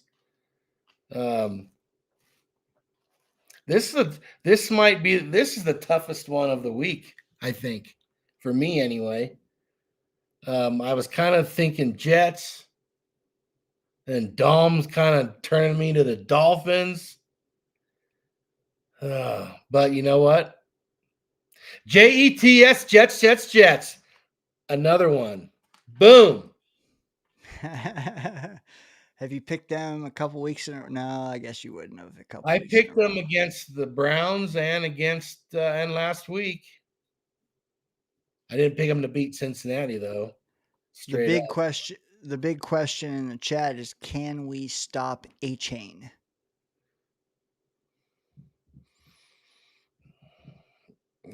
I don't know. Can't answer that question, but they didn't stop our guy last week and they still won. So tough, man. A lot of Jet love out there. Am I gonna deviate, go away from the chat, go away from the panel, and pick against the Jets? you know you're not, so don't even fake it. Dude, you know what I'm tired of? I'm tired of beating the Dolphins, but it not be Tua and not fully being able to appreciate it because Finns fans will always forever say, it wasn't Tua. You can't beat Tua. You knocked out Bridgewater on the first play. It wasn't Tua. Not Finns anymore, man. fans, Finns fans have nothing to brag about or be proud about. Come on, Finns fans. Fuck Finns fans. Oh, sorry. Yeah, on the 49ers. 3 Fs. The 3 Fs of life. JETS. Jets. Oh, there it is. I'm not confident about it, though, I might No. add. No, I'm not either. Chat chiming in. If you can help me see some of them, Scott. Well, my fly guy gave you a whole list there, so he made it easy on you. And then he says, "What the fuck did I put the 49ers in there?" Did he really? He did at the end for you. Oh, probably because I keep saying fuck the 49ers. So he was saying, "No, fuck you. I'm gonna pick them to win." Shit. Yeah, it's, you know what? We may not stop A Chain, but if Brees Hall does 75% of what A Chain does, I think it's a game. Would you agree with that? Yeah, and I am concerned. The Dolphins, they're a better team than we lost to them, than when we lost to them. They are, even without Tyreek Hill. So it's been kind of impressive that they sort of turned it around. I thought they might be firing more than just their GM, but they didn't. Yeah, I don't feel great about this pick. I'm pretty much 50-50 on it, but I'm going with the home team and hoping it drops to about 38. Yeah, same here. Although I don't know, I think I want it to spike to 70, and then us still beat them. Well, shit, they had them beat in Miami with Tua last year until the defense shit down their leg. But that was just last year. It was not going to happen. One way or another, they were going to figure out how to lose. So, I'm confident the Jets will come out and play hard. Maybe they'll win, maybe they'll lose. They're not good enough to assume anything is going to be a win, but they got a chance. Can you read this on-screen comment from Clancy, Scott? Which one? Let's see. The one I have below you. Fuck it. Give me the Jets. Oh, wait. Oh, yeah, that is Clancy. Yeah. Oh, yeah, we knew Clancy was going there. The thing is, if you're going to pick the Jets, this is one of the games to do it, right? The Tua thing, that's just that means nothing to me. It's not about Tua. So, yeah, next week, I don't think I'll be picking the Jets. But probably will the following, and then, I won't pick them against New England or Buffalo, that's for sure. You know who would be a fine young gentleman to join us next Friday night to recap this Finns game and preview the Jaguars game. I mean, hell, earlier in the year we had what? We had 2 away games against Florida. Now, again, we're having 2 back-to-back games against Florida. At least one's home. But a fine young Irish chap, newlywed, gonna join us next Friday. Scott, any indication on who that might be? Oh, Yeah, the tall man. The Hey, the newlywed part gave it away. I know. Otherwise, of course you said Irish. I was thinking Murph. So Murph will be here. You're right. The tall man is indeed it, and I don't mean John Wayne. Was it John Wayne? The tall man. Walking Tall. I don't know. Is there a movie called The Tall Oh, Man? Just there don't was a just series. don't put Murph standing between you two. Oh, it was Clue Gulager. Yeah. It was he was Billy the Kid playing the tall man. Good series. If you like westerns, check that out. Yes, I'm 37, I promise. Yeah, Clue Gulager from the Virginian fame. Yeah, Wow. goody there. The tall man. Check that out. Yeah, Greg, Matt got married. He did, despite my. I tried telling him not to. I said, "Hey, Matt, I better be invited to your second wedding." Yeah, I don't know if you like. I I had don't a know if you like that. gal tell me one time, "You look like my future ex-husband."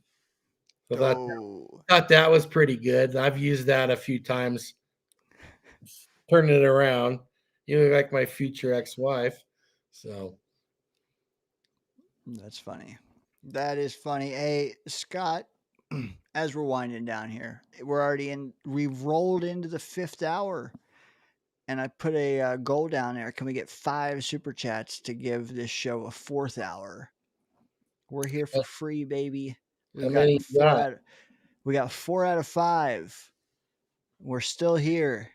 We are dying though, so I will just say enjoy it while it lasts, folks, because we are running out of steam. Steam in the Dane train. Appreciate the chat though; they've been excellent tonight. We had 30 in here at one point, which is a decent amount. I think DomC brought a lot of those in, but appreciate you guys spiking the like button as well. There's still 15 here. We're at Really? 116 on the East Coast. Yes, at least according to the studio. There says 15 on YouTube. That doesn't count Twitter, but 14 on YouTube. We've had memberships gifted tonight. We got Greg still here chopping it up. Clancy, who hasn't gone on his high ride yet. We got AFG still here. Clancy, I love you. We got Jesus Jerry still in the house. Bill M. We got Scott on screen. We got Murph nowhere to be found. We got, just a good night in a DZ. We're approaching Christmas. Oh, yeah. Oh, look at that guy. Look at that guy. Good. No, I got nothing. I'm just saying, yeah, Christmas. I might have to have a surprise for you guys one night. You mean apart from a sleepover? No, then you'll get the real surprise, Dane. And I've been in the pokey, but I haven't experienced it, Scott. Dane, and just I don't wrap my presents either. Just so you know.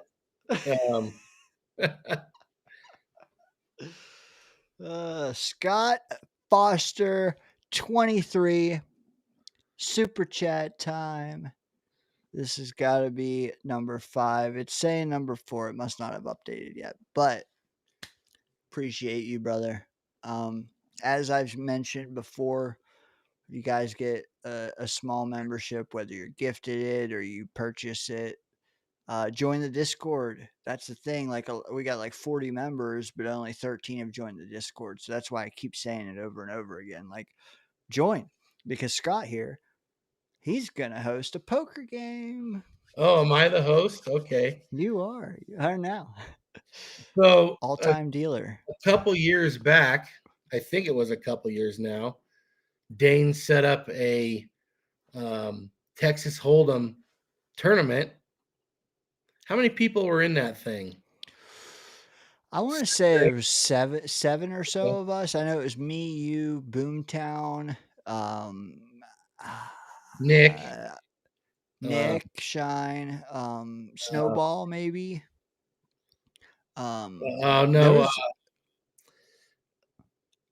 Oh fuck! I can't forget. I forget. dude, his it's been a name. few years now. It's crazy how time flies. Um, When Discord was like still beginning on Jets YouTube, like yeah. No, I can picture his face. not The, Jigga Man. the chef, the big guy. Help me out, Clancy. He's funny. He's funny as hell too. Not Chef Kevin. No, but he's a chef.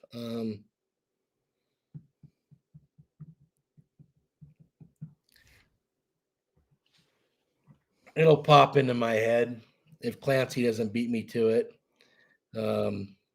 Knobcraft. There you go, Clancy. Yeah. Knobcraft. Knob was in Yeah. it. Yeah. Boomtown Knob. 1. Knobberoni. Boom. That's right. So anyway, You, we're talking about doing that if we can get a few people. Was Murph in it? I don't know if Murph is in it or not, but just know like if you do one in it, you don't have to even use a webcam. You can just go audio. You can just go keyboard. We don't care. We're just trying to play some cards, have Yep. some fun, do something, that others don't get to do. I don't get to play poker with friends. Dude, it's been years, but that's all I did in high school because that was like the big Chris Moneymaker days. Dude, that's all we did was sit around and play cards, smoke some Black and Milds. The hell's If that? you don't know what a Black and Mild is, Uh, you do. I'll show you. Clancy knows what a Black and Mild is, I'm sure. now I've smoked some shit in my day, but nothing ever called a Black and Mild. Some shit. Okay.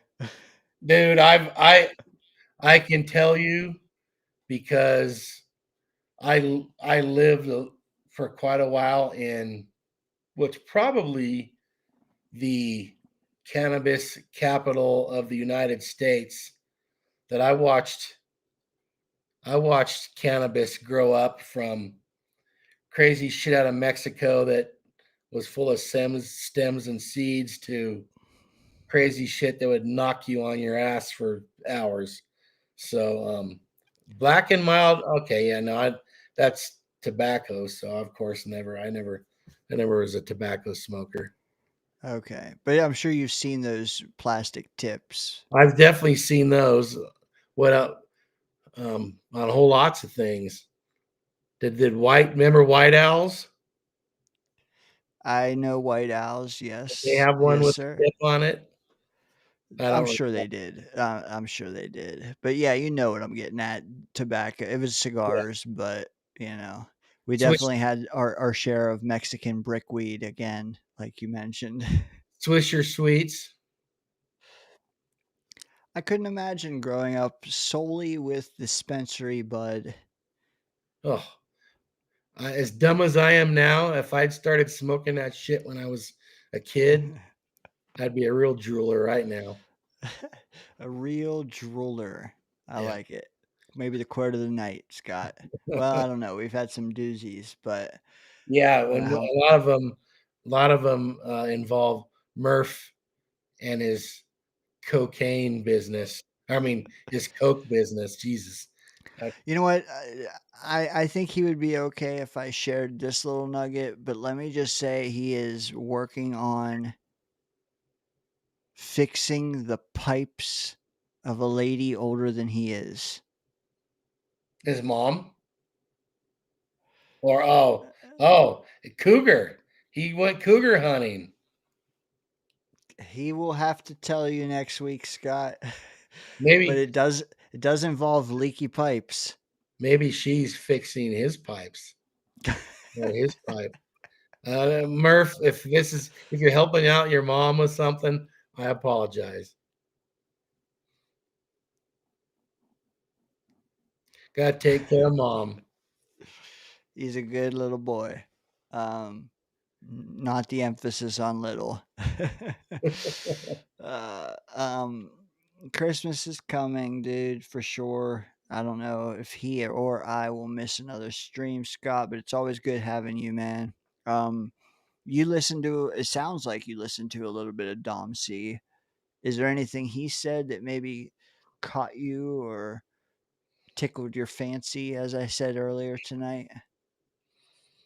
I kind of was doing some things, but I had it on and I was listening, and his quarterback idea was interesting. Although it feels a lot like a Justin Fields sort of move. But he's been better in Green Bay. But would he be better as a full-time starter long term? I don't know. Clancy with the menacing of perps. Yes, Malik Willis. What else? I don't know if you read my comments before you brought up Sadiq or not, but I heard some of that stuff, and I'd love to get Sadiq on the team. I don't like seeing a mock draft where he goes to the freaking Chiefs. Could you imagine throwing him on that team? I think that would be the perfect guy for the Chiefs, and I don't want to see it. Yeah, exactly. Especially if Kelsey is gonna go run around the world with his girlfriend. But he's at this point, and always, but he is so much more explosive than Kelsey. I mean, totally different dynamic there. I honestly, I can't think of a comp. Shannon Sharp? There you go. But Shannon Sharp didn't come out as highly regarded as Sadiq is. No, he was a late day three, wasn't he? I think he was a wide receiver in college. Oh shit. Okay, I'm lost now. If I they- just know he was late. He was a small school, and I think they moved him to tight end. But I do think that's a comp. I can't think of another one like That's a pretty more good recent. comp, really. Okay, fair. That's a good comp. 6th rounder, Clancy said, 6th rounder. Yeah, there. I'd have to rack my brain for a bit to try to come up with a comp. There's probably someone out there, maybe someone that didn't work out even. But Probably. But he's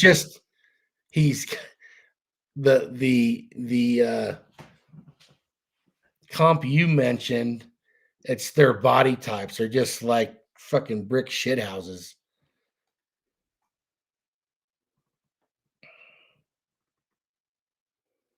I don't even know if this gives him justice, man.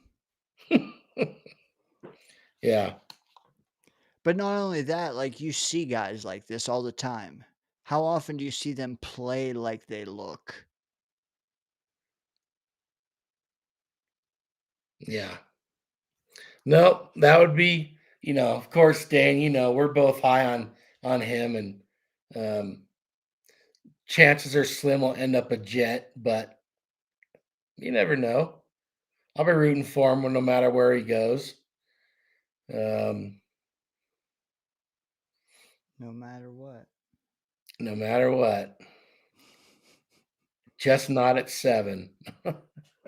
No. But like if the quarterback you want is not there and you slide back, then I think it does add an element of negating the positional value of taking a tight end in round 1.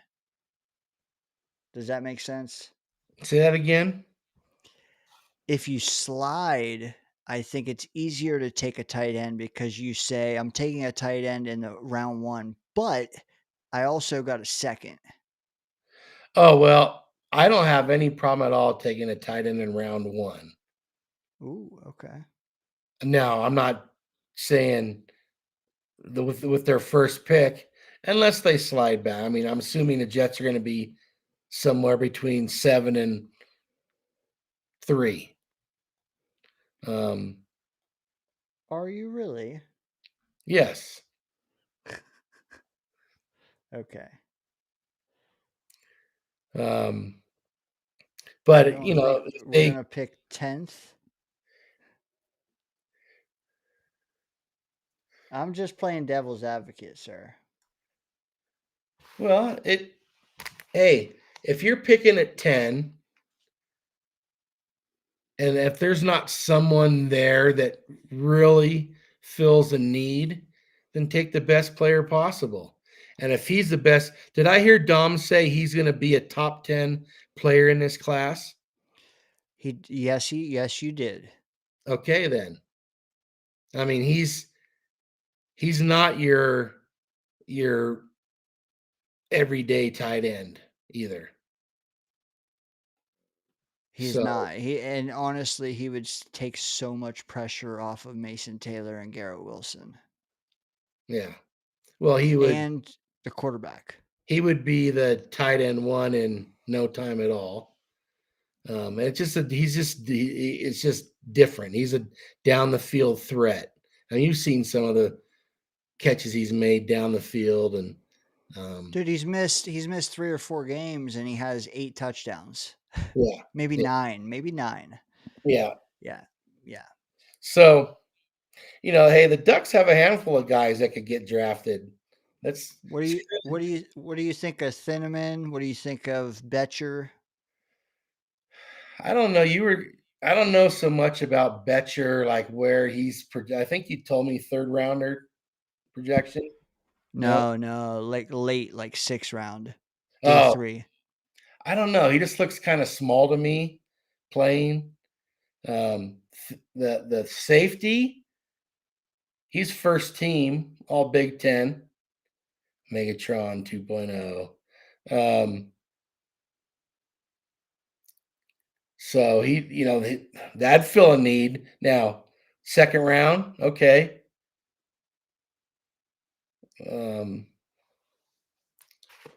Our buddy Alan Avatal loves him some Thieneman. The Thin Man. Yeah, which I've been called once or twice. Eat a sandwich, will you? A Dagwood. That's one of the funniest things I've heard, Dane. You don't hear people get railed, get harassed during sports events because they're skinny. It's normally. Let me tell this story, Scott. Sure. So I'm in junior college, mind you, not even high school, not even middle school. I'm in junior college, okay? And I walked on and played more minutes than I did in high school on a team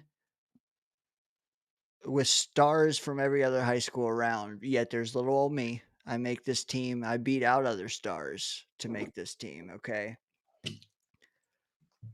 And again, play more minutes than I did in high school, score more points than I did in high school on this team. Love this team. Wish I could go back and relive that era. But I'm shooting free throws in one of the games. As fans do, they like to heckle. Okay. And it's one of those gyms where there's not stands on 2 sides of the court like our home court. In this gym, there's fans on all 4 sides. So when you're shooting free throws, man, there's fans behind you. You can see them through the backboard. So I do the 3 dribble, rest, make it. Then second one comes up, 3 dribbles, do the breath, and I hear, "Eat a sandwich!" Clank, clank. That's hilarious. Not gonna lie, it was a good one. That is a good one. Yeah. Dude, good times, man. That got me in the moment. It got me after the moment. It got me now. Eat Yeah. a sandwich. Yeah, yeah. Well, I was 145 pounds, so, but I could hop. Man. So tenacity, it was my brand. Scott, what was your brand in athletics?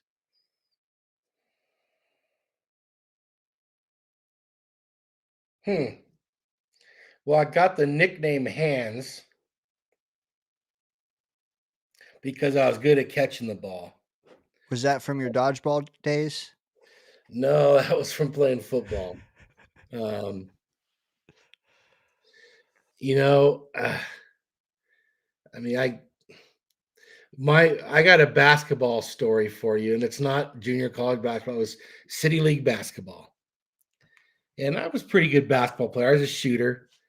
I get 3-pointers, but we had a Native American university that was outside of town where I lived, DQU, and they had a team, and they bring like all these people. And I was hot against them one game, and every time they ran a boxing one on me, which was pretty funny for city league. They were so anyway. But every time I got the ball, the whole crowd was their crowd. We might have 3 people there watching. Cover him, cover him. That was a lot of fun, though. Dude, they ran a boxing one on you. That's high praise, man. Well, which is weird in a city league basketball game, it wasn't. But yeah, that's because I was hot. They called me the microwave. Now I could cool off too, but when I got hot, it was stupid. So and just for context, chat, boxing one is a half zone, half man. Correct me if I'm wrong, Scott. I'm going from memory, but you know how the lane is a square. You have 4 players on the corner of each square running a zone against most of the offense, but then the top guy is the box and one.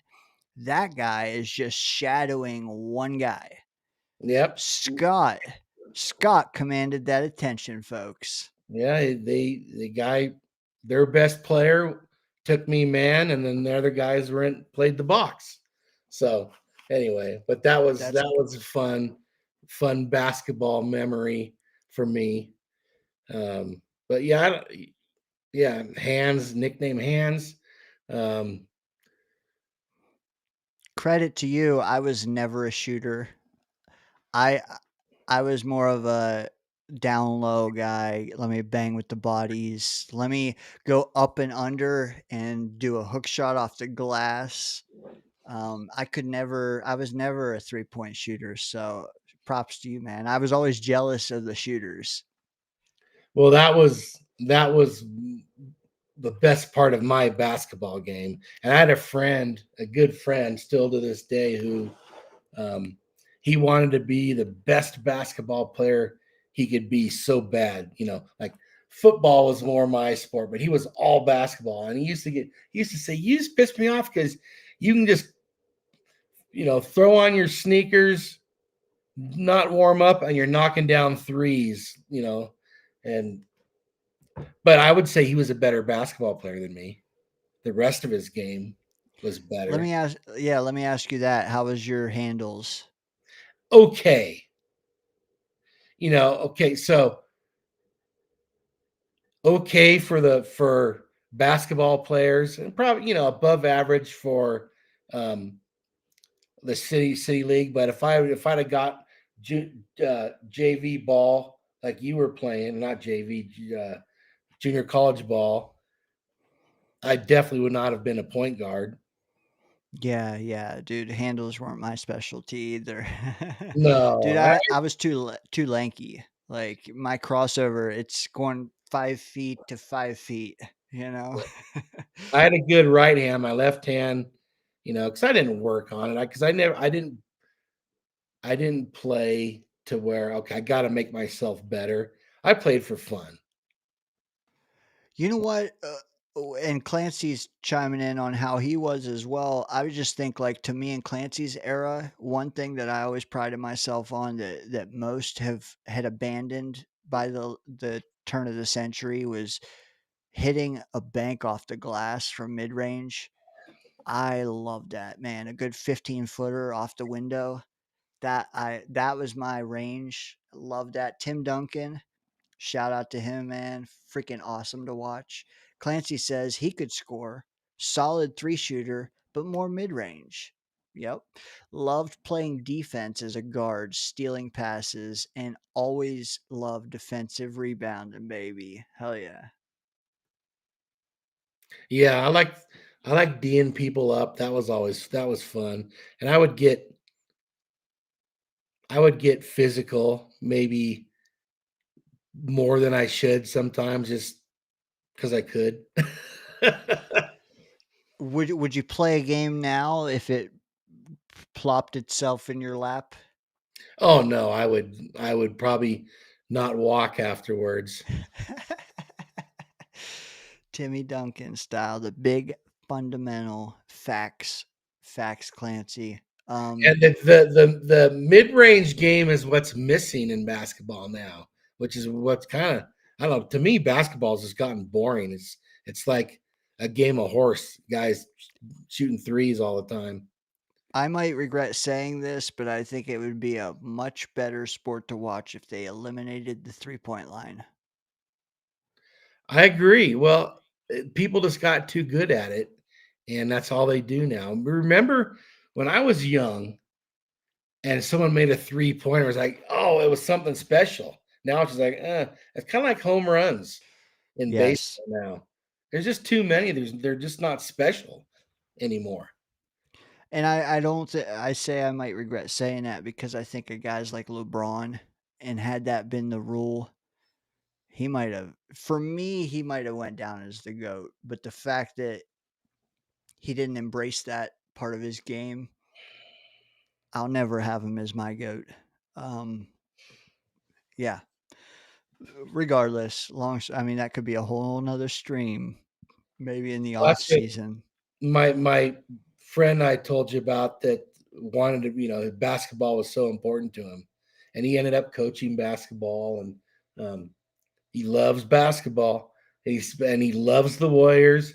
He loves Steph Curry, but he says Steph Curry ruined basketball because now everyone wants to play like that. Of course, and Yeah, he's saying it tongue in cheek, of course, but that's where the game is now. you're right. And you idolize the stars of your childhood, and it's like Steph, if he didn't ruin it, he ruined it because of the generation of kids that looked up to him that are going to idolize the way he played. Yeah. Yeah. If we think this is a lot of threes, just wait. Is all I'm saying. Sure. Shout out to, we got 3 new dude. I checked like an hour ago. We had 0. 3 new subscribers, and one of them, I want to get your thoughts on the title of their name, their display name, Scott. It's the New York Jets Smoking Lounge. That's good. Mm-hmm. Shout out to you Good. guys out there. That's good. Stoke one for us, right? Or chew that gummy. You know what? If Scott, if you won't shoot hoops with me and Murph when we show up at your house in April, then I expect you to shoot an 8-ball or 2 with me and Murph. And I mean billiards. Calm down, chat. Well, you started that rumor earlier. Well, I don't know where there's a basketball court around here. No, billiards is fine by me. And I actually gave away, when I moved, I gave away my basketball. I thought, like, I'm looking at this and like, I haven't played basketball in years. You want this? Here. I still got a baseball glove. You know what? I wish that was something you could just pick up and play because I got to join the softball league around here, but Just you have to a certain time of year. You have to hit them. go to this is what I did when I relocated at one point in my life. I didn't know anybody, so I just went into the recreation department and said, "Hey, I'm looking to get involved with the softball team. Is there any teams that need?" And they took my name and number, and like the next day, a guy calls me. He's like, "You want to play on our team?" Yeah. I went and played for Myrtletown Body Shop. Hey, Had a good time doing it. There's like a Facebook group, and like it took me like I tried joining it in April, and it took them like 4 months to accept me, and then it was too late to join. Well, you're So there we'll see. next spring. It's popular, is all I'm trying to say. Like I'm hoping to get in next spring. Oh, Also, no. shout out Cliff D, new subscriber. Welcome, brother. 4 hours ago, so he was a hour one subscriber. I don't know. It must not have updated for me or something. But Yeah. Scott, I think we're winding down here. We're just chopping it up. But I did all this homework for this show. I didn't get half of it on screen. I just want to get your thoughts on a couple things. Are you cool with some rapid fire questions? I'll try to be. All right. I think you will be. Let me get your thoughts on this first one.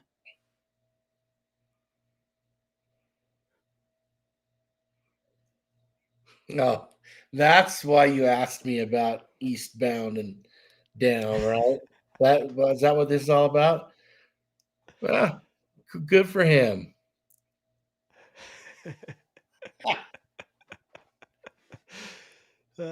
Scott, you put 2 and 2 together like 4.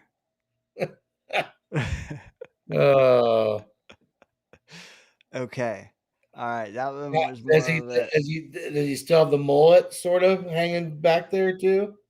You know, the end of his corner. Yes, he has quite the length on these cornrows. I must say. Clancy says that is a wild look for Tipman. I just wish he looked meaner. Yeah, yeah. But As do I. But just plain mean, that's good enough. Like Kenny fucking Powers. Yeah. Yeah, he looks meaner than Tip does. He does. He does. If you haven't seen Eastbound and Down, what are you doing? All right. Next up, and I only have like 3, I think, slides or so. These are more serious. And I want to get your thoughts. The Dolphins have allowed 4.7 yards per carry to design runs this season, the 7th most in the league. That's one nugget. Another nugget, Tyrod Taylor has averaged 9 air yards per attempt this season, which would rank him second longest among qualified quarterbacks. Thoughts on either of those nuggets? Well, on the Dolphin side, I think that's actually better than it was for a while. So not great, but improving. And I don't care about air yards per attempt. That doesn't mean anything to me. And now if you're completing them at 80% and you're scoring points, then that's great. But yeah, air yards per attempt don't mean a whole lot to me. I am with you, although I'd like to add that this is Adonai Mitchell's spray chart from last week. White were catches, gray were incomplete. I will say not a lot of yak, right? Almost none. A lot of what? Out routes, I would say. A lot of drags, out routes, whatever you want to call them. Couple streaks. And one was a touchdown. I bet you he has a lot. I mean, that touchdown probably hit a lot of those air yards, I would imagine. No.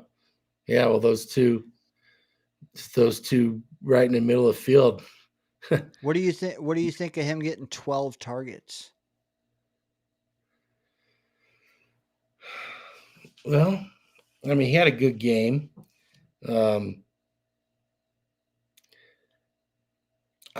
I'm trying to. Did it feel like they were forced targets? I don't remember feeling that way. So, I will say you had to. I mean, at some point you had to stop throwing at Mechie. Dude couldn't catch a cold. yeah, he's kind of what's happened there. But enjoy the targets while you can, because who knows? I mean, obviously GW will get the bulk of the targets. Okay, that was a big one. Dom said bubble wrap Garrett, no question, bubble wrap him. I'm all for that. I'm not. Yeah. I want the added intel. I want to see this wide receiver group whole pre-draft. Am I being selfish? No, I don't. I mean, I don't feel strongly either way about it. But if you bubble wrap him, he's going to be healthy next year. And I'm not. Look, I'm not about tanking. I don't want to ever tank, and I wouldn't consider it tanking not playing him anymore this season. But him not playing might help improve their draft position as well. So, but isn't that the modern day tank? You fudge with the injury report. You fudge with the snap counts. You get creative with the depth chart. Look, I don't think tanking is really a thing in the NFL. That's more of a NBA thing. That's a hardcore NBA thing. There might be a little of that, but you get so few games in the NFL, and football players, they want to play. It's just different than the NBA. But I do think bubble wrapping a guy that may not necessarily need it could be a way to help you tank and save face. Could it not? Well, is bubble wrapping one guy a tank? One guy, I mean, who has been hurt. One important guy, though. Well, I don't know, but they didn't win any games when he was playing. All right, fair. I'm just playing devil's advocate. Well, no, I know. I don't feel strong that way. If he's healthy and he gets cleared, I got no problem with him playing. But at the same time, if you're not sure, I don't know, and protect him from himself. I mean, if he's 100% healthy, week 16 versus week 12 or week 30. Well, I don't even know what week we're at week 14 now. And he can be back week 15. Like, that's different than saying, okay, we're trying to get him back week 17, 15. If he's healthy or if he's like practicing next week, he's got to play, man. You can't just write off the last 4 games. Now, if there's 1 or 2 games left, I think it's easier to say, yeah, just why even do it? But if there's 4 games, I need to see him. Yeah. Yeah, I don't just I've seen him. I know what he has to offer. Don't have a problem with I know if I was him and I could play, I would want to play. And I'm sure he wants to play. And I'm sure he wants 1,000 yards if he can help it. Not Does that he can. Any chance this year? He's got 395. Oh, yeah, that's not going to happen.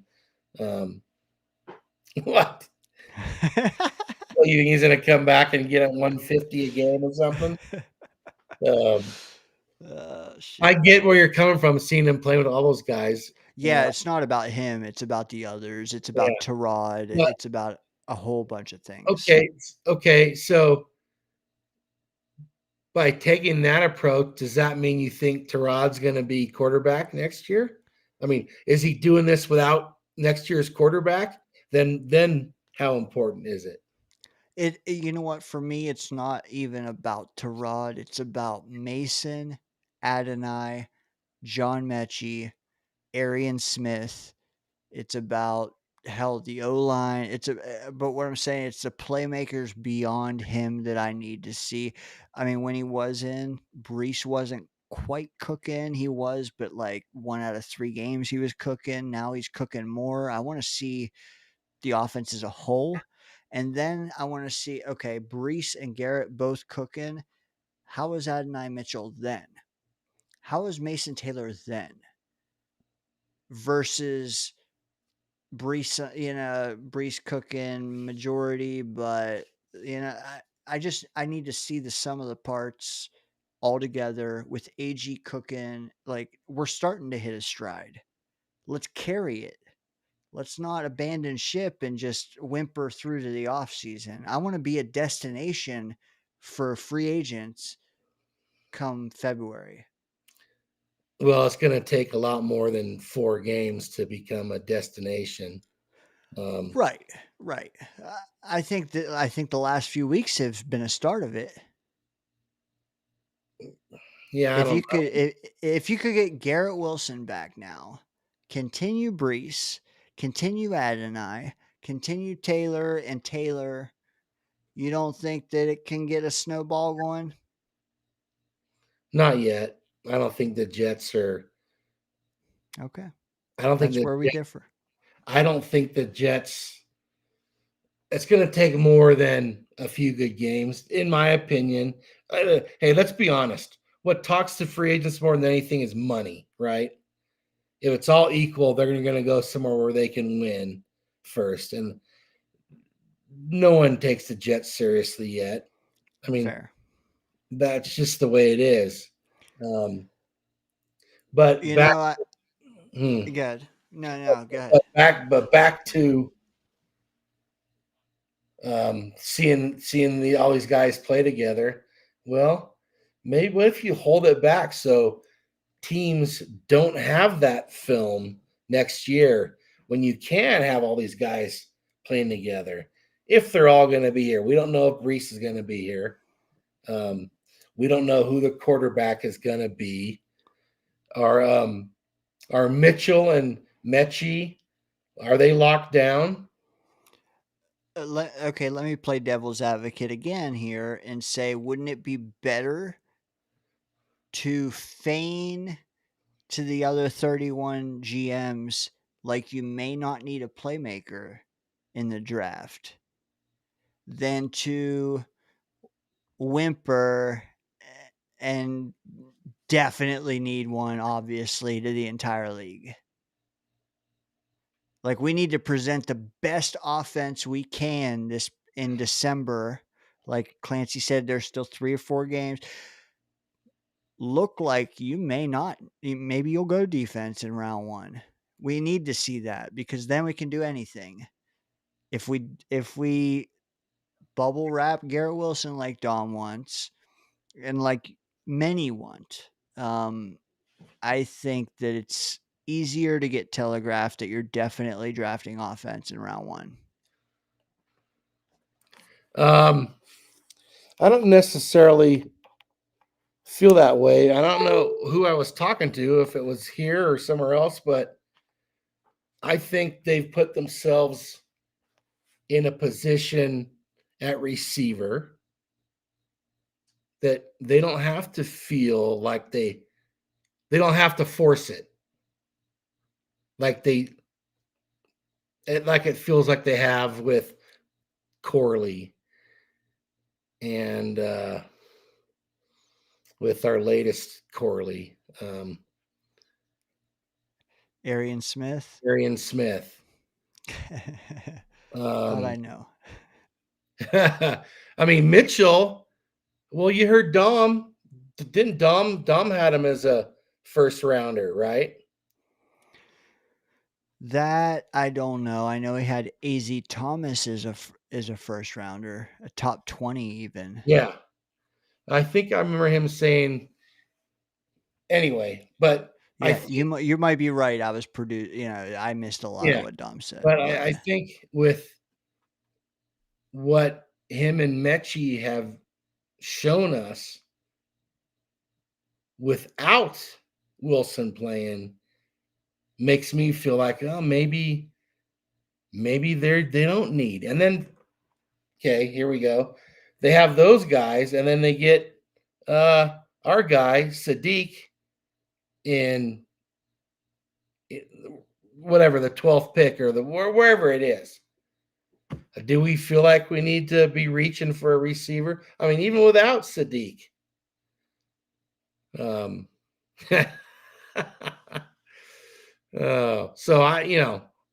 that's my thought. I think these guys are shown enough that they don't need to do something crazy for a receiver. You don't need to see the whole complement. You can just project the pieces, and so can other GMs. Yeah. I'm just Okay. That's fair. That's fair. You don't have to. You've explained it. I get it. You're wrong, but I get. No, I'm just kidding. hey, look, I'd want to be playing. Well, and we know Garrett will. It's more Those so guys what. Yeah. Those they're paid to play.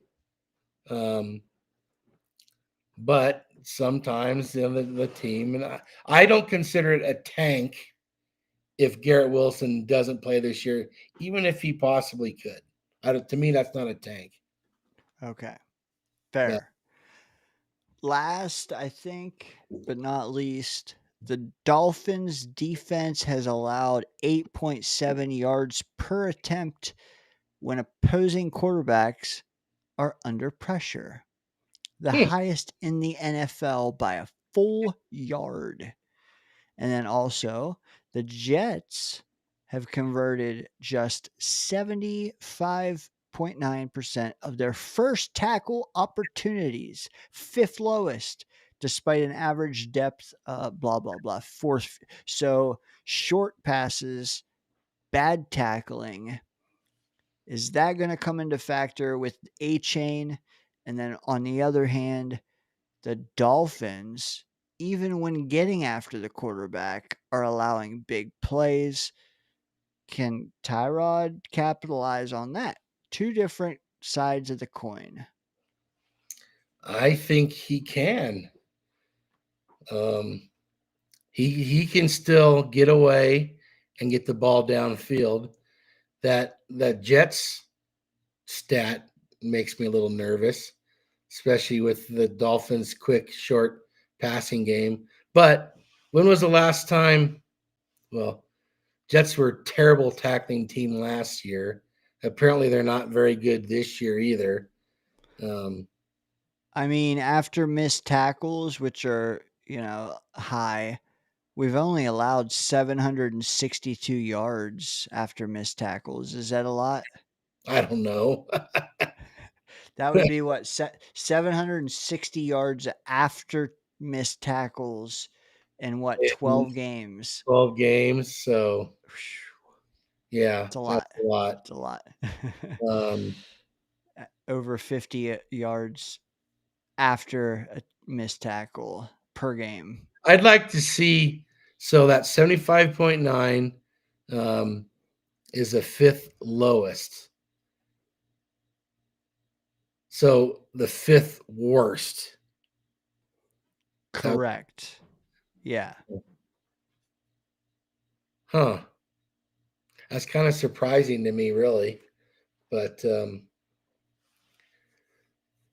tackling seems like to me, and I've been saying for several years, is it's sort of a lost art in the NFL, but it's because they don't get to practice it very much.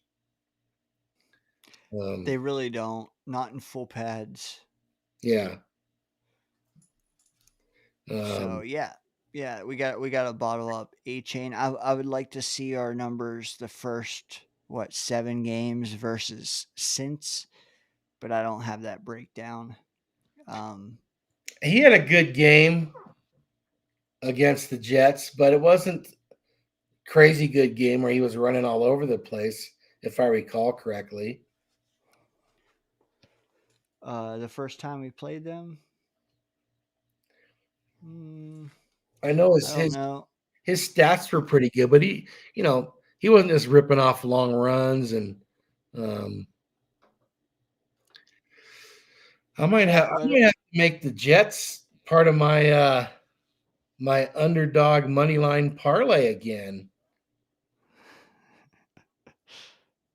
Let's see. I got you. Give me 1 second. First time we played them, A-Chain, 20 carries, 99 yards, and a touchdown.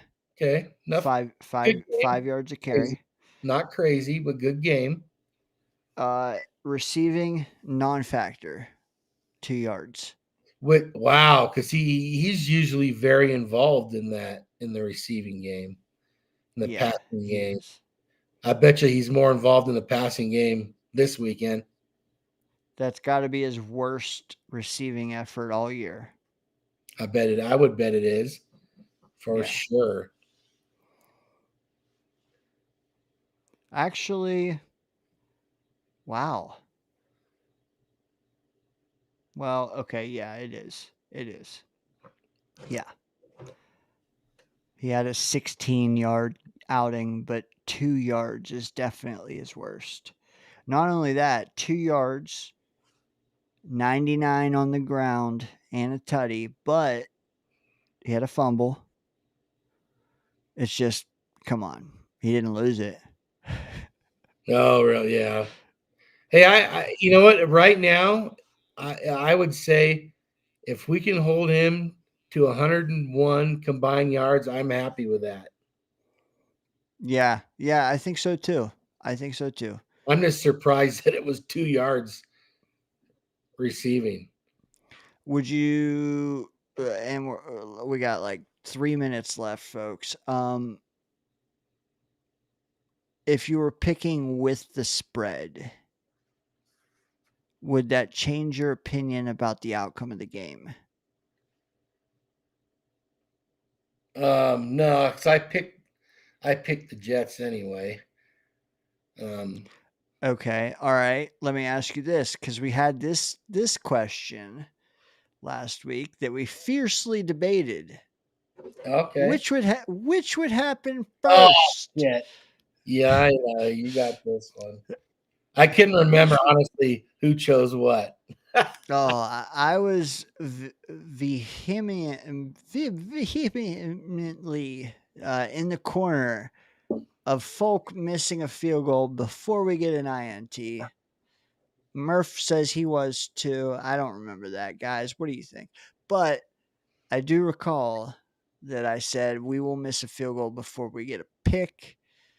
You thought so it would be a pick, but I also asked you for bonus points who would get the pick, and I know you capitalized and guessed a few guys, but yeah, regardless, we saw what happened first. Folk missed a field goal, but he also got a game winner to make up for it.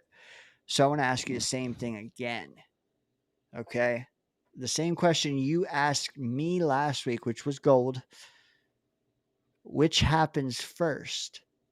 Another Folk miss or an INT?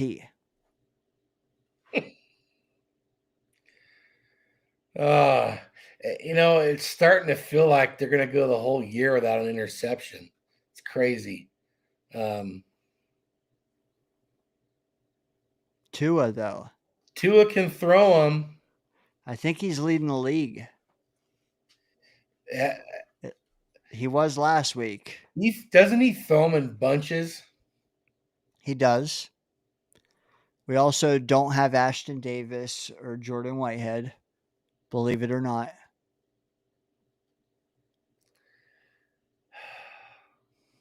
I'm going to say, oh, God. I'm going to I learned my lesson. I'll say the field goal. There'll be another missed field goal before an interception.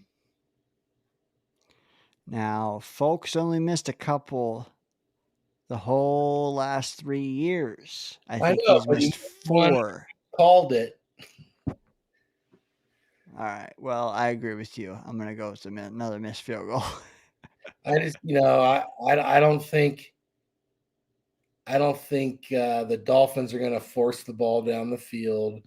But yeah, Let just me like Clancy says.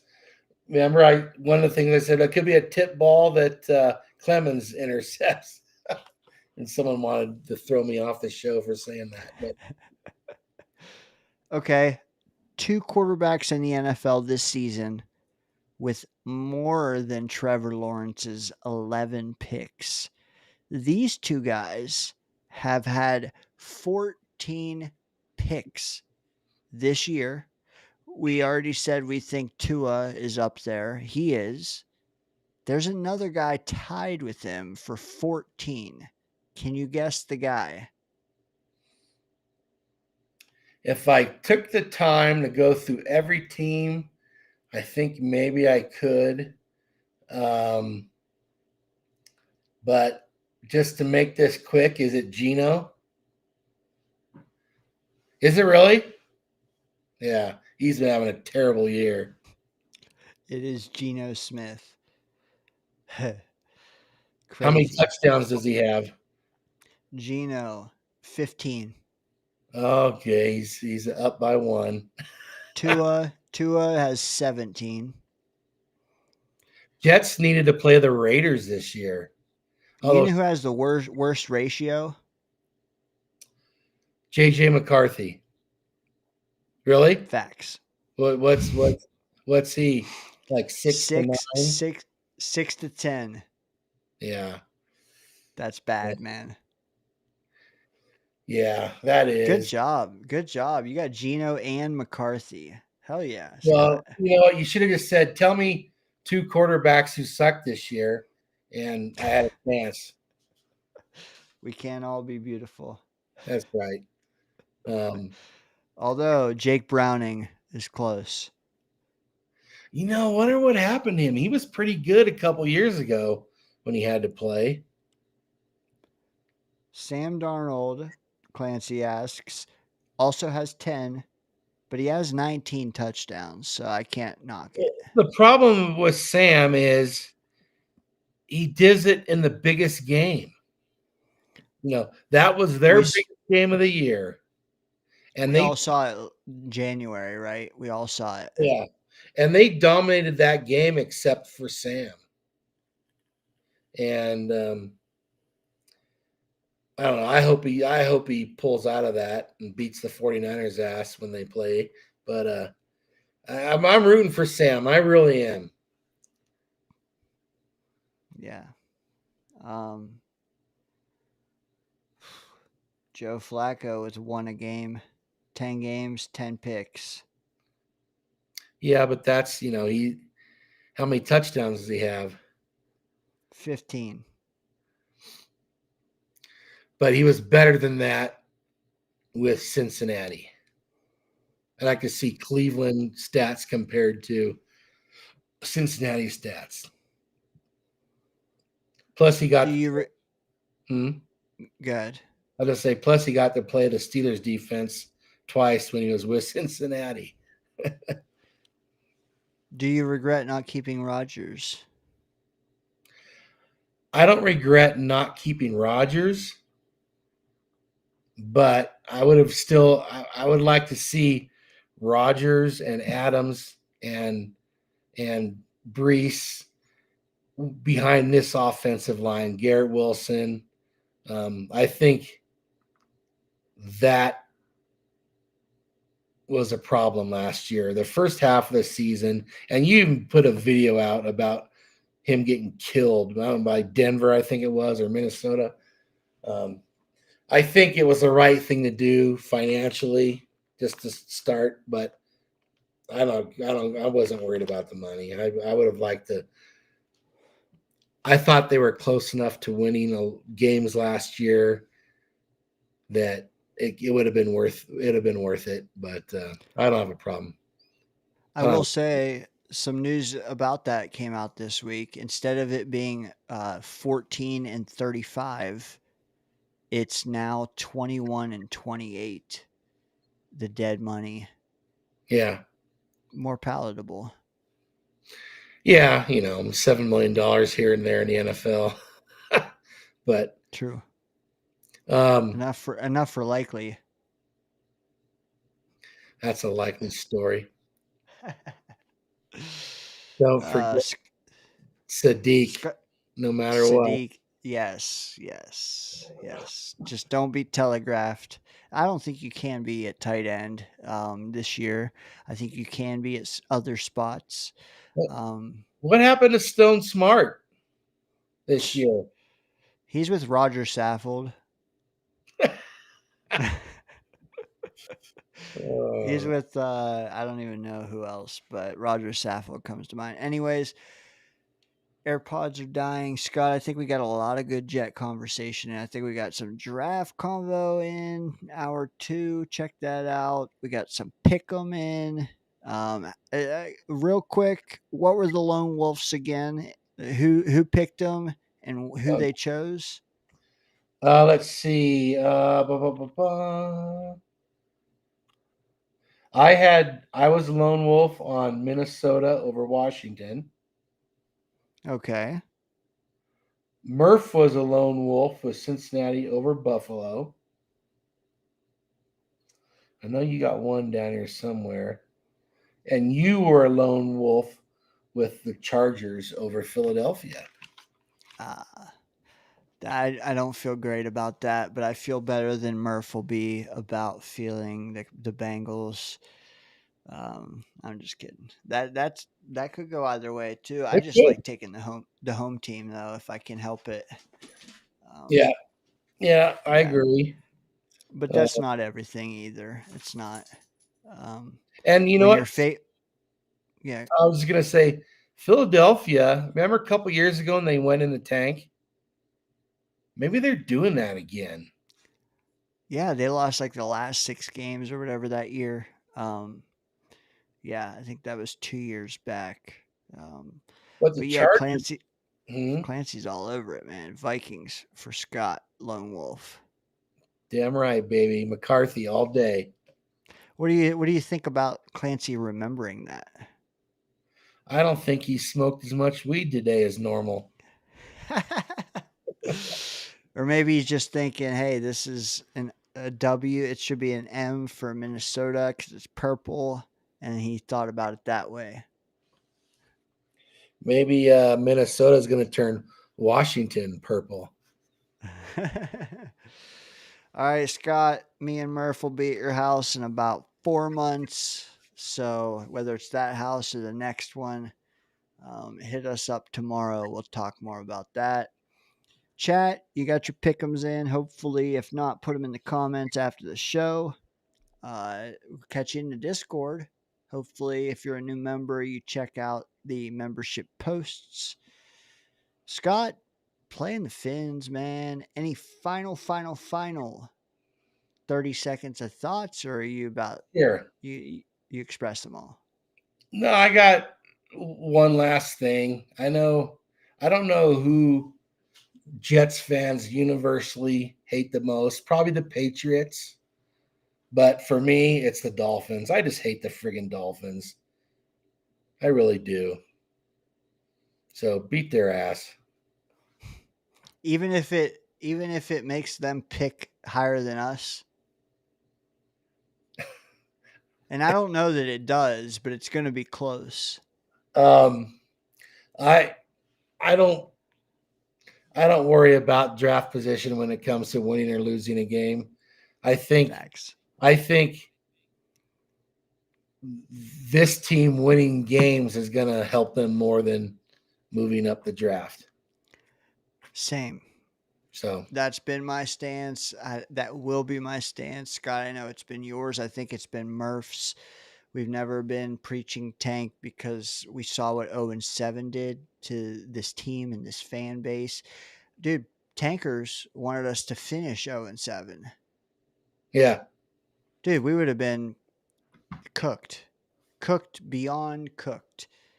They're idiots, but now losing the last few different, but mid-season and you want to tank, idiotic. There were people who wanted to tank after 3 weeks. There were people that wanted to fire Aaron Glenn. A lot of people. Yeah. I don't think. I'm not saying that he's the guy. I'm saying that was a bad take. It was too soon. Of course. Because look, I mean, come on, who's going to save you week 3? But yeah. Mike McCarthy. Shut up, Dane. Yeah. I don't. I'm not all on the Aaron Glenn train at all. Not at all. I don't think you should fire him after 1 year. But if the right coach becomes available, you have to consider it. Yeah. Mike McCarthy was there before, though. I'm not talking about McCarthy, but okay. And I don't think it's going to happen. But there was a lot of talk about Shanahan being done in San Francisco. There's talk about what the guy in Cleveland, Stefanski.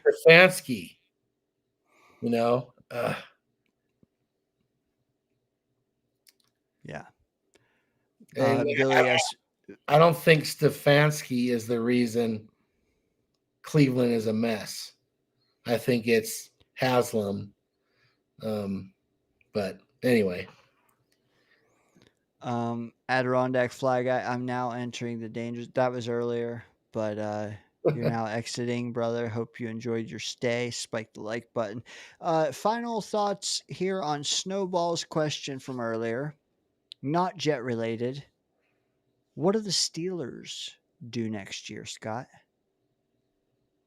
Oh, he wants us to talk about the quarterback who's never really going to be the Steelers quarterback. He who must not be named. I can't Will Howard. Because this could be related to Mike Tomlin. Yeah, I don't know. Steelers need they need to kind of start things over, I think. And I think Tomlin does too. Who is it?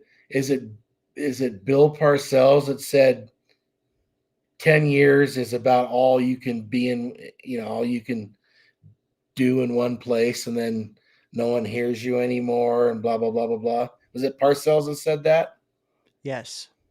And I know the Steelers have sort of limped their way, found their way into the playoffs, or gone 8-8 or 9-8, but they probably need a change also. I think them and Tomlin could both use a change. You know what wouldn't shock me one bit? If they took Aller in like the second round. Oh God. Dude, Penn State to Pittsburgh, not a far drive. They took Pickett first round. All of a sudden, Aller is the next Josh Allen, like he was supposed to be last year. Boom, right in, good to go for 12 years. Yeah, or he's the next Kenny Pickett. Knowing them, if they're putting all their chips. Well, Steelers they're old. They're an old team. They did some ill-advised contracts. They have the highest paid defense in the league, and they're right down at the bottom. But I think the Watt contract was probably, well, my opinion was it was terrible for them. He doesn't play like he used to. That's bad. Oh yeah, they're old. They need to retool. Final answer: Buckeyes, Hoosiers.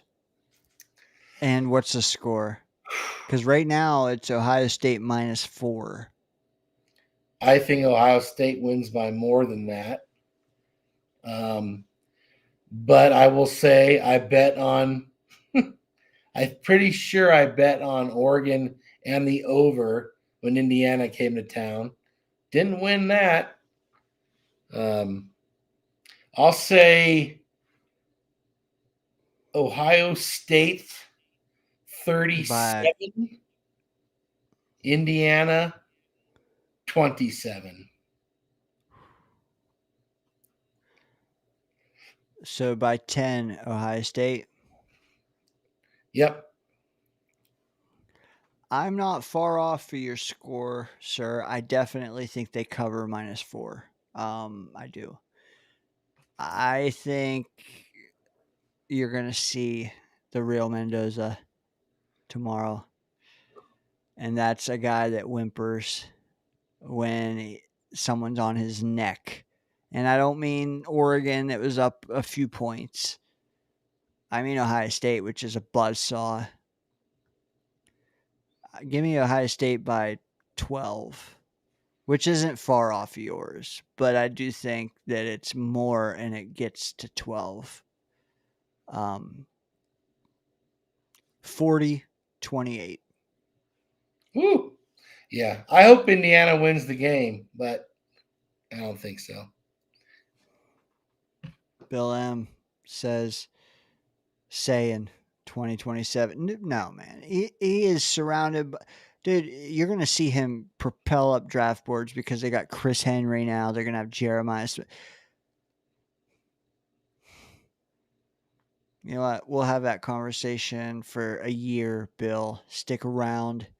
Stick in the danger zone, right, Scott? Yeah. Just saying. Just saying. Another night, not 2:30 on the East Coast. I think that does it for us, Scott. Have a good night, man. You do the same. Chat, as should you. Have a good weekend. Enjoy some college football. I know the Ducks don't play, but you guys will survive. Good slate of college football tomorrow. Yeah. And good slate of NFL on Sunday. Let's go, man. Let's beat the Finns for once. God damn, man. Let's beat them. Beat them. All right. Later. Later, everybody. Peace. Hit the like.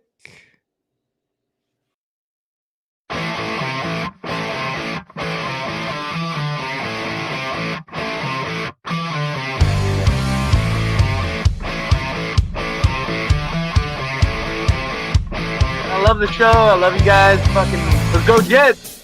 JTS. Jets.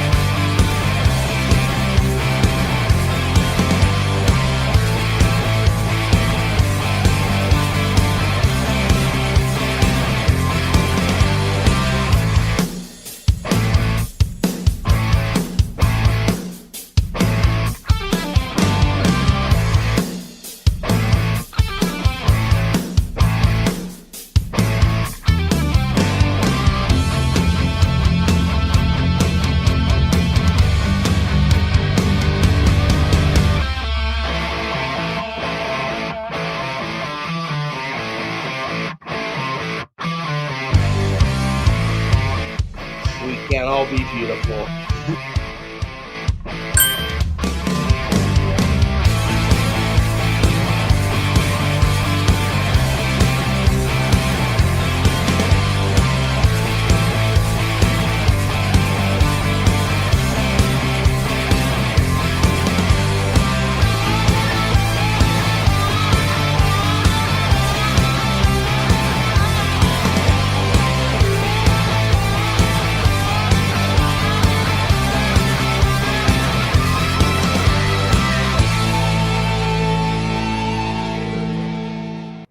Put your seatbelts on and get ready for the ride.